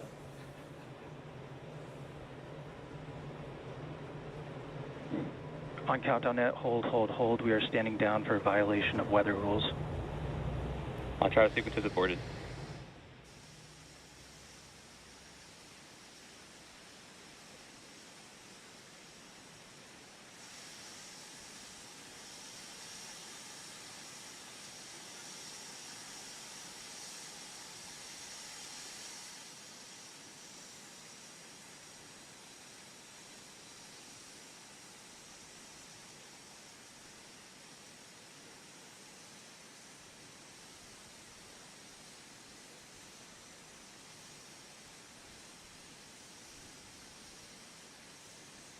So as you've heard over the nets, that we did just have a hold called at the T-1 minute mark. And that hold due to weather, that was something that we've been keeping an eye on. Our team here in SpaceX and Hawthorne, as well as in NASA, we're monitoring that throughout today's broadcast in preparation for launch. But unfortunately, standing down looks to be the case as the weather has created that violation. But we'll continue to monitor and await for the news officially from the teams on the ground as that weather violation looks to come into play for launch today. Dragon SpaceX, bad luck on weather there. We just got clipped by a cumulus cloud right over the pad, so ended up scrubbing for weather. With that, you are go to proceed to 5.100 for launch scrub. We'll begin offloading the rocket.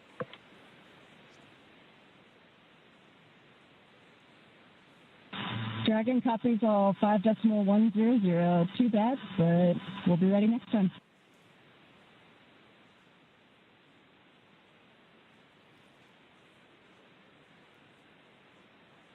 And there you heard the call up to the crew that unfortunately the weather just not playing alongside with today's excitement of a launch for NASA SpaceX's Crew-11. But we have mentioned a couple times throughout the broadcast today that there are backup opportunities starting as early as tomorrow. 11:43 a.m. Eastern time is what the target time is for tomorrow's next attempt for launch for Crew-11. But it came right down to the wire, Soumya, with that T-1 minute.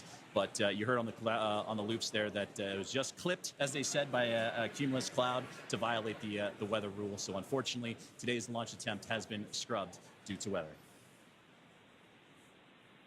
You know, and there are 1,000 different ways that a launch can go wrong, and so we want to ensure the safety and reliability, even if it is a weather scrub. So we will stay with coverage of the crew as we follow them through the egress procedures and make their way back to crew quarters for now. And you said the key word right there, and that is safety, the safety of the crew and everyone involved on this launch and opportunity, because that's what was talked about even in yesterday's press briefings with all the program managers and representatives of NASA, SpaceX, Roscosmos, and JAXA, is that we'll launch when we're ready and everything lines up the way it needs to be. And unfortunately, due to weather, not the case today. But to recap and look back at everything that Crew-11 has done, they walked right up to the T-minus 1 minute to launch mark as everybody was safe and sound. They went through their procedures earlier today, did soup-leeton checks, also did communications checks, and were able to go all the way to the pad, climb aboard the Dragon spacecraft, and get ready for launch today. But again, unfortunately, due to weather, it will not happen, and we will target that next launch attempt, which again is going to be tomorrow at 11:43 a.m. Eastern Time. We will stay with coverage of the crew as we follow them through the egress procedures, getting out of the spacecraft and making their way back to crew quarters. And to do that, we're going to head back out onto the Space Coast of Florida and join Daryl Nail and team as today's launch attempt for NASA's SpaceX Crew-11 has been scrubbed due to weather. Daryl?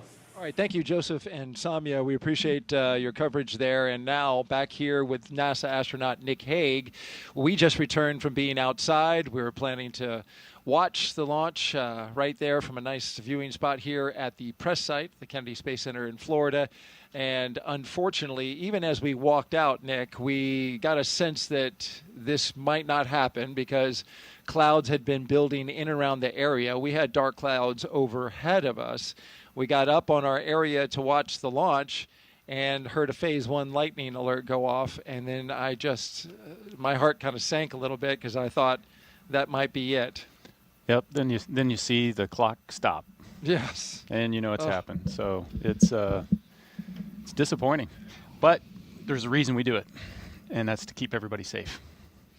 It's so critically important. As you look at this shot here, you can see that just right over top, you've got some darkened clouds in the area. This was a result of a sea breeze that when we started the day, the launch weather officer improved our forecast to 90% go, but there was a 10% concern that the sea breeze was going to develop earlier in the day than originally forecast. And that sea breeze, which is very, this is very common here in Florida in July, once that air starts moving over the ocean and onto land and meets the warm air, our blue skies went to cumulus clouds scattered across the spaceport. And we just had one get just inside the 10-mile radius. Dragon SpaceX, for awareness, we're looking at approximately 50 minutes for the prop offload time.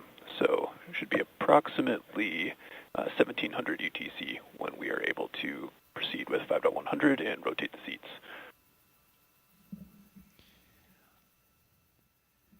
Dragon copies, we're looking at about 50 minutes for prop offload. So 1700 UTC for the rest of 5.100 and seat rotation. Good readback. And so what does that, real quick, what does that mean, Nick? They are going to rotate the seats? Yeah, so it's important to know that right now you're looking at a fully fueled rocket with an armed launch escape system. And so the crew is in the same posture that they were in the 45 minutes leading up to launch. They've got to be in that posture until they can offload all that propellant, which takes about the exact same amount of time to offload as it took to put on, as well as disarm that launch escape system.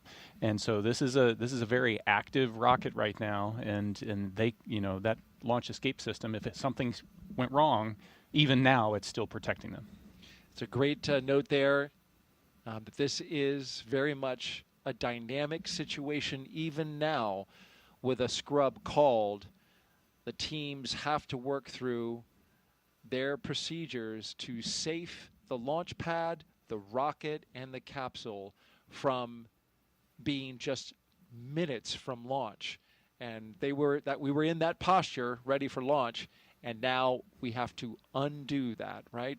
Yeah, very carefully. You got to back out of all of that, and then once the rocket is defueled, we've got all the fuel out of there, we can disarm the launch escape system. You still need the pad team to be able to come and get out there to get into the white room and help open up that side hatch and get the crew out.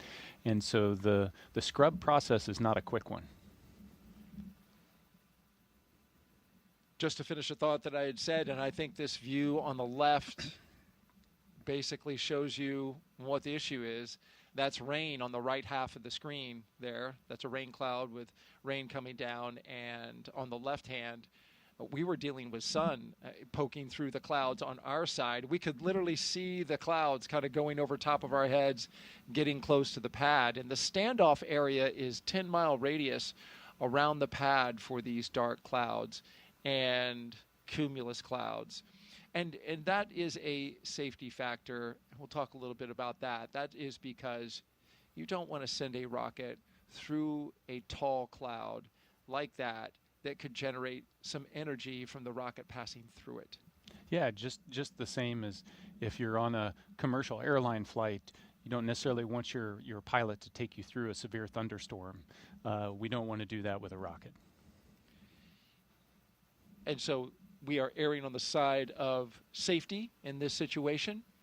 But as Nick pointed out, the rocket that you are looking at is a fully fueled, ready to launch Falcon 9. As we now see, they are starting to allow some of the liquid oxygen to vent off as they begin detanking the rocket from its super chilled liquid oxygen and its RP-1, which is the kerosene-based propellant. Dragon SpaceX propellant offload update, estimating about 45 more minutes for propellant offload. Dragon copies, additional 4 or 5 minutes for prop offload. Now, as you recall your procedures for the crew, getting out of the capsule and getting back into their vehicles and going back, take me through the timeline of the scrub procedure. Yeah, it's a fairly straightforward procedure. You're running the launch procedure in reverse, essentially, and so they're strapped in. The seats are rotated up in a launch configuration. As soon as they detank, they're going to disarm the launch escape system. So you're looking at it's 45 minutes to get rid of the liquid oxygen and RP-1. Once that's off, then they'll be able to disarm the launch escape system, rotate the seats down. At that point, the arm will come over and the ground team, the pad team, will be able to come up there. They'll open the side hatch and then help them get out of the capsule just like they helped them get into the capsule. So you're looking on the order of, an hour, a little bit longer. And you want that rocket fully detanked? Absolutely. Yeah. You've got cryogenic propellants, oxidizers moving, flowing, and you want to make sure that that's all secure before you put people around it. That's the way the system is designed. It's different on other launch vehicles. Other launch vehicles, the Soyuz I launched on was fueled when we showed up to it. But while you're moving the fuel on and off, you minimize the number of people that are around. That's exactly right. And the SLS rocket is similar in that it gets fully fueled and tanked, and then they bring the astronauts on board. SpaceX does it so they can do that tanking as the very last part of the mission timeline.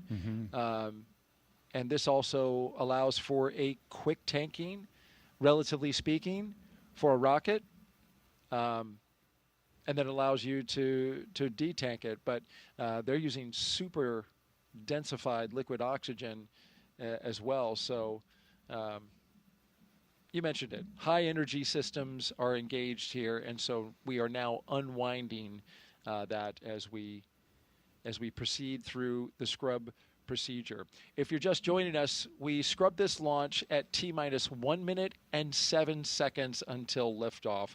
We had a healthy rocket, a healthy spacecraft, we had a clear range, and we just had weather in the area, a cumulus cloud that just clipped the radius nearby within the launch area, the 10-mile radius. It got into that standoff area, and that is what caused the scrub for the day, because that is a safety measure to keep the crew that you see on the right side of your screen safe from any potential hazards that could develop as a result of the weather.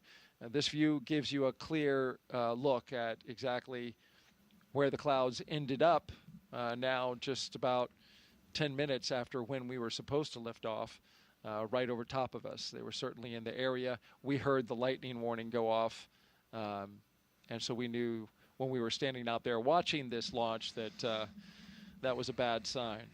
But it's interesting. I've seen it go both ways, right? Where we get a launch forecast that is 85% no-go, but you find a hole in the clouds that's just 10 miles in radius, and it's all around the launch pad, and you can launch. Yep. This is the opposite of that. We had 90% go with only a 10% chance, but this is Florida in July. These things can pop up literally just from, you know, the daily sea breeze collision that we have over land. Yeah, weather is dynamic, and we throw a lot of technology at it, we throw a lot of science at it, and it still baffles us sometimes.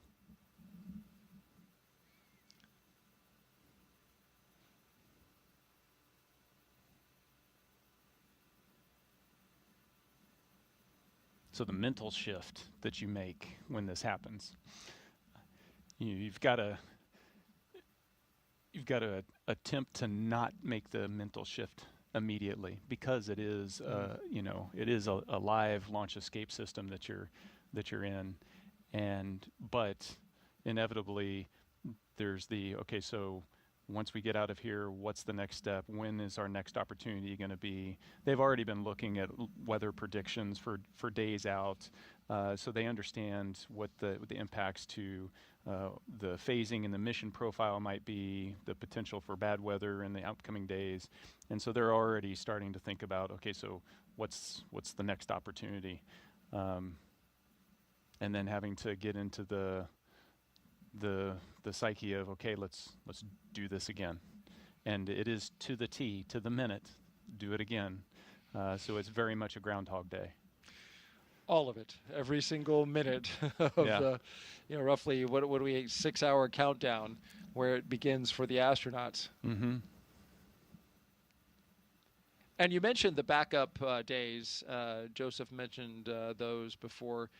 He tossed over to us, but it's worth mentioning again. Our backup opportunities are tomorrow, Friday, with a T0 at 11:43 a.m. Eastern Time. Our coverage would begin at 7:30 a.m. on NASA Plus. The weather for tomorrow is just a little bit better than it was today, but what does that tell you, right? We scrubbed today. It's 85% go. The concern is the same, because the same pattern could develop. It's cumulus clouds building up and around the pad, but I will add this. We have moved a little earlier in the day, so the later that sea breeze develops, the better opportunity we'll have for getting some clear weather. If we can't do it tomorrow, then our next opportunity would be Saturday, August 2nd. We'd still have an 85% go for Saturday. Same concern with cumulus clouds here at the launch pad. In both of those cases, well, let me talk about the backup number 2. The T0 for that day would be 11:21 a.m. for a launch, and that would be an instantaneous window. And you can see the pattern. We move about 22 minutes early every single day that we delay from this particular T0 today. And of course, that's orbital mechanics. We've got time. You want to explain that one? Yeah, sure. So the international. Oh. Yeah, no, you got to wait for the plane of the orbit of the station to cross overhead, and it just works out each day that it's a little bit earlier. Unfortunately, if it had come overhead a couple minutes earlier today, they would have been able to launch. The weather would have been clear.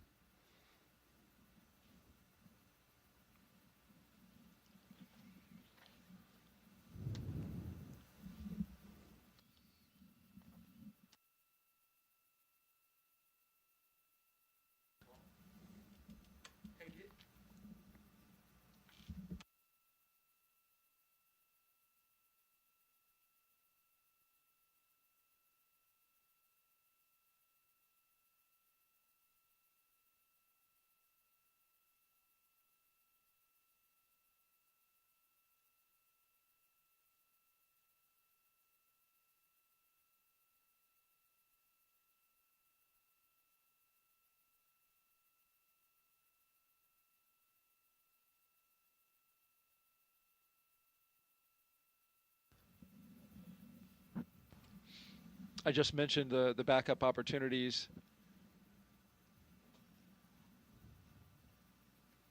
One thing about both of these next launch opportunities, unfortunately, we're going to really have our eyes set on the ascent corridor, because now there is a trough that is approaching a line of storms coming across the eastern part of the U.S., and it is going to make its way out into the ocean, and so that could disturb the weather along the ascent corridor, which is an area where if Dragon were to suffer some kind of anomaly, something that wasn't expected and needed to come off the top of the rocket, it would splash down along the ascent corridor.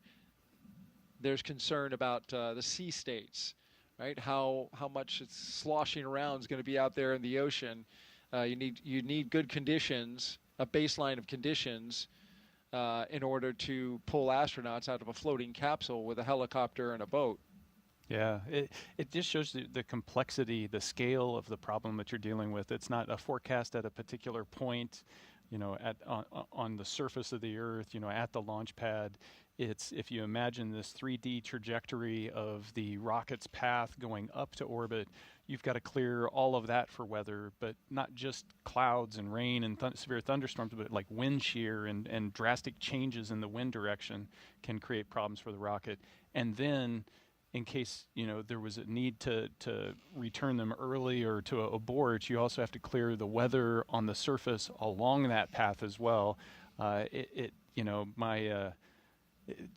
just an immense amount of respect for the teams, both at SpaceX and also at the Space Launch Delta 45 over on the Space Force side, the weather shop there, in trying to put their arms around all of this.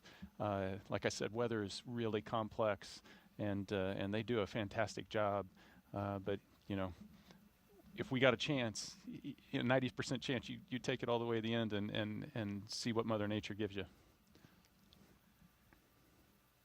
And I'm sure, as an astronaut, when it's your arse in the seat, you want that level of awareness, that level of scrutiny given to the weather throughout the trajectory, throughout the launch area and the launch period.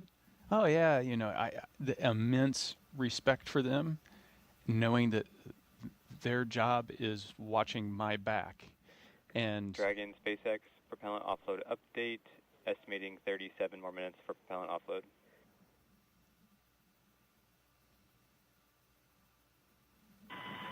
Dragon copy. 37 more minutes. The clock ticks slowly. Hope you got 37 minutes worth of stories, Nick. But I, like I was saying, it just takes so much to do that when you're sitting in that seat there, if you get the call for a scrub, there's no question.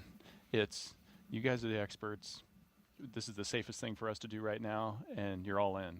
You're not second guessing. But you also have that moment, and like when we were standing out there, you're like, oh. There's the disappointment. There's the knowing you're going to have to go through this all again. The disappointment not just for the crews, but the team that's in quarantine with the crew has got Groundhog Day again. The families, the litany of goodbyes that you'll say again. There's a psychological, emotional toll of going through all of that again, and that's why, earlier on in the broadcast, I mentioned the psych support team that NASA has in place that's there to provide support to the crew members, to the family, is just so important. Even when something like this, relatively minor, not stressful something happens, there's still an emotional toll, and they're there to support everybody through it. And that's just because NASA recognizes the importance of that kind of support. And so I can't say enough about what they do. So critical. If you are just joining us, you are watching live coverage of the launch broadcast for NASA and SpaceX's Crew-11. Today we scrubbed the launch attempt due to weather in the area. We had cumulus clouds building up within the standoff zone for weather like that. And as you can see from this shot right here, the weather finally made it right over the pad. And so now, while we have a fueled rocket on the pad and we're looking and in fact detanking at this moment to bring the dynamic nature of the situation out there at the pad down to basically ground zero, reset everything, detank the propellants, offload them, pull the astronauts off and get them back to crew quarters. We look ahead to our next attempt, which is tomorrow, Friday, August 1st at 11:43 a.m. Eastern Time. Our coverage would begin at 7:30 a.m. for what we will now affectionately call Launch Groundhog Day.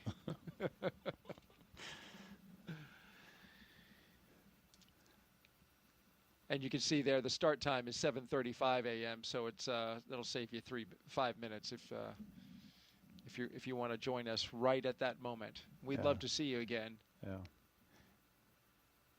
Nick, we'd love to see you as well. Absolutely. So, you know, the thing that doesn't diminish is the energy, the excitement, the anticipation. You know, they're going to turn right around and it'll be there again tomorrow because that's launch day. And that's, you know, you got a crew there, a bunch of professional space flyers, and that's how they approach the job, just like everybody in the profession. Today's launch day, get up for it, and that's what you work for, and all of that passion will be there again tomorrow. All right, let's toss it back out to our colleagues at SpaceX in California.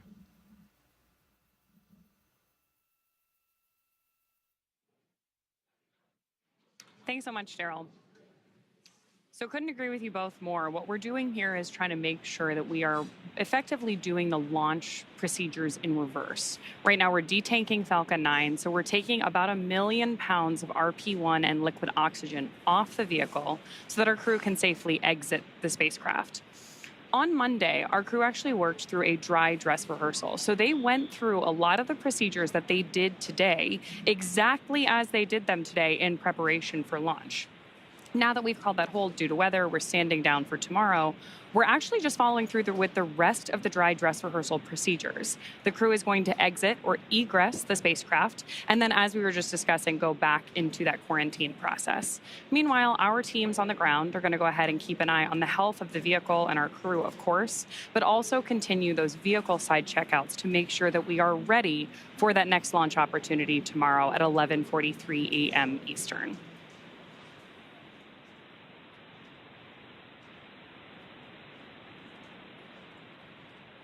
We've got about 30 minutes, a little bit more, waiting on that detanking. And obviously, you've got a view of Crew-11 there on the left-hand side of your screen. And down in the corner, you can see that Dragon spacecraft sitting on top of the rocket, still at LC-39A at Space Force Base in Florida.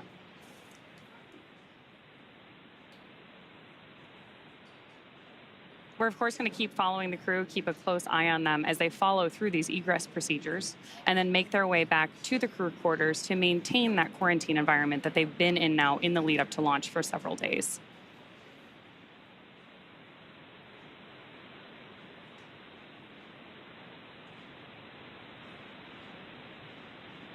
Anytime we have crew on board the vehicle, safety is the most important thing. So while our teams continue through this detanking process, we are also going to continue our coverage and stay with our crew until we know that they have safely departed our launch pad.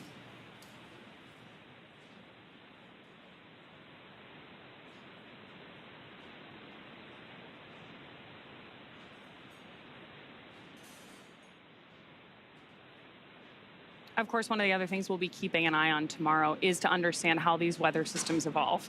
Anyone who has ever joined us for a launch from Florida or followed along with our coverage of previous missions knows that weather, especially on the Space Coast, can evolve pretty rapidly.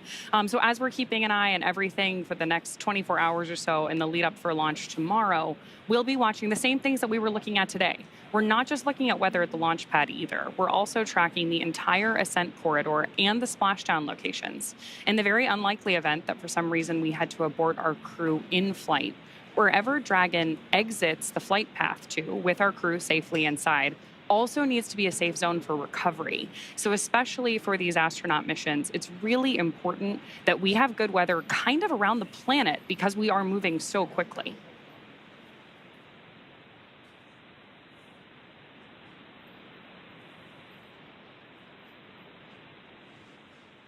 Yeah, you're absolutely right, Ronnie, as we continue to follow along with today's coverage of NASA SpaceX Crew-11 today and back here in Hawthorne. And you mentioned something that was the biggest key, whether it's prop loading or offloading, the procedures that were needed and required to do so, whether it was the static fire or preparing for actual launch day today, and that is safety. And that goes back to what everybody has been talking about throughout the mission, throughout the broadcast today, but even going into the pre-launch press conference yesterday with all the program managers, representatives from NASA headquarters, the International Space Station Commercial Crew Program, SpaceX, Roscosmos, and JAXA. That was the biggest key for them, is that we will fly when we are ready to fly, whether it's hardware or the weather that surrounds the crew itself. And that is unfortunately what has occurred today with that violation coming in. And to recap, that violation and that hold was called right up at the T-1 minute mark to launch. And there you can see a great view of the Dragon SpaceX spacecraft that is sitting up on top there with Crew-11 still inside. And Ronnie, you mentioned that we still have about half an hour or so for that detanking of the Falcon 9 rocket. There you can see the crew just taking it easy, relaxing. They're just kind of waiting their turn, waiting their time is again to safely prep the rocket. You'll see the crew access arm when the time comes,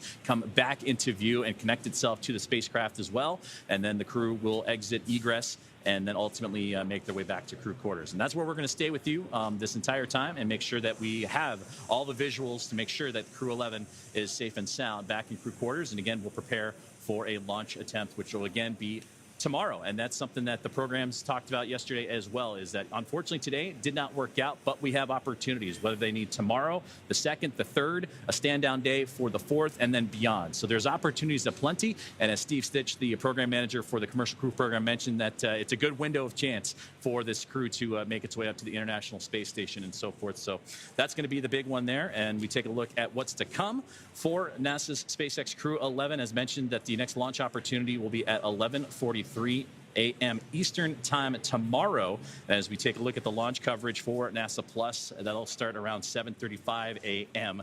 Eastern time, and we'll get to hear from Daryl, Nick, and the team as we go through these same procedures and get ready for the next launch attempt. But unfortunately, again, today, due to weather and that cumulus cloud rule that came in right at the T-1 minute mark, right up into the very last moments of the countdown, that hold was called that we heard over the communications loops from the teams here in SpaceX, as well as the NASA teams monitoring closely, standing by as well. And you can see that those clouds are rolling on in over top of the rocket, the spacecraft, and the launch pad itself. So tried to get ahead of it, but unfortunately with the case, we'll try again tomorrow. But so far, everything in terms of the detanking and updates provided regularly with everyone on the loops, the crew being informed, the teams on the ground informed, and communication continuing to roll out as we follow along with the detanking of today's launch attempt for NASA SpaceX Crew-11.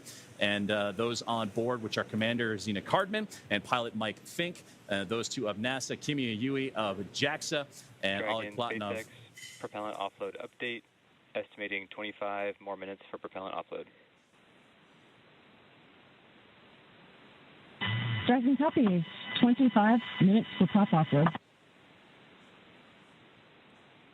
And a great update there that there's still about 25 more minutes left in that detanking of the Falcon 9 before that crew access arm and the procedures to take the crew and egress them out of the Dragon spacecraft can begin. But again, that Crew-11 team, there you can see them sitting comfortably in their chairs, just waiting their time and being patient with the process. Is everything working to maximize the safety of the crew, safety of the vehicle, and the area surrounding the launch pad itself.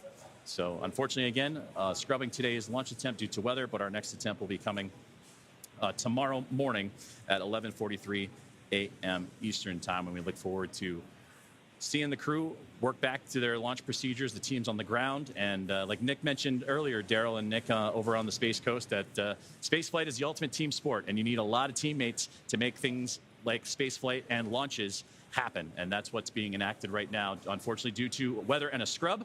But that put into play with all the procedures needed and necessary. So that is where we are currently standing. So a little insight, 25 minutes of the detanking in the Falcon 9 rocket, and we'll continue to follow along through the egress procedures as Crew-11 will then begin to make their way back to crew quarters.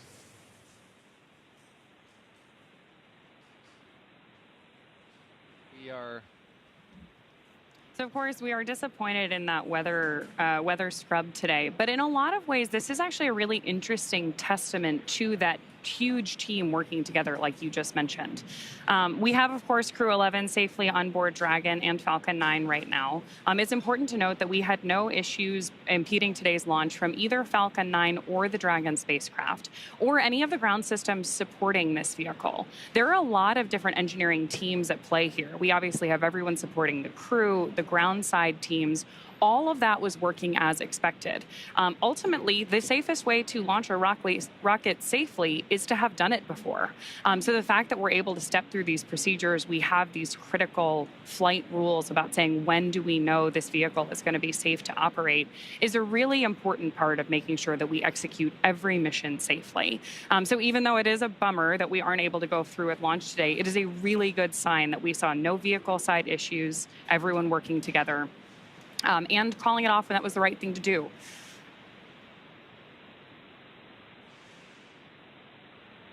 So with that, while we continue to monitor this, like we mentioned, we are going to keep our coverage going all the way through until Crew-11 egresses the spacecraft and then exits the pad. But I'll toss it back over to Daryl and Nick for a little while. All right, thank you very much, Ronnie. Back here at the Kennedy Space Center in Florida. And a look out from the press site. When you look out east, looks like a beautiful day. It sure does. And it was. But over top of the land, we had those cumulus clouds bubble up, and they created some storm clouds that got just a little too close to the rocket. So the launch was scrubbed at T-minus 1 minute and 7 seconds. So close, but just not going to take the chance with that kind of weather in the area. Even the local warning system, paging system, let us know that there was a potential for lightning in the area, even as we were at the T-minus 2 mark.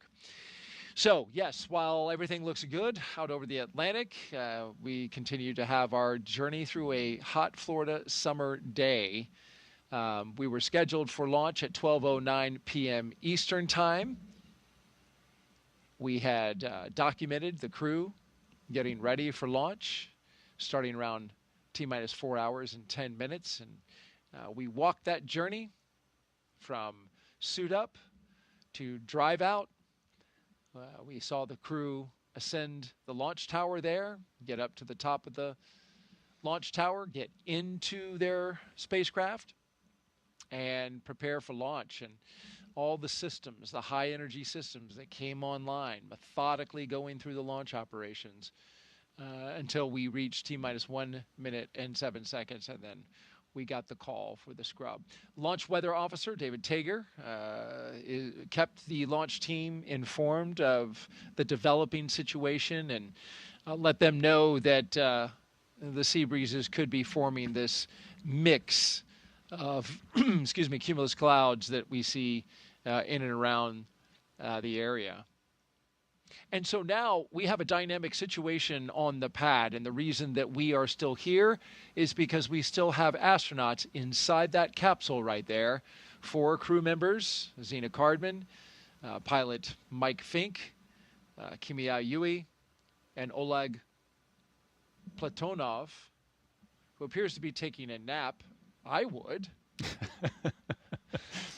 I mean, at this point, what else are you going to do? You got to wait for them to detank, and so that takes a little bit. It's actually fun. Some of the shot of the rocket that you see, the side view, it's almost like a fuel gauge because you can see where the frost is melted off of the side of the rocket and determine how much of the fuel is left in that first stage. Yeah, that's a great shot. If we can take that wide shot there, that it almost serves as kind of a detanking gauge to see where the frost line is. There you go. We're about halfway. Yep, they're about halfway. Yeah, and it's going down. and they recapture that LOX and that fuel, of course, for the next attempt. You lose a bit of LOX because, after all, that stuff boils off. Yeah, and that's why they wait to load it until so late, Right. because it's so cold. It starts to warm and expand and boil off, and you don't want to waste it.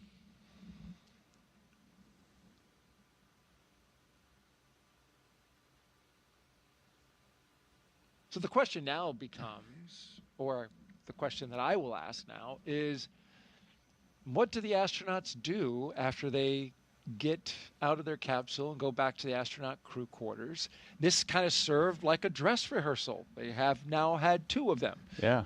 which is good practice for an operation like this. But you don't need to practice anymore. So what do you do? Yeah, so you're gonna get out of the capsule. Everything runs in reverse all the way back to the ONC building to crew quarters. You're gonna get out of your suits. The suit techs, you're going to get those all cleaned up so that you're ready to try again tomorrow. And then I guarantee you that all 4 of them, the first thing on their mind is, okay, so when are we having the meeting to talk about, is tomorrow a viable launch opportunity? Is the weather good? Are the systems good? Is the phasing work so that we can get to where we need to be? Is that good? And then get the thumbs up to press for tomorrow. Or if things aren't lining up right, then when is the next opportunity after that? And of course, they're going to be checking in with family. I imagine they're probably going to be checking in with family on the ride back to ONC. Absolutely. And have also heard, and I have seen crews do in the past, check out what's the schedule at the beach house. Because, it might be an opportunity to go out there and kind of take the stress of the day and the scrub off. For just a few hours? If you're trying again tomorrow, then there's probably not enough time. You may want to try to tag up with family again. And if you're going to scrub and it's going to be a few days, then you can, hey, let's just have a quiet evening and step away from the crew quarters, go out to the beach house, put your feet in the ocean. So too quick of a turnaround. Yeah, in this case. It can be. It can be. So in that case, maybe, since there's 4 of them, they, just have a little bit of a pickleball match, kind of let off some steam, and then get back to quarantine. No, maybe not any athletic events. We don't want to risk any late injuries prior to launch. I hear that, it's a pretty somewhat safe sport, but you're right. It is a sport at the end of the day. Jessica Meir and Christina Cook, they play pickleball. Oh, yeah? Yeah. I have not got into that yet. Your fellow astronauts. Yeah. I'll have to pick their brains on the finer nuances of pickleball rules, because something about there's a kitchen involved, and yes. There's lots of rules. There's lots of rules. Well, we have a crew that plays here, Nick, and in fact, after our launch broadcast here, we're going to be going out. So if you want to learn, okay, you're welcome to join us. Thank you for the invite. In the 90-degree heat.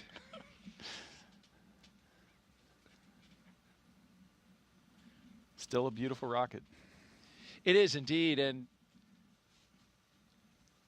it's going to stay there overnight.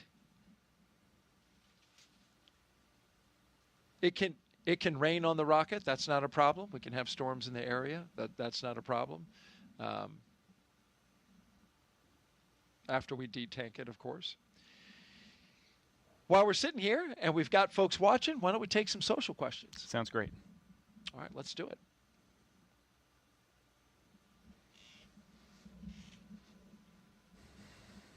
If you're just joining us, we scrubbed our launch earlier today at 12:08 p.m. Eastern Time, T-minus 1 minute and 7 seconds. Our question comes from Hey Aviate. I want to be an astronaut. Any advice that will be really helpful apart from the usual requirements? I'm going to assume the usual requirements would be a STEM background, right? Mm-hmm. Science, technology, engineering, or mathematics. But what gives people an edge these days?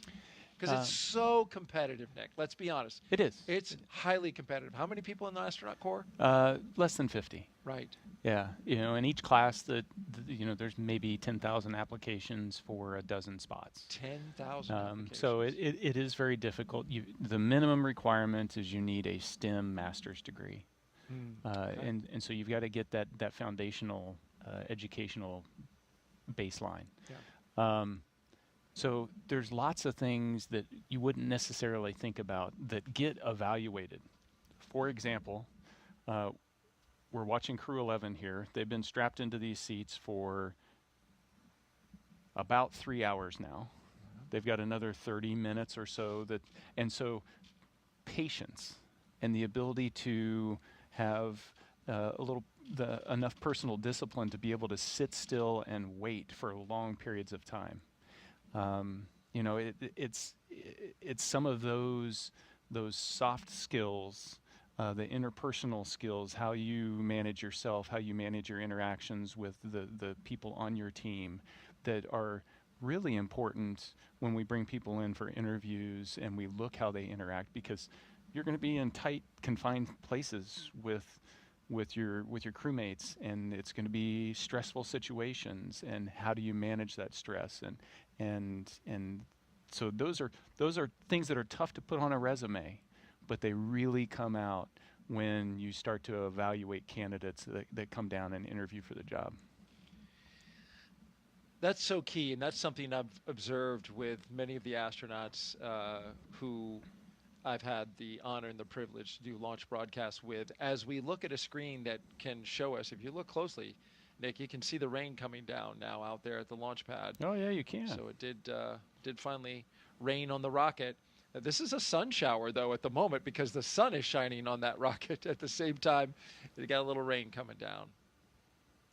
But to the point that you were talking about, those soft skills, it's after having done a number of launch broadcasts with astronauts, it's like almost every single one of them easy to get along with, super smart, adapts to situations real quickly. I see these common characteristics in everybody. I say almost all because, well, some people you have to put up with. I apologize. The jury is out. The jury's still out on this one. No, I tease greatly. This has been nothing but a pleasure since Nick walked in the door yesterday and we did our launch broadcast debrief. It's really great having you. It really, truly is. So the advice I would give somebody is, how do you develop that? Because you can develop those soft skills. And it's trying to step out of your comfort zone.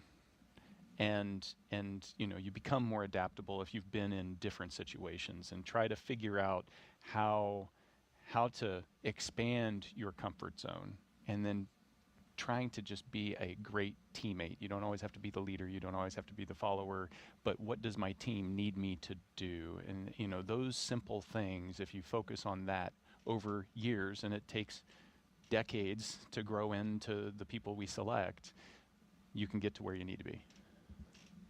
If you're seeking fame and glory, if that's the reason that it sparks you. Wrong profession. Wrong profession. That's right. I think I said it earlier. It's not about this sport is not about individuals. That's right. It's team.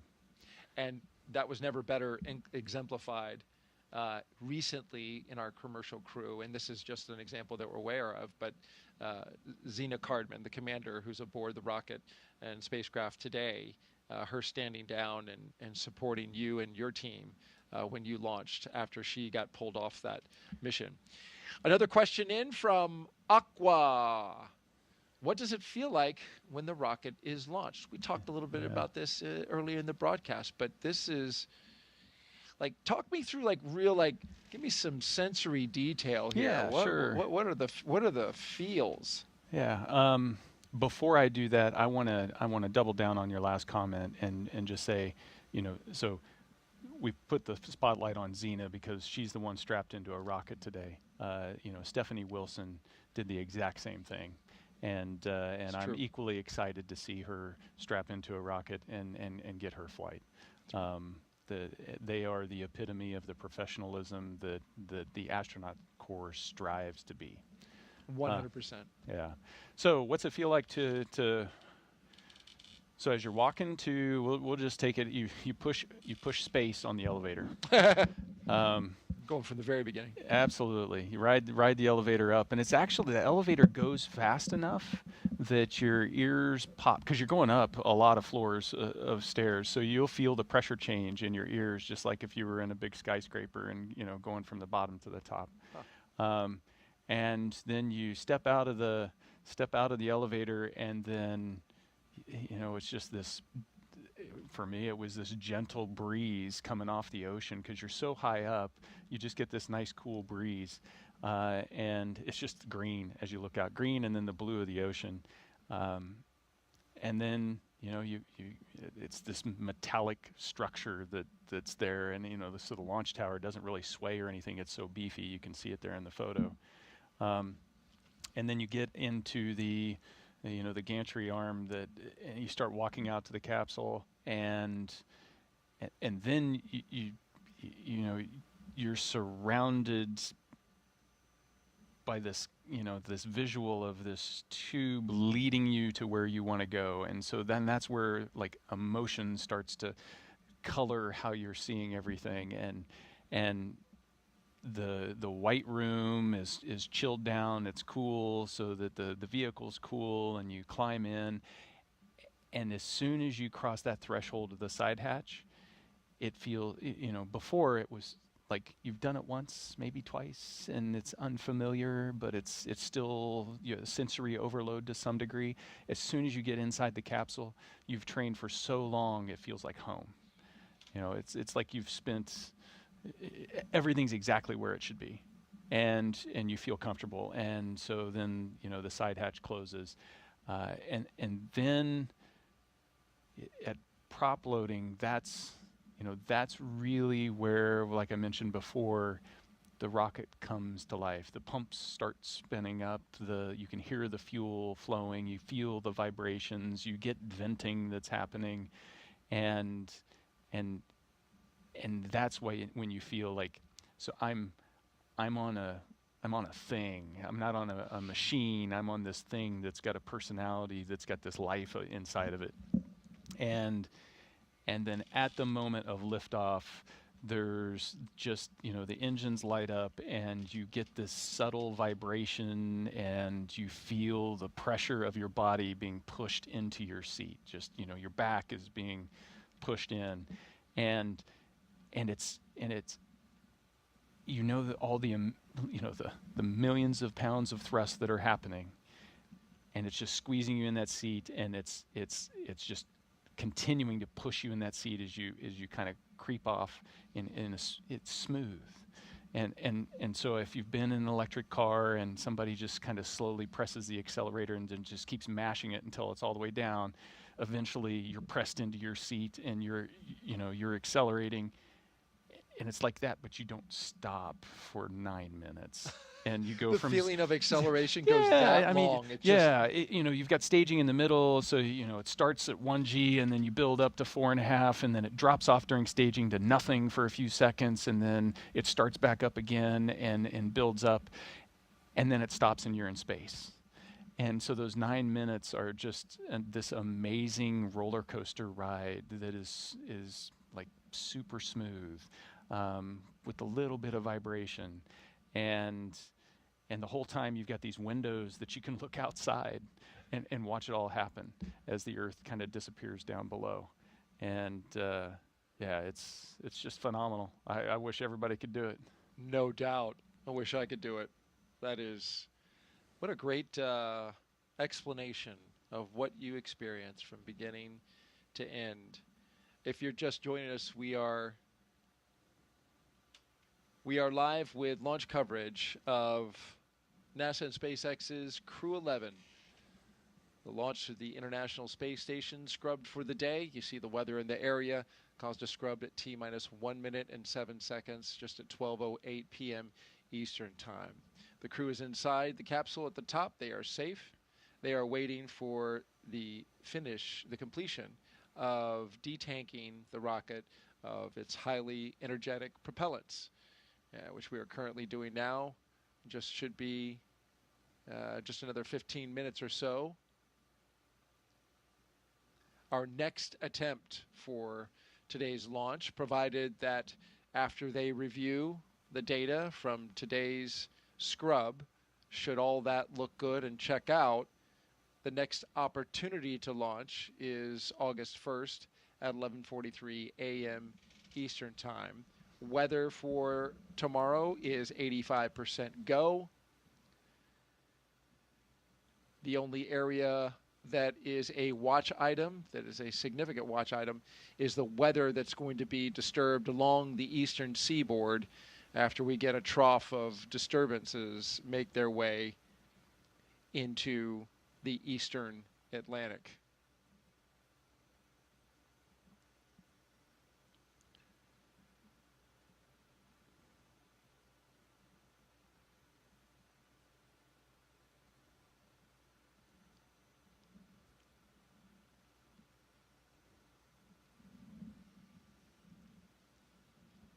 Going back to your description about launching, what are the emotions, right? So when you first launch, I'm imagining when it lights and that first thrust off the pad, like the anxiety, a little fear. What are you feeling? You feel, for me, it's the swirl of emotions up to that point. I've got a swirl of emotions leading up to it, where there's this desire to be perfect, right? I don't want to make a mistake. I don't want to let down the people that spent the better part of a couple years training me to be perfect in the moment. So you don't want to make mistakes. There's this anticipation of the unknown, especially on your first launch when you don't know what to really expect. But even on subsequent launches, it's the unknown of what could happen. Just that heightened sense of vigilance that you need in order to be able to react in the moment appropriately. There's the joy of, like, I'm getting to do this thing that I love to do and I've wanted to do, and now's this moment. So there's just intense excitement and joy. Yeah. There's a tinge of sadness because everybody you love is down on the ground and you just said goodbye, and you're not going to see them for a long period of time, and so it's this blender of emotions. But as the clock ticks closer to T-0, the focus starts to narrow in, and it becomes, okay, now I'm in operator mode. Let's execute. We got a mission to do. And so at the moment you lift off, you've got a radio call, and you've got radio calls you need to make all the way up just to confirm what launch abort phase that you're in. And all of that, and so you're trying to absorb and monitor everything that's going on, and listen to and see what the vehicle is telling you. And you have to put that swirl of emotions off to the side, and do a job in that extremely exciting moment. And that's one of the, that's a skill you have to have in the job, because it's not just launch that happens.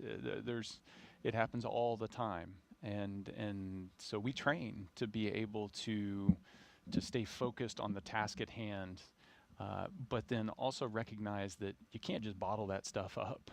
So you got to process it at some point, and so finding the right ways to process that and the right moments to process that.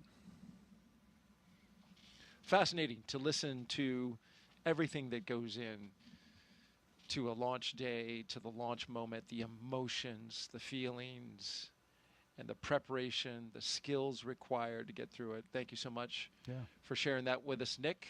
Let's toss it out to SpaceX in California for our continued documentation and coverage of today's scrubbed launch attempt.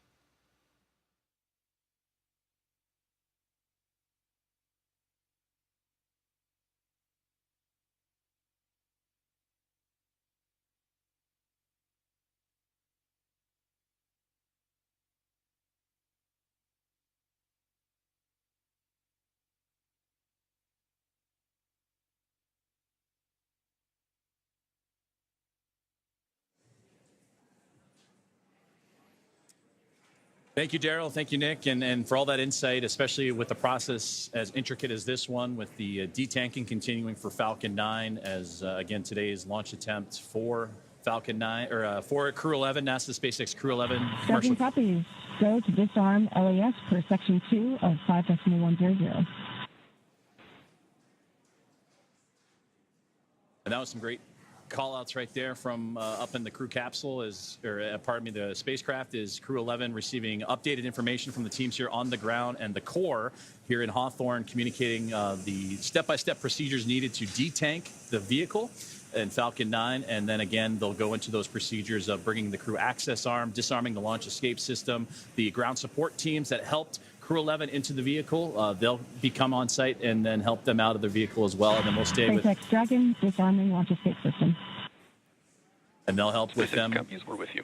all the way down to their eventual return to crew quarters. So again, there you heard that the disarm of the launch escape system is underway, and that was the voice of Commander Zena Cardman copying those commands from the core and communications teams in SpaceX here in Hawthorne. So that's where we're at the moment, but still a couple more steps to go, and they've given continuous updates on the process of how long it would take to detank the Falcon 9 of both the RP-1, that rocket-grade kerosene, as well as the liquid oxygen tanks necessary to then, Dragon again... SpaceX launch escape system is disarmed. You go to open visors and then proceed to Section 3. Tracking copies. Go to open visors and proceed section 3. Crew arm engage sequence has started.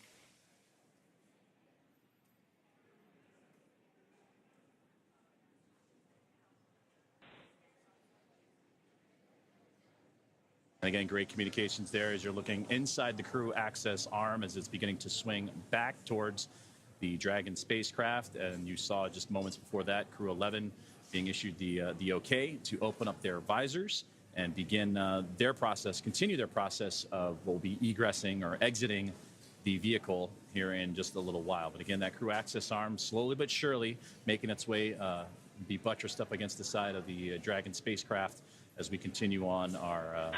SpaceX Dragon, ready for seat rotation. Copy, crew are ready for seat rotation. We will initiate that now.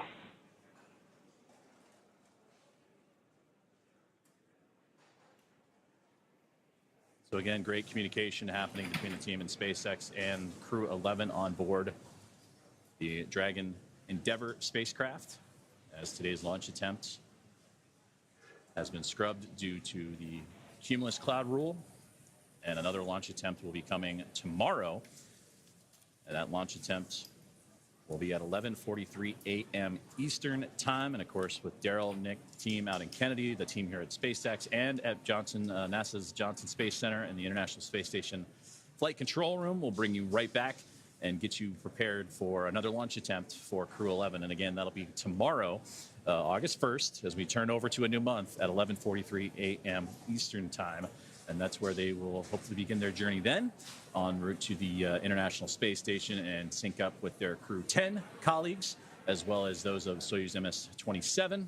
And that crew of 7 on board the International Space Station will become... Dragon SpaceX, seats are in the upright position. We will be working through steps with the closeout team to return to the pad tower and open up the side hatch. I'll keep you abreast of their progress. Tracking copies.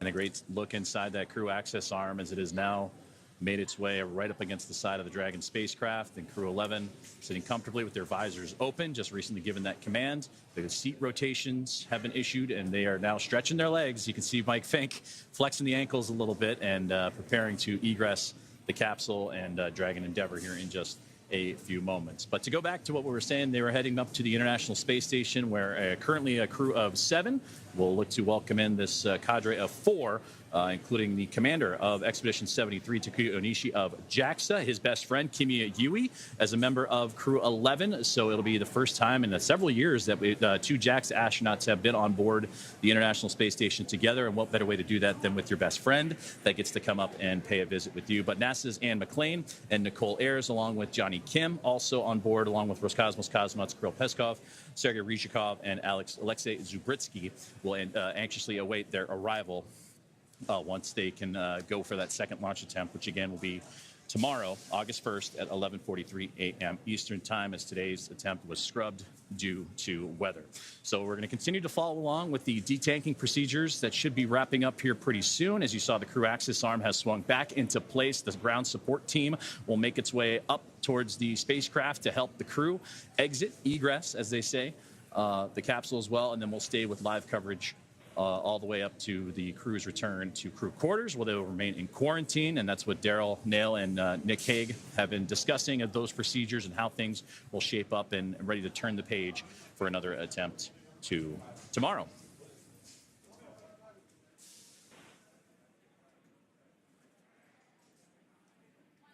So as we continue to follow along and keep updates with the egress of NASA's SpaceX Crew-11 and the next crew rotational mission to the International Space Station, I'd like to join and bring in my colleague here in Hawthorne for another update in Ronnie on all things with the spacecraft, Falcon 9, and the egress procedures that are currently ongoing. Thanks so much, Joseph. So we're obviously following very closely as we move through these detanking and then these upcoming egress procedures. For those of you who have been following along with this mission since we picked up our launch coverage today, you can really tell that we are doing everything that we did in the lead up to liftoff now just in reverse. So a couple of minutes ago, we heard the call out that the launch escape system has been disarmed. To give you a little bit more color there, the launch escape system consists of 8 Super Draco thrusters, in addition to a lot of avionics and control systems that support them. And those engines provide fault-tolerant propulsion for Dragon's launch escape system. In the extremely unlikely event of an emergency, those Super Draco engines can actually power Dragon off the top of Falcon 9 and away from the launch vehicle in less than 8 seconds. To be able to do that, obviously those engines are extremely powerful. So we only want that system armed and capable of doing that emergency exit procedure when it's absolutely necessary. Our flight rules dictate that that is necessary anytime we have propulsion and astronauts on board the vehicle. So right now, knowing that we're clearing the completion of that detanking process, it was safe to go ahead and disarm that launch escape system. Now, of course, on your screen, you've got this view of the crew access arm, which is the primary way that our astronauts walk out from the white room, to the white room and then enter the Dragon spacecraft. But it's important to note that all these systems we have working together, the Super Dracos that are part of the LES. The crew arm engage sequence is complete. Crew arm is fully engaged and pinned. Confirmation there that we've got the crew arm fully engaged and ready for our astronauts to begin that egress process. Obviously, that's going to start by having our ground support team come back up and help with that hatch opening procedure.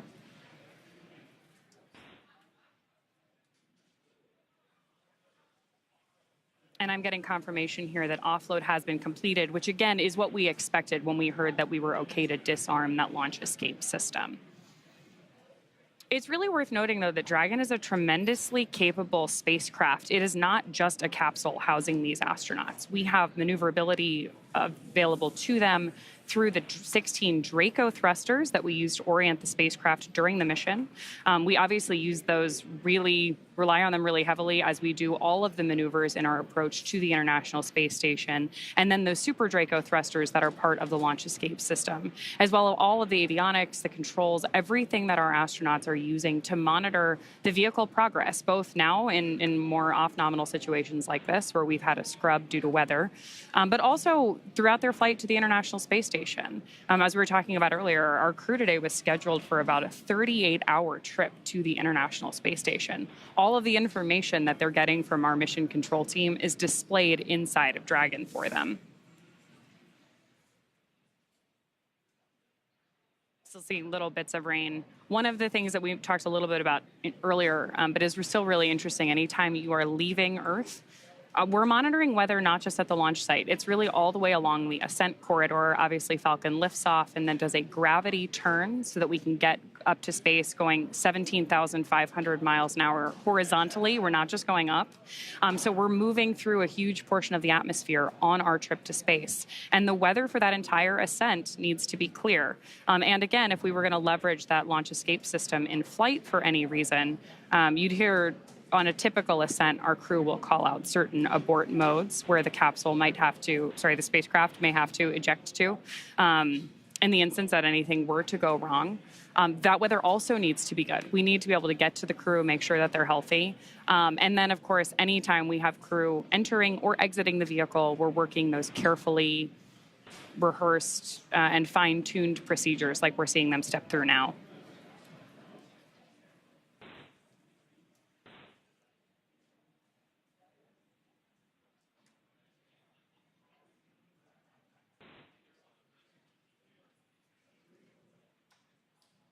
The view you have on your screen right now is Historic Launch Complex 39A.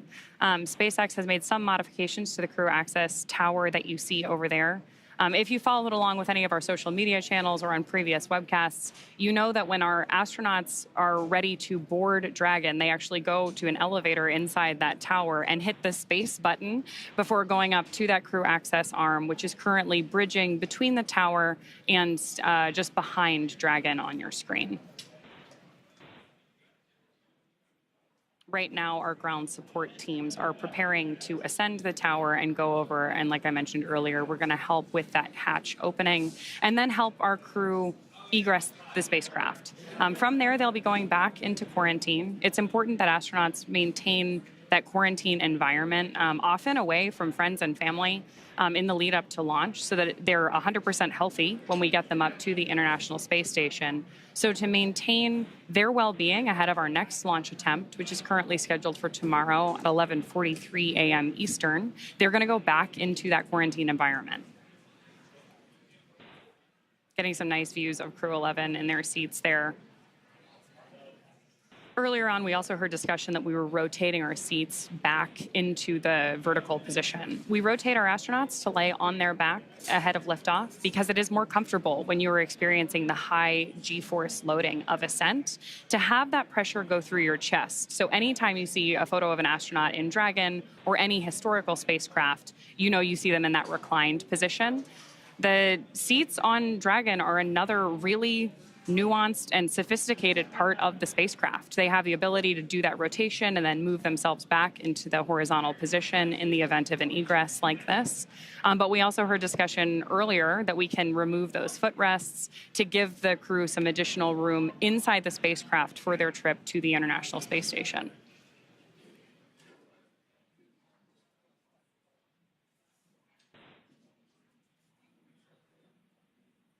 Seeing some smiles from the crew there.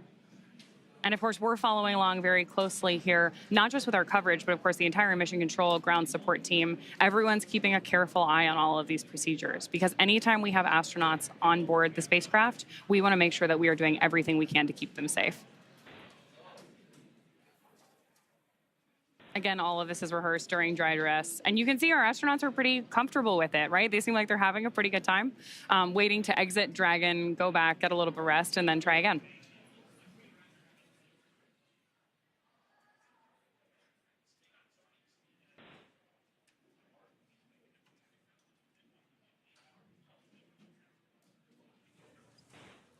And to that point, too, Ronnie, it's great to see them with those smiles, too. This has been a crew that we heard in earlier portions of the broadcast today that they've all been coming from different missions and different assignments, and to have that flexibility and to be a team player is a crucial component of becoming an astronaut and a cosmonaut, and seeing those smiles for them and knowing their journey and their path and their history as a NASA astronaut or a JAXA astronaut or Roscosmos cosmonaut.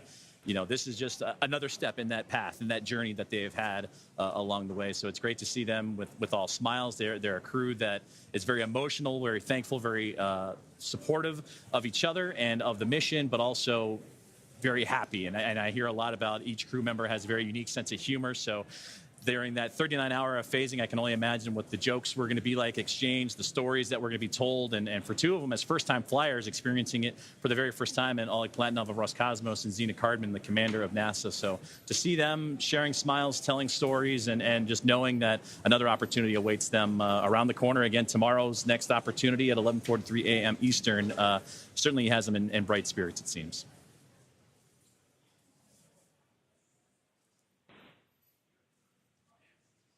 So we'll continue to stay with our live coverage of the egress procedures of NASA's SpaceX Crew-11 as their launch opportunity this morning unfortunately comes to a close due to a weather violation. They were scheduled to launch at 12:09 a.m. Eastern time, but the violation came into play right in the key moments of the countdown, almost right up to T-minus 1 minute left in the countdown. They called the hold and addressed the crew that weather, unfortunately, was not cooperating with them and that they would have to stand down from today's launch attempt and make their way back to crew quarters after detanking and safely egressing the vehicle for the next launch attempt. But again, opportunities tomorrow and for the foreseeable future, so there are opportunities aplenty here in the near foresight for NASA's SpaceX Crew-11 team. So with that, we'll depart from Hawthorne for the moment and head back out to the Space Coast and check in with Daryl and NASA astronaut Nichole. Thank you very much, sir. We've been watching the crew.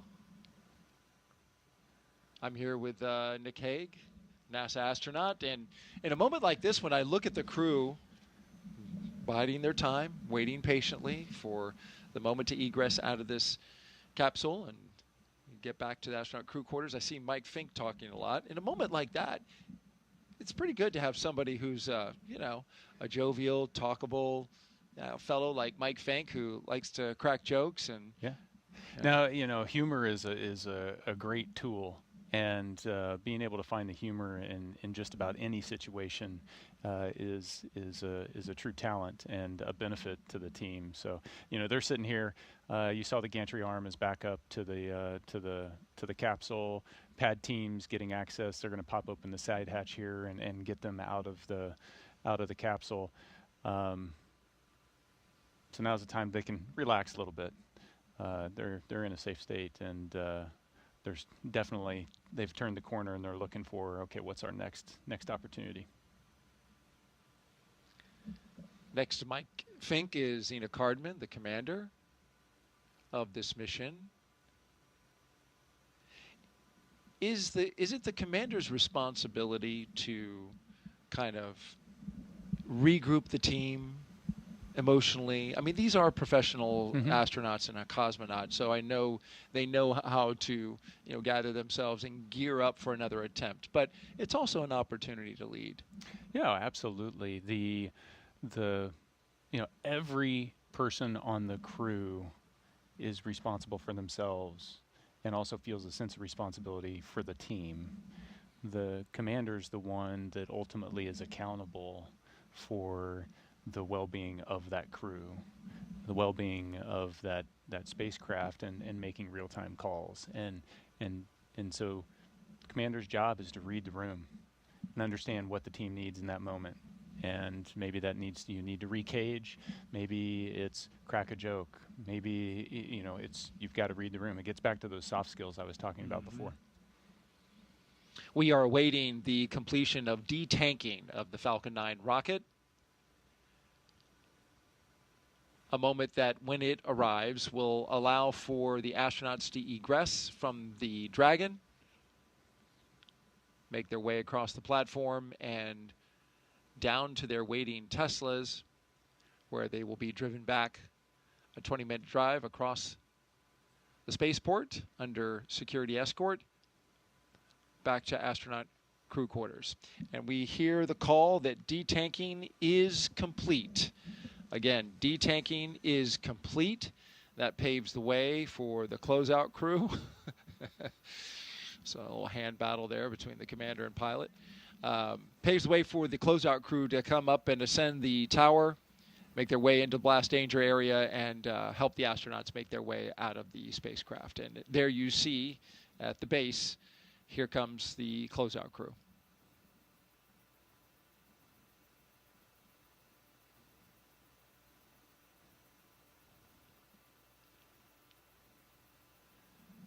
Have the first member of the closeout crew making their way across the access tower. And this is actually the final steps up to the 275-foot level, where they go into the crew access arm. At this point, Nick, you can say that the rocket has been safed. Yes. You've detanked the rocket, the launch escape system is off. As soon as those two things were complete, then they were able to rotate the seats and pop visors and essentially sit there and wait for the pad crew to show up. We saw pad crew walking down the arm. They'll put some safety restraints in place to secure the gap between the arm and the capsule and pop open that side hatch. Dragon SpaceX, the team has reached the White Room. We're now beginning preparations for configuring the White Room and side hatch opening. Dragon copies.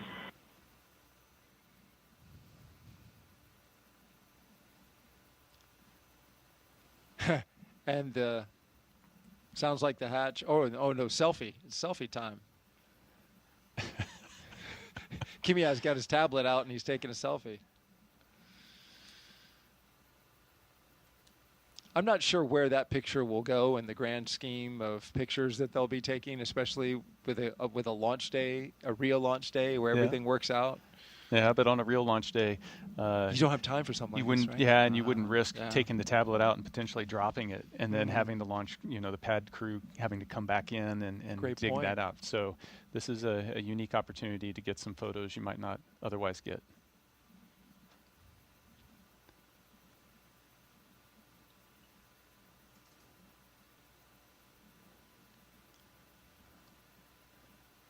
Not the easiest thing to work with a tablet like that when you're wearing big gloves. Right.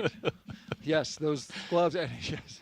So now they're doing it again. Yeah, those gloves are touch sensitive. Yes. You can use them on the tablets and they work, but they do look pretty bulky. Yeah, and your fingers, there's some layers associated with it, so you're not as dexterous as you would be otherwise. And you get used to it, though, because you spend a lot of time in training sitting in the suit, working in the capsule, weeks at a time in Hawthorne out in Los Angeles.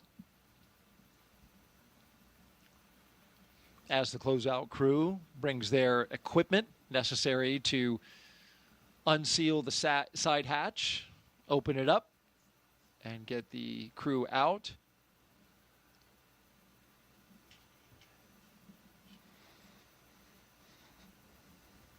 The astronauts have plenty of time for conversation, talk about the next launch attempt, take selfies.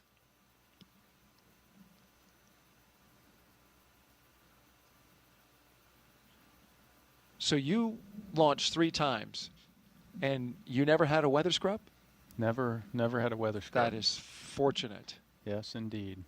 We had a delay. We didn't actually scrub. We had a delay because of a hurricane coming through. Oh, right. But we saw that days well in advance. So yeah, never got to the point where we did that. Although, and the point was brought up earlier, every crew practices a scrub when they do dry dress. Right. And so you get to go through the procedures minus all of the waiting for the prop load to go on and the prop load to come off. There have been astronauts who have scrubbed due to weather 5 times. Yeah. Famously, our former NASA administrator, Bill Nelson, tells that story all the time about 5 scrubs to get to launch. I thought, oh, man. It's space is hard. It's there's a lot of factors that going into everybody feeling comfortable that it's safe to launch. Is there any way to put in a food order back at astronaut crew quarters? Food will be waiting because you got to remember they suited up almost 6 hours ago. So hungry. it's been a while since they've had a meal. Right. There'll be food waiting. And the staff at crew quarters does an amazing job of making sure that you've got the right food, it's nutritious food.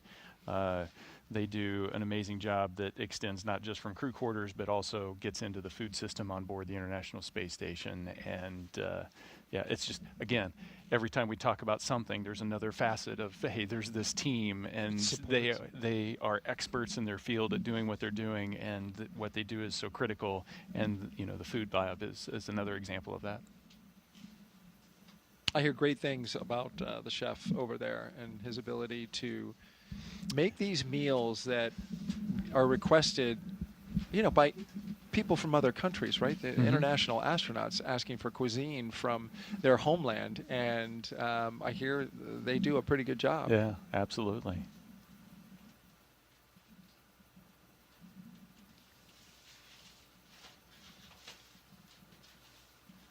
You see the closeout crew on the left. They are securing the white room to the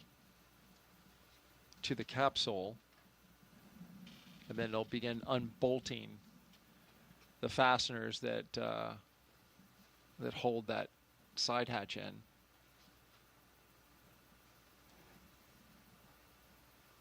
Yeah, you want to mind the gap. That's a little bit of a drop. Yeah, that's just 275 feet straight down.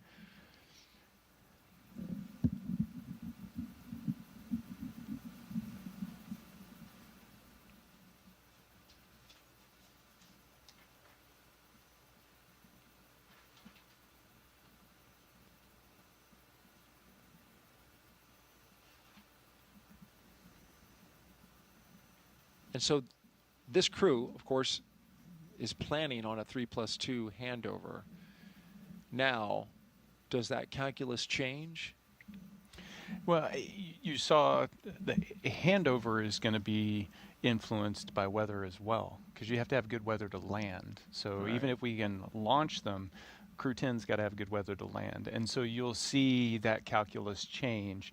The importance of the handover activities and being able to have one crew, essentially show the ropes a little bit to the other crew before they leave is still critical. But that is also tempered with, well, we have a window of good weather here, or we have a window of bad weather there, and trying to find that spot, that sweet spot to bring everybody home.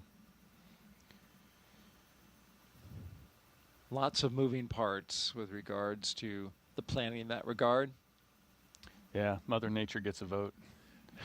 Every time. So they must maintain quarantine along with the support team. How does that factor into whether or not they get to see or talk to family in close proximity? Yeah, so the family will maintain quarantine. The immediate family will maintain quarantine. They didn't break it after up and they through drove off? the launch, so that if something like this happens, you can still be able to, go to the beach house and have dinner with the family if you've got enough time to do that kind of thing. Okay. But yeah, quarantine it's serious business, because we're trying to make sure that we keep the crew safe on orbit, and we know that we don't want to take sickness up there. So again, there's another team that monitors all of that and make sure that we're able to maintain it.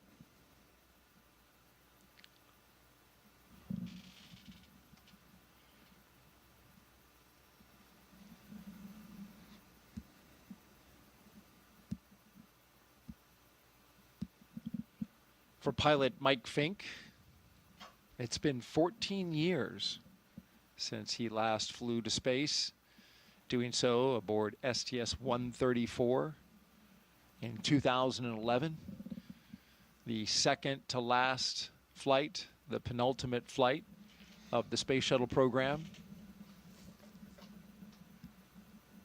And he said that he's looking forward to getting back after all these years to the International Space Station. It will have to wait another day.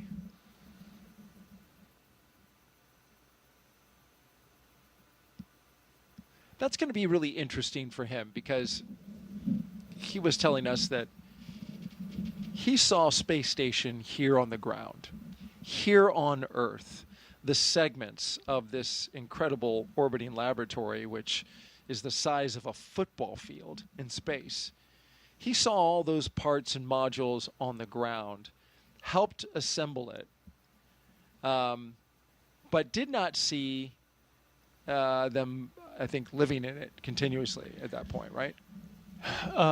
No, we would have been continuous at that point, but the configuration has changed a lot since his last visit. I see. And we've added new modules. For example, the beam module has been added recently, or the NanoRacks airlock is another feature that's been added recently. The modern modules that have been put in. Yes, modern facilities that have been experiments that they've been testing out, or commercial partners have been putting on board. The international commercial crew coming and going has dramatically changed the layout and just the way we live in the station from a Node 2 perspective, and so it'll be different than what he was familiar with the last time he was there. So as familiar as he is with it, the flow of life will be different on board. It was something that was interesting being on board with Don Pettit and Butch Wilmore and Sonny Williams. From a U.S. crew perspective, we all knew the station from previous flights, but we all knew it in different configurations and had different expectations. So it was interesting to see all of us adapt to the new way to live on the station. It's alive. Yeah.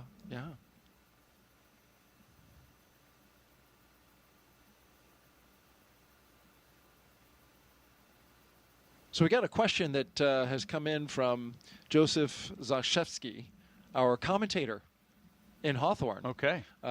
He has a question. He wants to know, do you mix up the procedures tomorrow? So, for example, instead of Eggs Benedict, do you eat oatmeal? Do you put your left shoe versus your right shoe? He's just curious. Yeah, that's a personal question. How superstitious are you? Do you need to change up something just to turn the tide of fate your direction?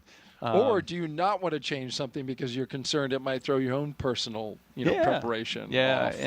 and for me personally, it was I keep a routine consistent. So even during quarantine and the weeks leading up, it's not like I'm trying to have every meal I'm going to miss crammed into 2 weeks, the meals I'm going to miss over 6 months. It's having some level of consistency. What do I normally have for breakfast? What do I I don't want my body to go through that kind of shock. Right, because you can order anything, but it's probably safer to go with some food that you're used to having. You order anything, and everything carries some consequence.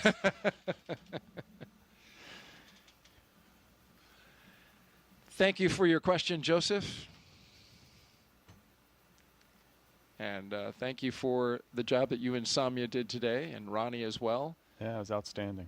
Joseph and Samya, I believe, are new to our crew launch broadcast.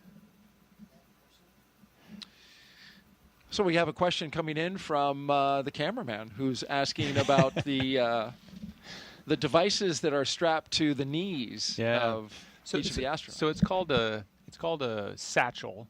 In the aviation world, you'd have a knee board so that you could pilot an aircraft, and then also have a place to draw, write down, take notes.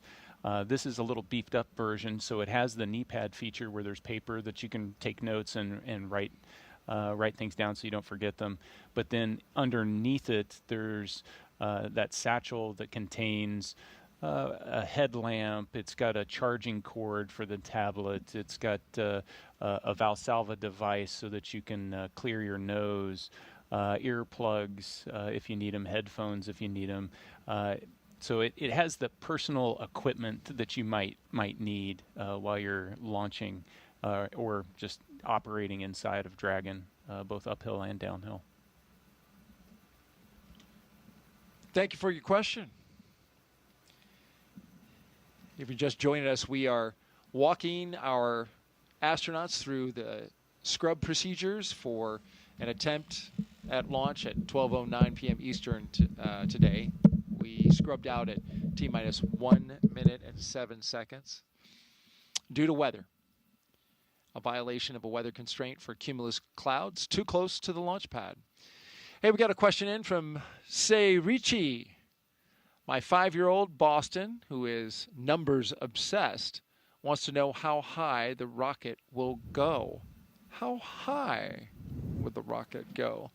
So he wants to know about the altitude, which I'm calling back to what you said about the rocket launching straight up initially, but then turning to the horizontal, because at the end of the day, you're going into orbit rather than trying to reach some faraway destination. Yeah, so the profile that the rocket's going to take, and we see the side hatch opening up, and everybody's celebrating. Yeah. All right, hooray! Fresh air. Yeah. Dragon SpaceX, with the hatch open, we'll be handing you off to the closeout team for egress. See you soon.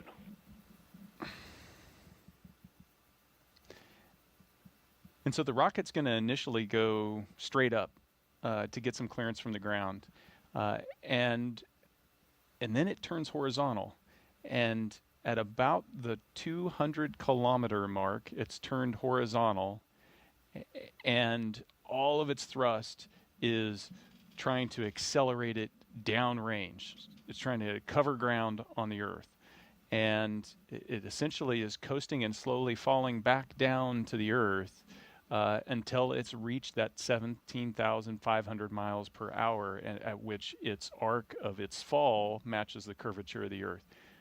But it's only a few hundred kilometers up. And then as we spend the next 40 hours, or what they would have spent 40 hours rendezvousing with the space station, they would have raised that 200 kilometers up to the 400 kilometers or 250 miles that the station lives at.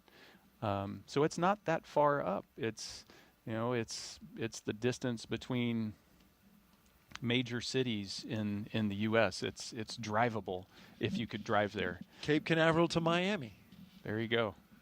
It's not that far. And what's even more impressive is if you've flown on a plane and you look out the window of a plane, you can see a really long way, but you're looking the entire distance through the atmosphere. The space station, when you look down, you're looking a really long way, but it's only the last few miles that you're looking through the atmosphere. And so the Earth, the surface of the Earth is really clear. And so it doesn't feel like it's that far away. If you fly over New York City, you can see Central Park in the middle of Manhattan with just your naked eye. Huh. You can see major bridges. If you fly over San Francisco, you can see the Golden Gate Bridge. These things stick out pretty prominently. It's just surprising how clear everything is. Right. Slicing the atmosphere through its thinnest point right over top of it versus looking out across it, out your window, as you mentioned, with all that atmosphere inhibiting your view. Yeah, it distorts everything. Yeah.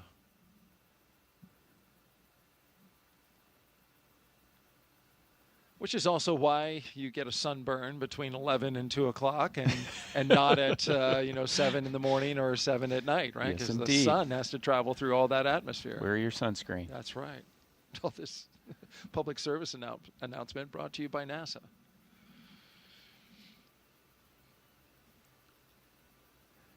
Most, but not all, of the station windows have a special coating to minimize UV exposure. But not all.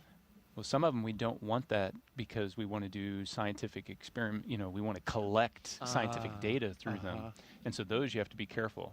Those, if you're in them for a handful of minutes without any protection, you can get burned. How about that? Yeah. Also, do you put special cameras in those windows as well, or do you just shoot through the regular UV protected ones? You can. We just use the regular cameras through.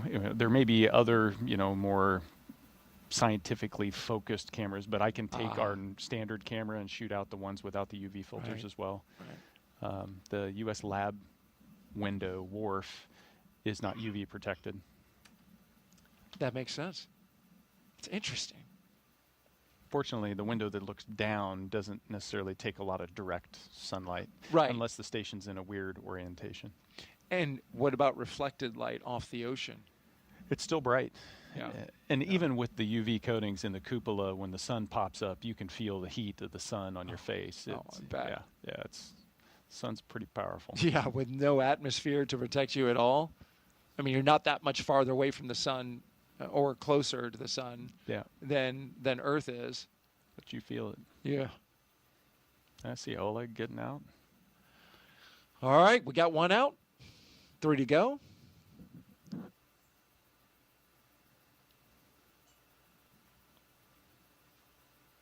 And they just go reverse order.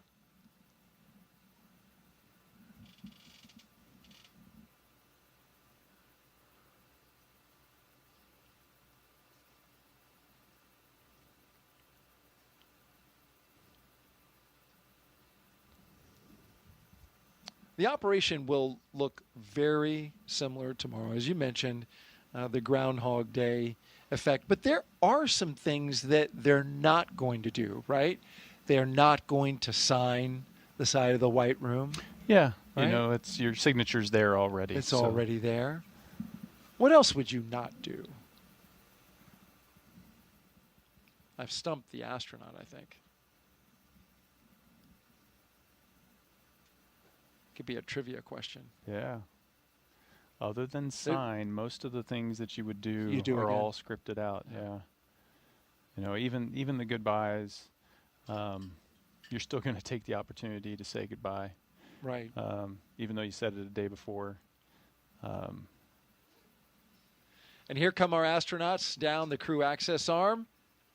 Looks like they're putting on rain jackets. Ponchos. That's a new one for me. I did not get trained in the SpaceX rain poncho. Well, now these are spacesuits that don't like water. Indeed. They're not, you know, not necessarily designed for that. And they also carry umbrellas with them. The closeout crew does, so that extra layer of protection. But this is a first for me. I've not seen this before.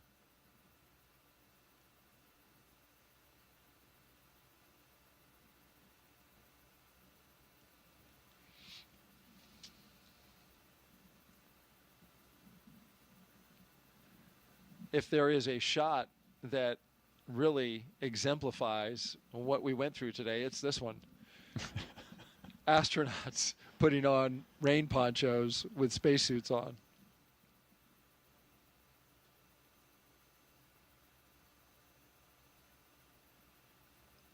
And so they come out of the gantry. They have to walk down a flight of stairs over to the elevator.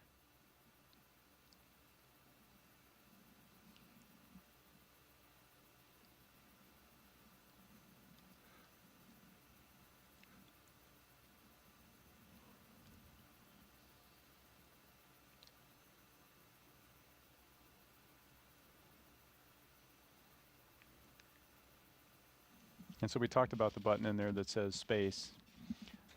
There's also a button in there that says Earth. Yes, that's right. Come back to Earth, everyone. There'll be another chance tomorrow. Rain on the lens tells the story. Now we have these passing rain clouds going over the pad. Of course, this was the reason for the scrub.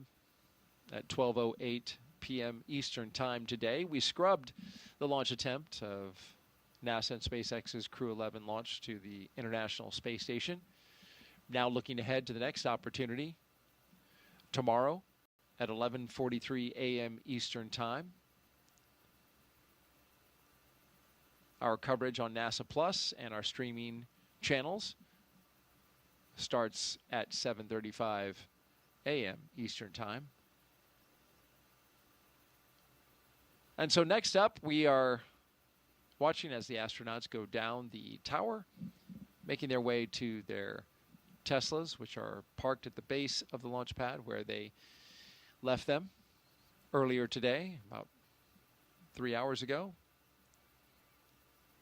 And they'll get back in their ride and head back to astronaut crew quarters, the safe and comfortable confines of the operations and checkout building.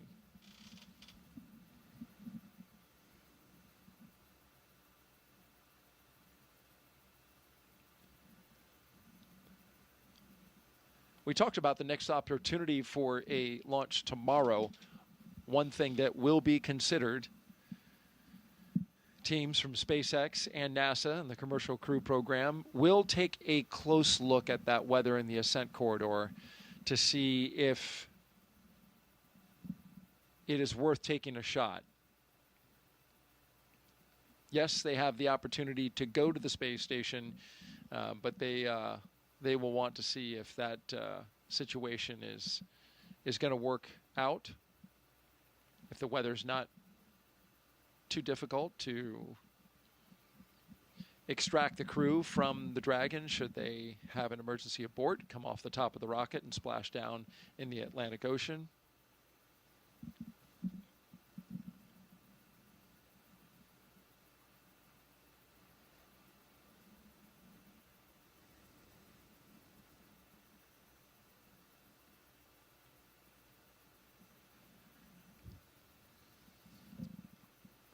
Fortunate for us, astronaut Nick Hague has changed his departure flight, so he's going to stay with us another day.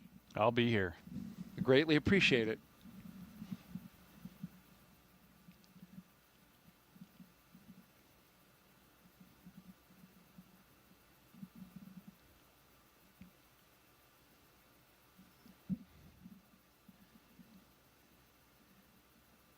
You talk about the support of the crew in throughout the operations, both getting ready for launch and, of course, in this capacity for a scrub procedure. But there are thousands of people who came to see this launch today in person. There are hundreds of media, 222 credentialed media who are with us right here on site, who are here to document and report out the results of today's launch. And they all have to change their plans as well. Yeah. Hotels, stays, to reset for another attempt. Yeah. Yeah, you'd think with that much of a ripple effect, that much momentum and inertia to let's make this happen, that there'd be this go fever. And that just shows you how disciplined the process is to be able to say, nope, today's not the day. We're not comfortable with the way things are. We'll try again tomorrow. And, it does put a huge ripple and a lot of change on everybody. And it stresses the team. But it's the right thing to do. Absolutely. And the rainy ride back to astronaut crew quarters requires us to wipe the windshield if we're going to see out the front window. Did you bring an umbrella? Because we're in a studio where, it's not a straight shot back to the press site. I've got 10 feet to get to my car once that door's open, so I should be okay. You're going to be all right? I won't melt. No, you don't have a black rain poncho on you? No, stuffed in your pocket. I'm not critical spaceflight hardware. Well, you are critical to our launch broadcast, I will tell you that, my friend. It's been fun. It'll be fun to do it again. Absolutely. We'll need you to bring all new material tomorrow. My son would tell you it's just the same stories over and over.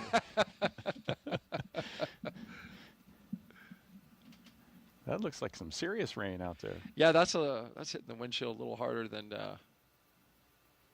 it was when you and I were outside watching the launch and just saw the rain off into the distance. Yeah. Seems like we've got the storms really built up.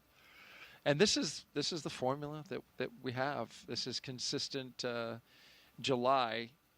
Meteorologically speaking, in July, we hit the high point for thunderstorm activity and buildup. But it's not till August where we actually get the high for rain. That's according to Launch Weather Officer Melody Levin, who's over there at the 45th Space Wing. Yeah. So August is our high for rainfall events, and it really dumps rain. Not necessarily thunderstorms, because that's not the same. We get highs for thunderstorms in July. We get high rain totals in August. So August is, of course, the month that Floridians turn off the sprinklers and, have to be concerned now about standing water.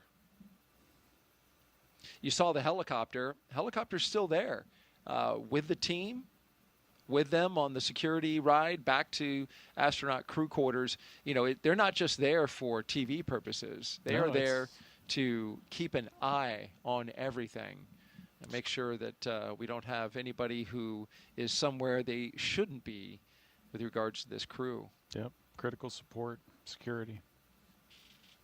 They just let us strap a broadcast camera on top of or underneath the helicopter, and it's very helpful, though. We want to thank them for that. It gets amazing views. They really do.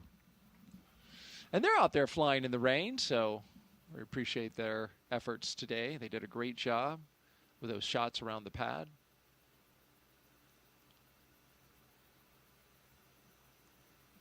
Another key aspect, you know, for those of you who are still with us, as few as you are, NASA is required to provide a level of transparency. And so when the astronauts are in motion, whether it's a scrub or it's a path to the pad, we are required to let the American public and taxpayers know how we did it that day. We didn't go today, and so this is what we did instead. We detanked the rocket, and we moved the crew from the rocket back to their crew quarters.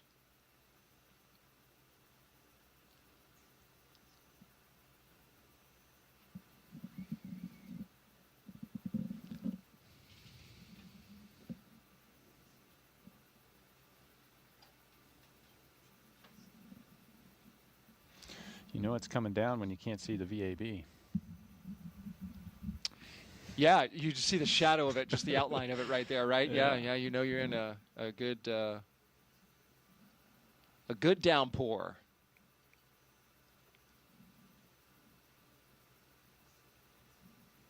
So again, for those of you who are still watching, want to emphasize we have an opportunity tomorrow, but like I was saying earlier, the teams at SpaceX and NASA are going to evaluate the weather downrange, and they're going to look at the entire picture to see if a launch attempt makes sense for tomorrow. But there is an opportunity tomorrow, should they need it. 11:43 a.m. Eastern Time. Broadcast start time, 7:35 a.m. Eastern Time. We have opportunities as well on Saturday, August 2nd, and Sunday, August 3rd. When you get to August 4th, as we understand it from the launch planners, that is a day where we have to stand down because of the phasing that would be required. It's longer than the minimum 40 hours to get to the International Space Station. So August 4th is not on the table as a launch opportunity. But then the 5th, 6th, and 7th are. Yeah. You know, and that really just helps protect for the back end of the mission when you have to undock, because you could have long phasing there, and the Dragon is certified for a certain number of hours to be free flight separate from the International Space Station, and so you don't want to use up its life just getting there.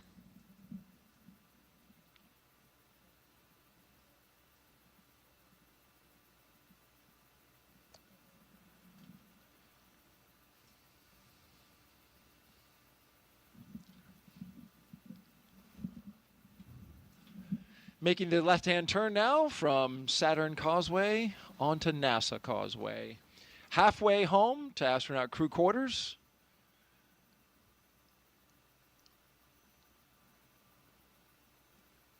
And I've been on the NASA Causeway when the security detail comes rolling down your way. There's always a little bit of a sinking feeling because honestly, you never know if they're like they have a gigantic rocket right behind it and they need you to pull over and sit there and wait for them to go by, or if it's in this case, you know, not as often, but you've got an astronaut crew coming by, which is cool nonetheless, but they clear the roads and you have to move over when you see that security car coming. Yeah.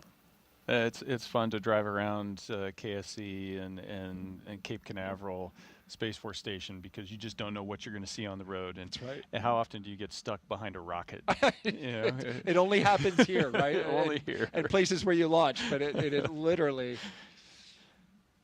And I can't help. I got to roll down the window, and I just have to gaze at this giant rocket booster moving down the road. And it's and many times it's flown to space. Yeah. So you're looking at flown space hardware going right by you on the middle of the road. Yeah, this is a special place. Right through the red light, as it should be.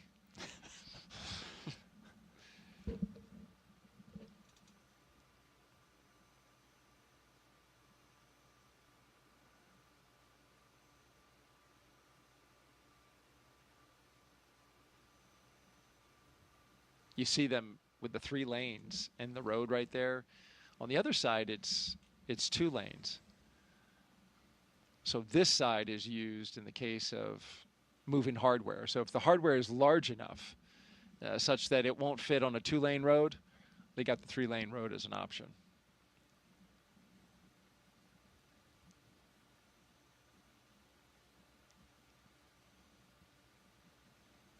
That's when you're talking big rockets. Oh, you're talking real big stuff right there, yeah.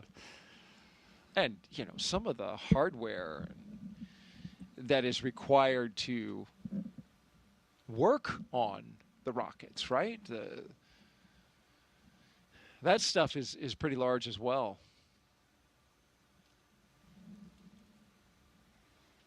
Yeah, it's amazing to you come out here and to get the glimpses of Artemis II and just the size and enormity of we've got Falcon 9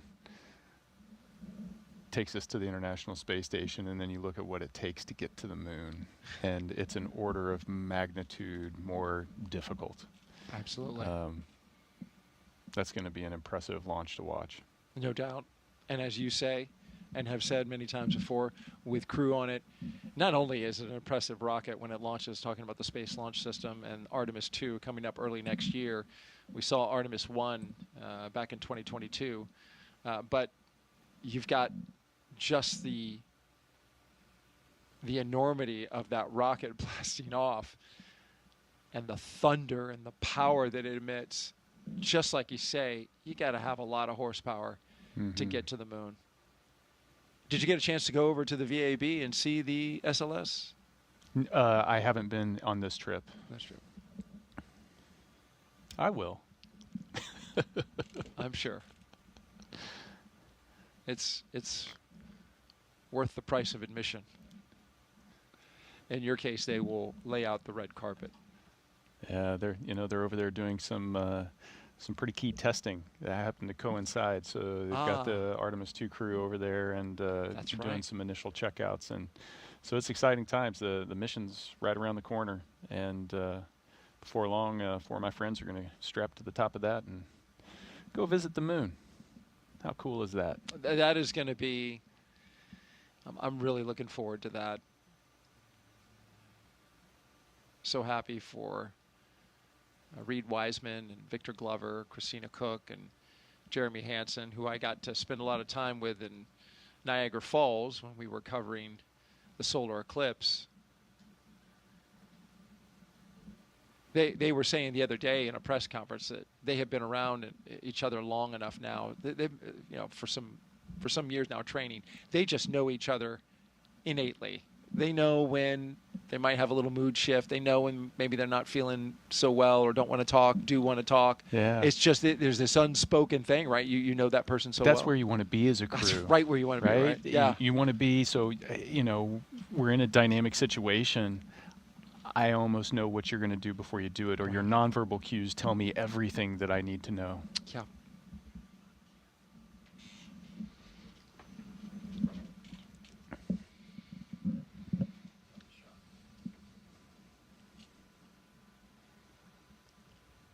That's why we train the way we train.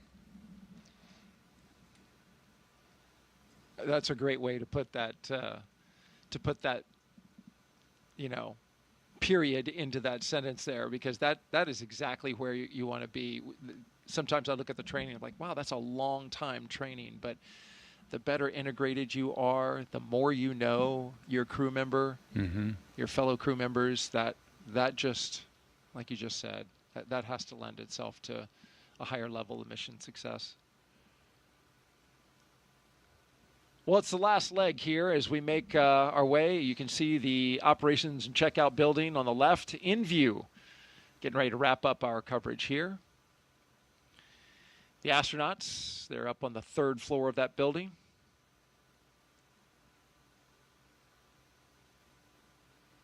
They have 26,000 square feet of bedrooms, workout facilities, medical checkouts, cafeteria. Everything. You don't have to leave. Don't have to go anywhere.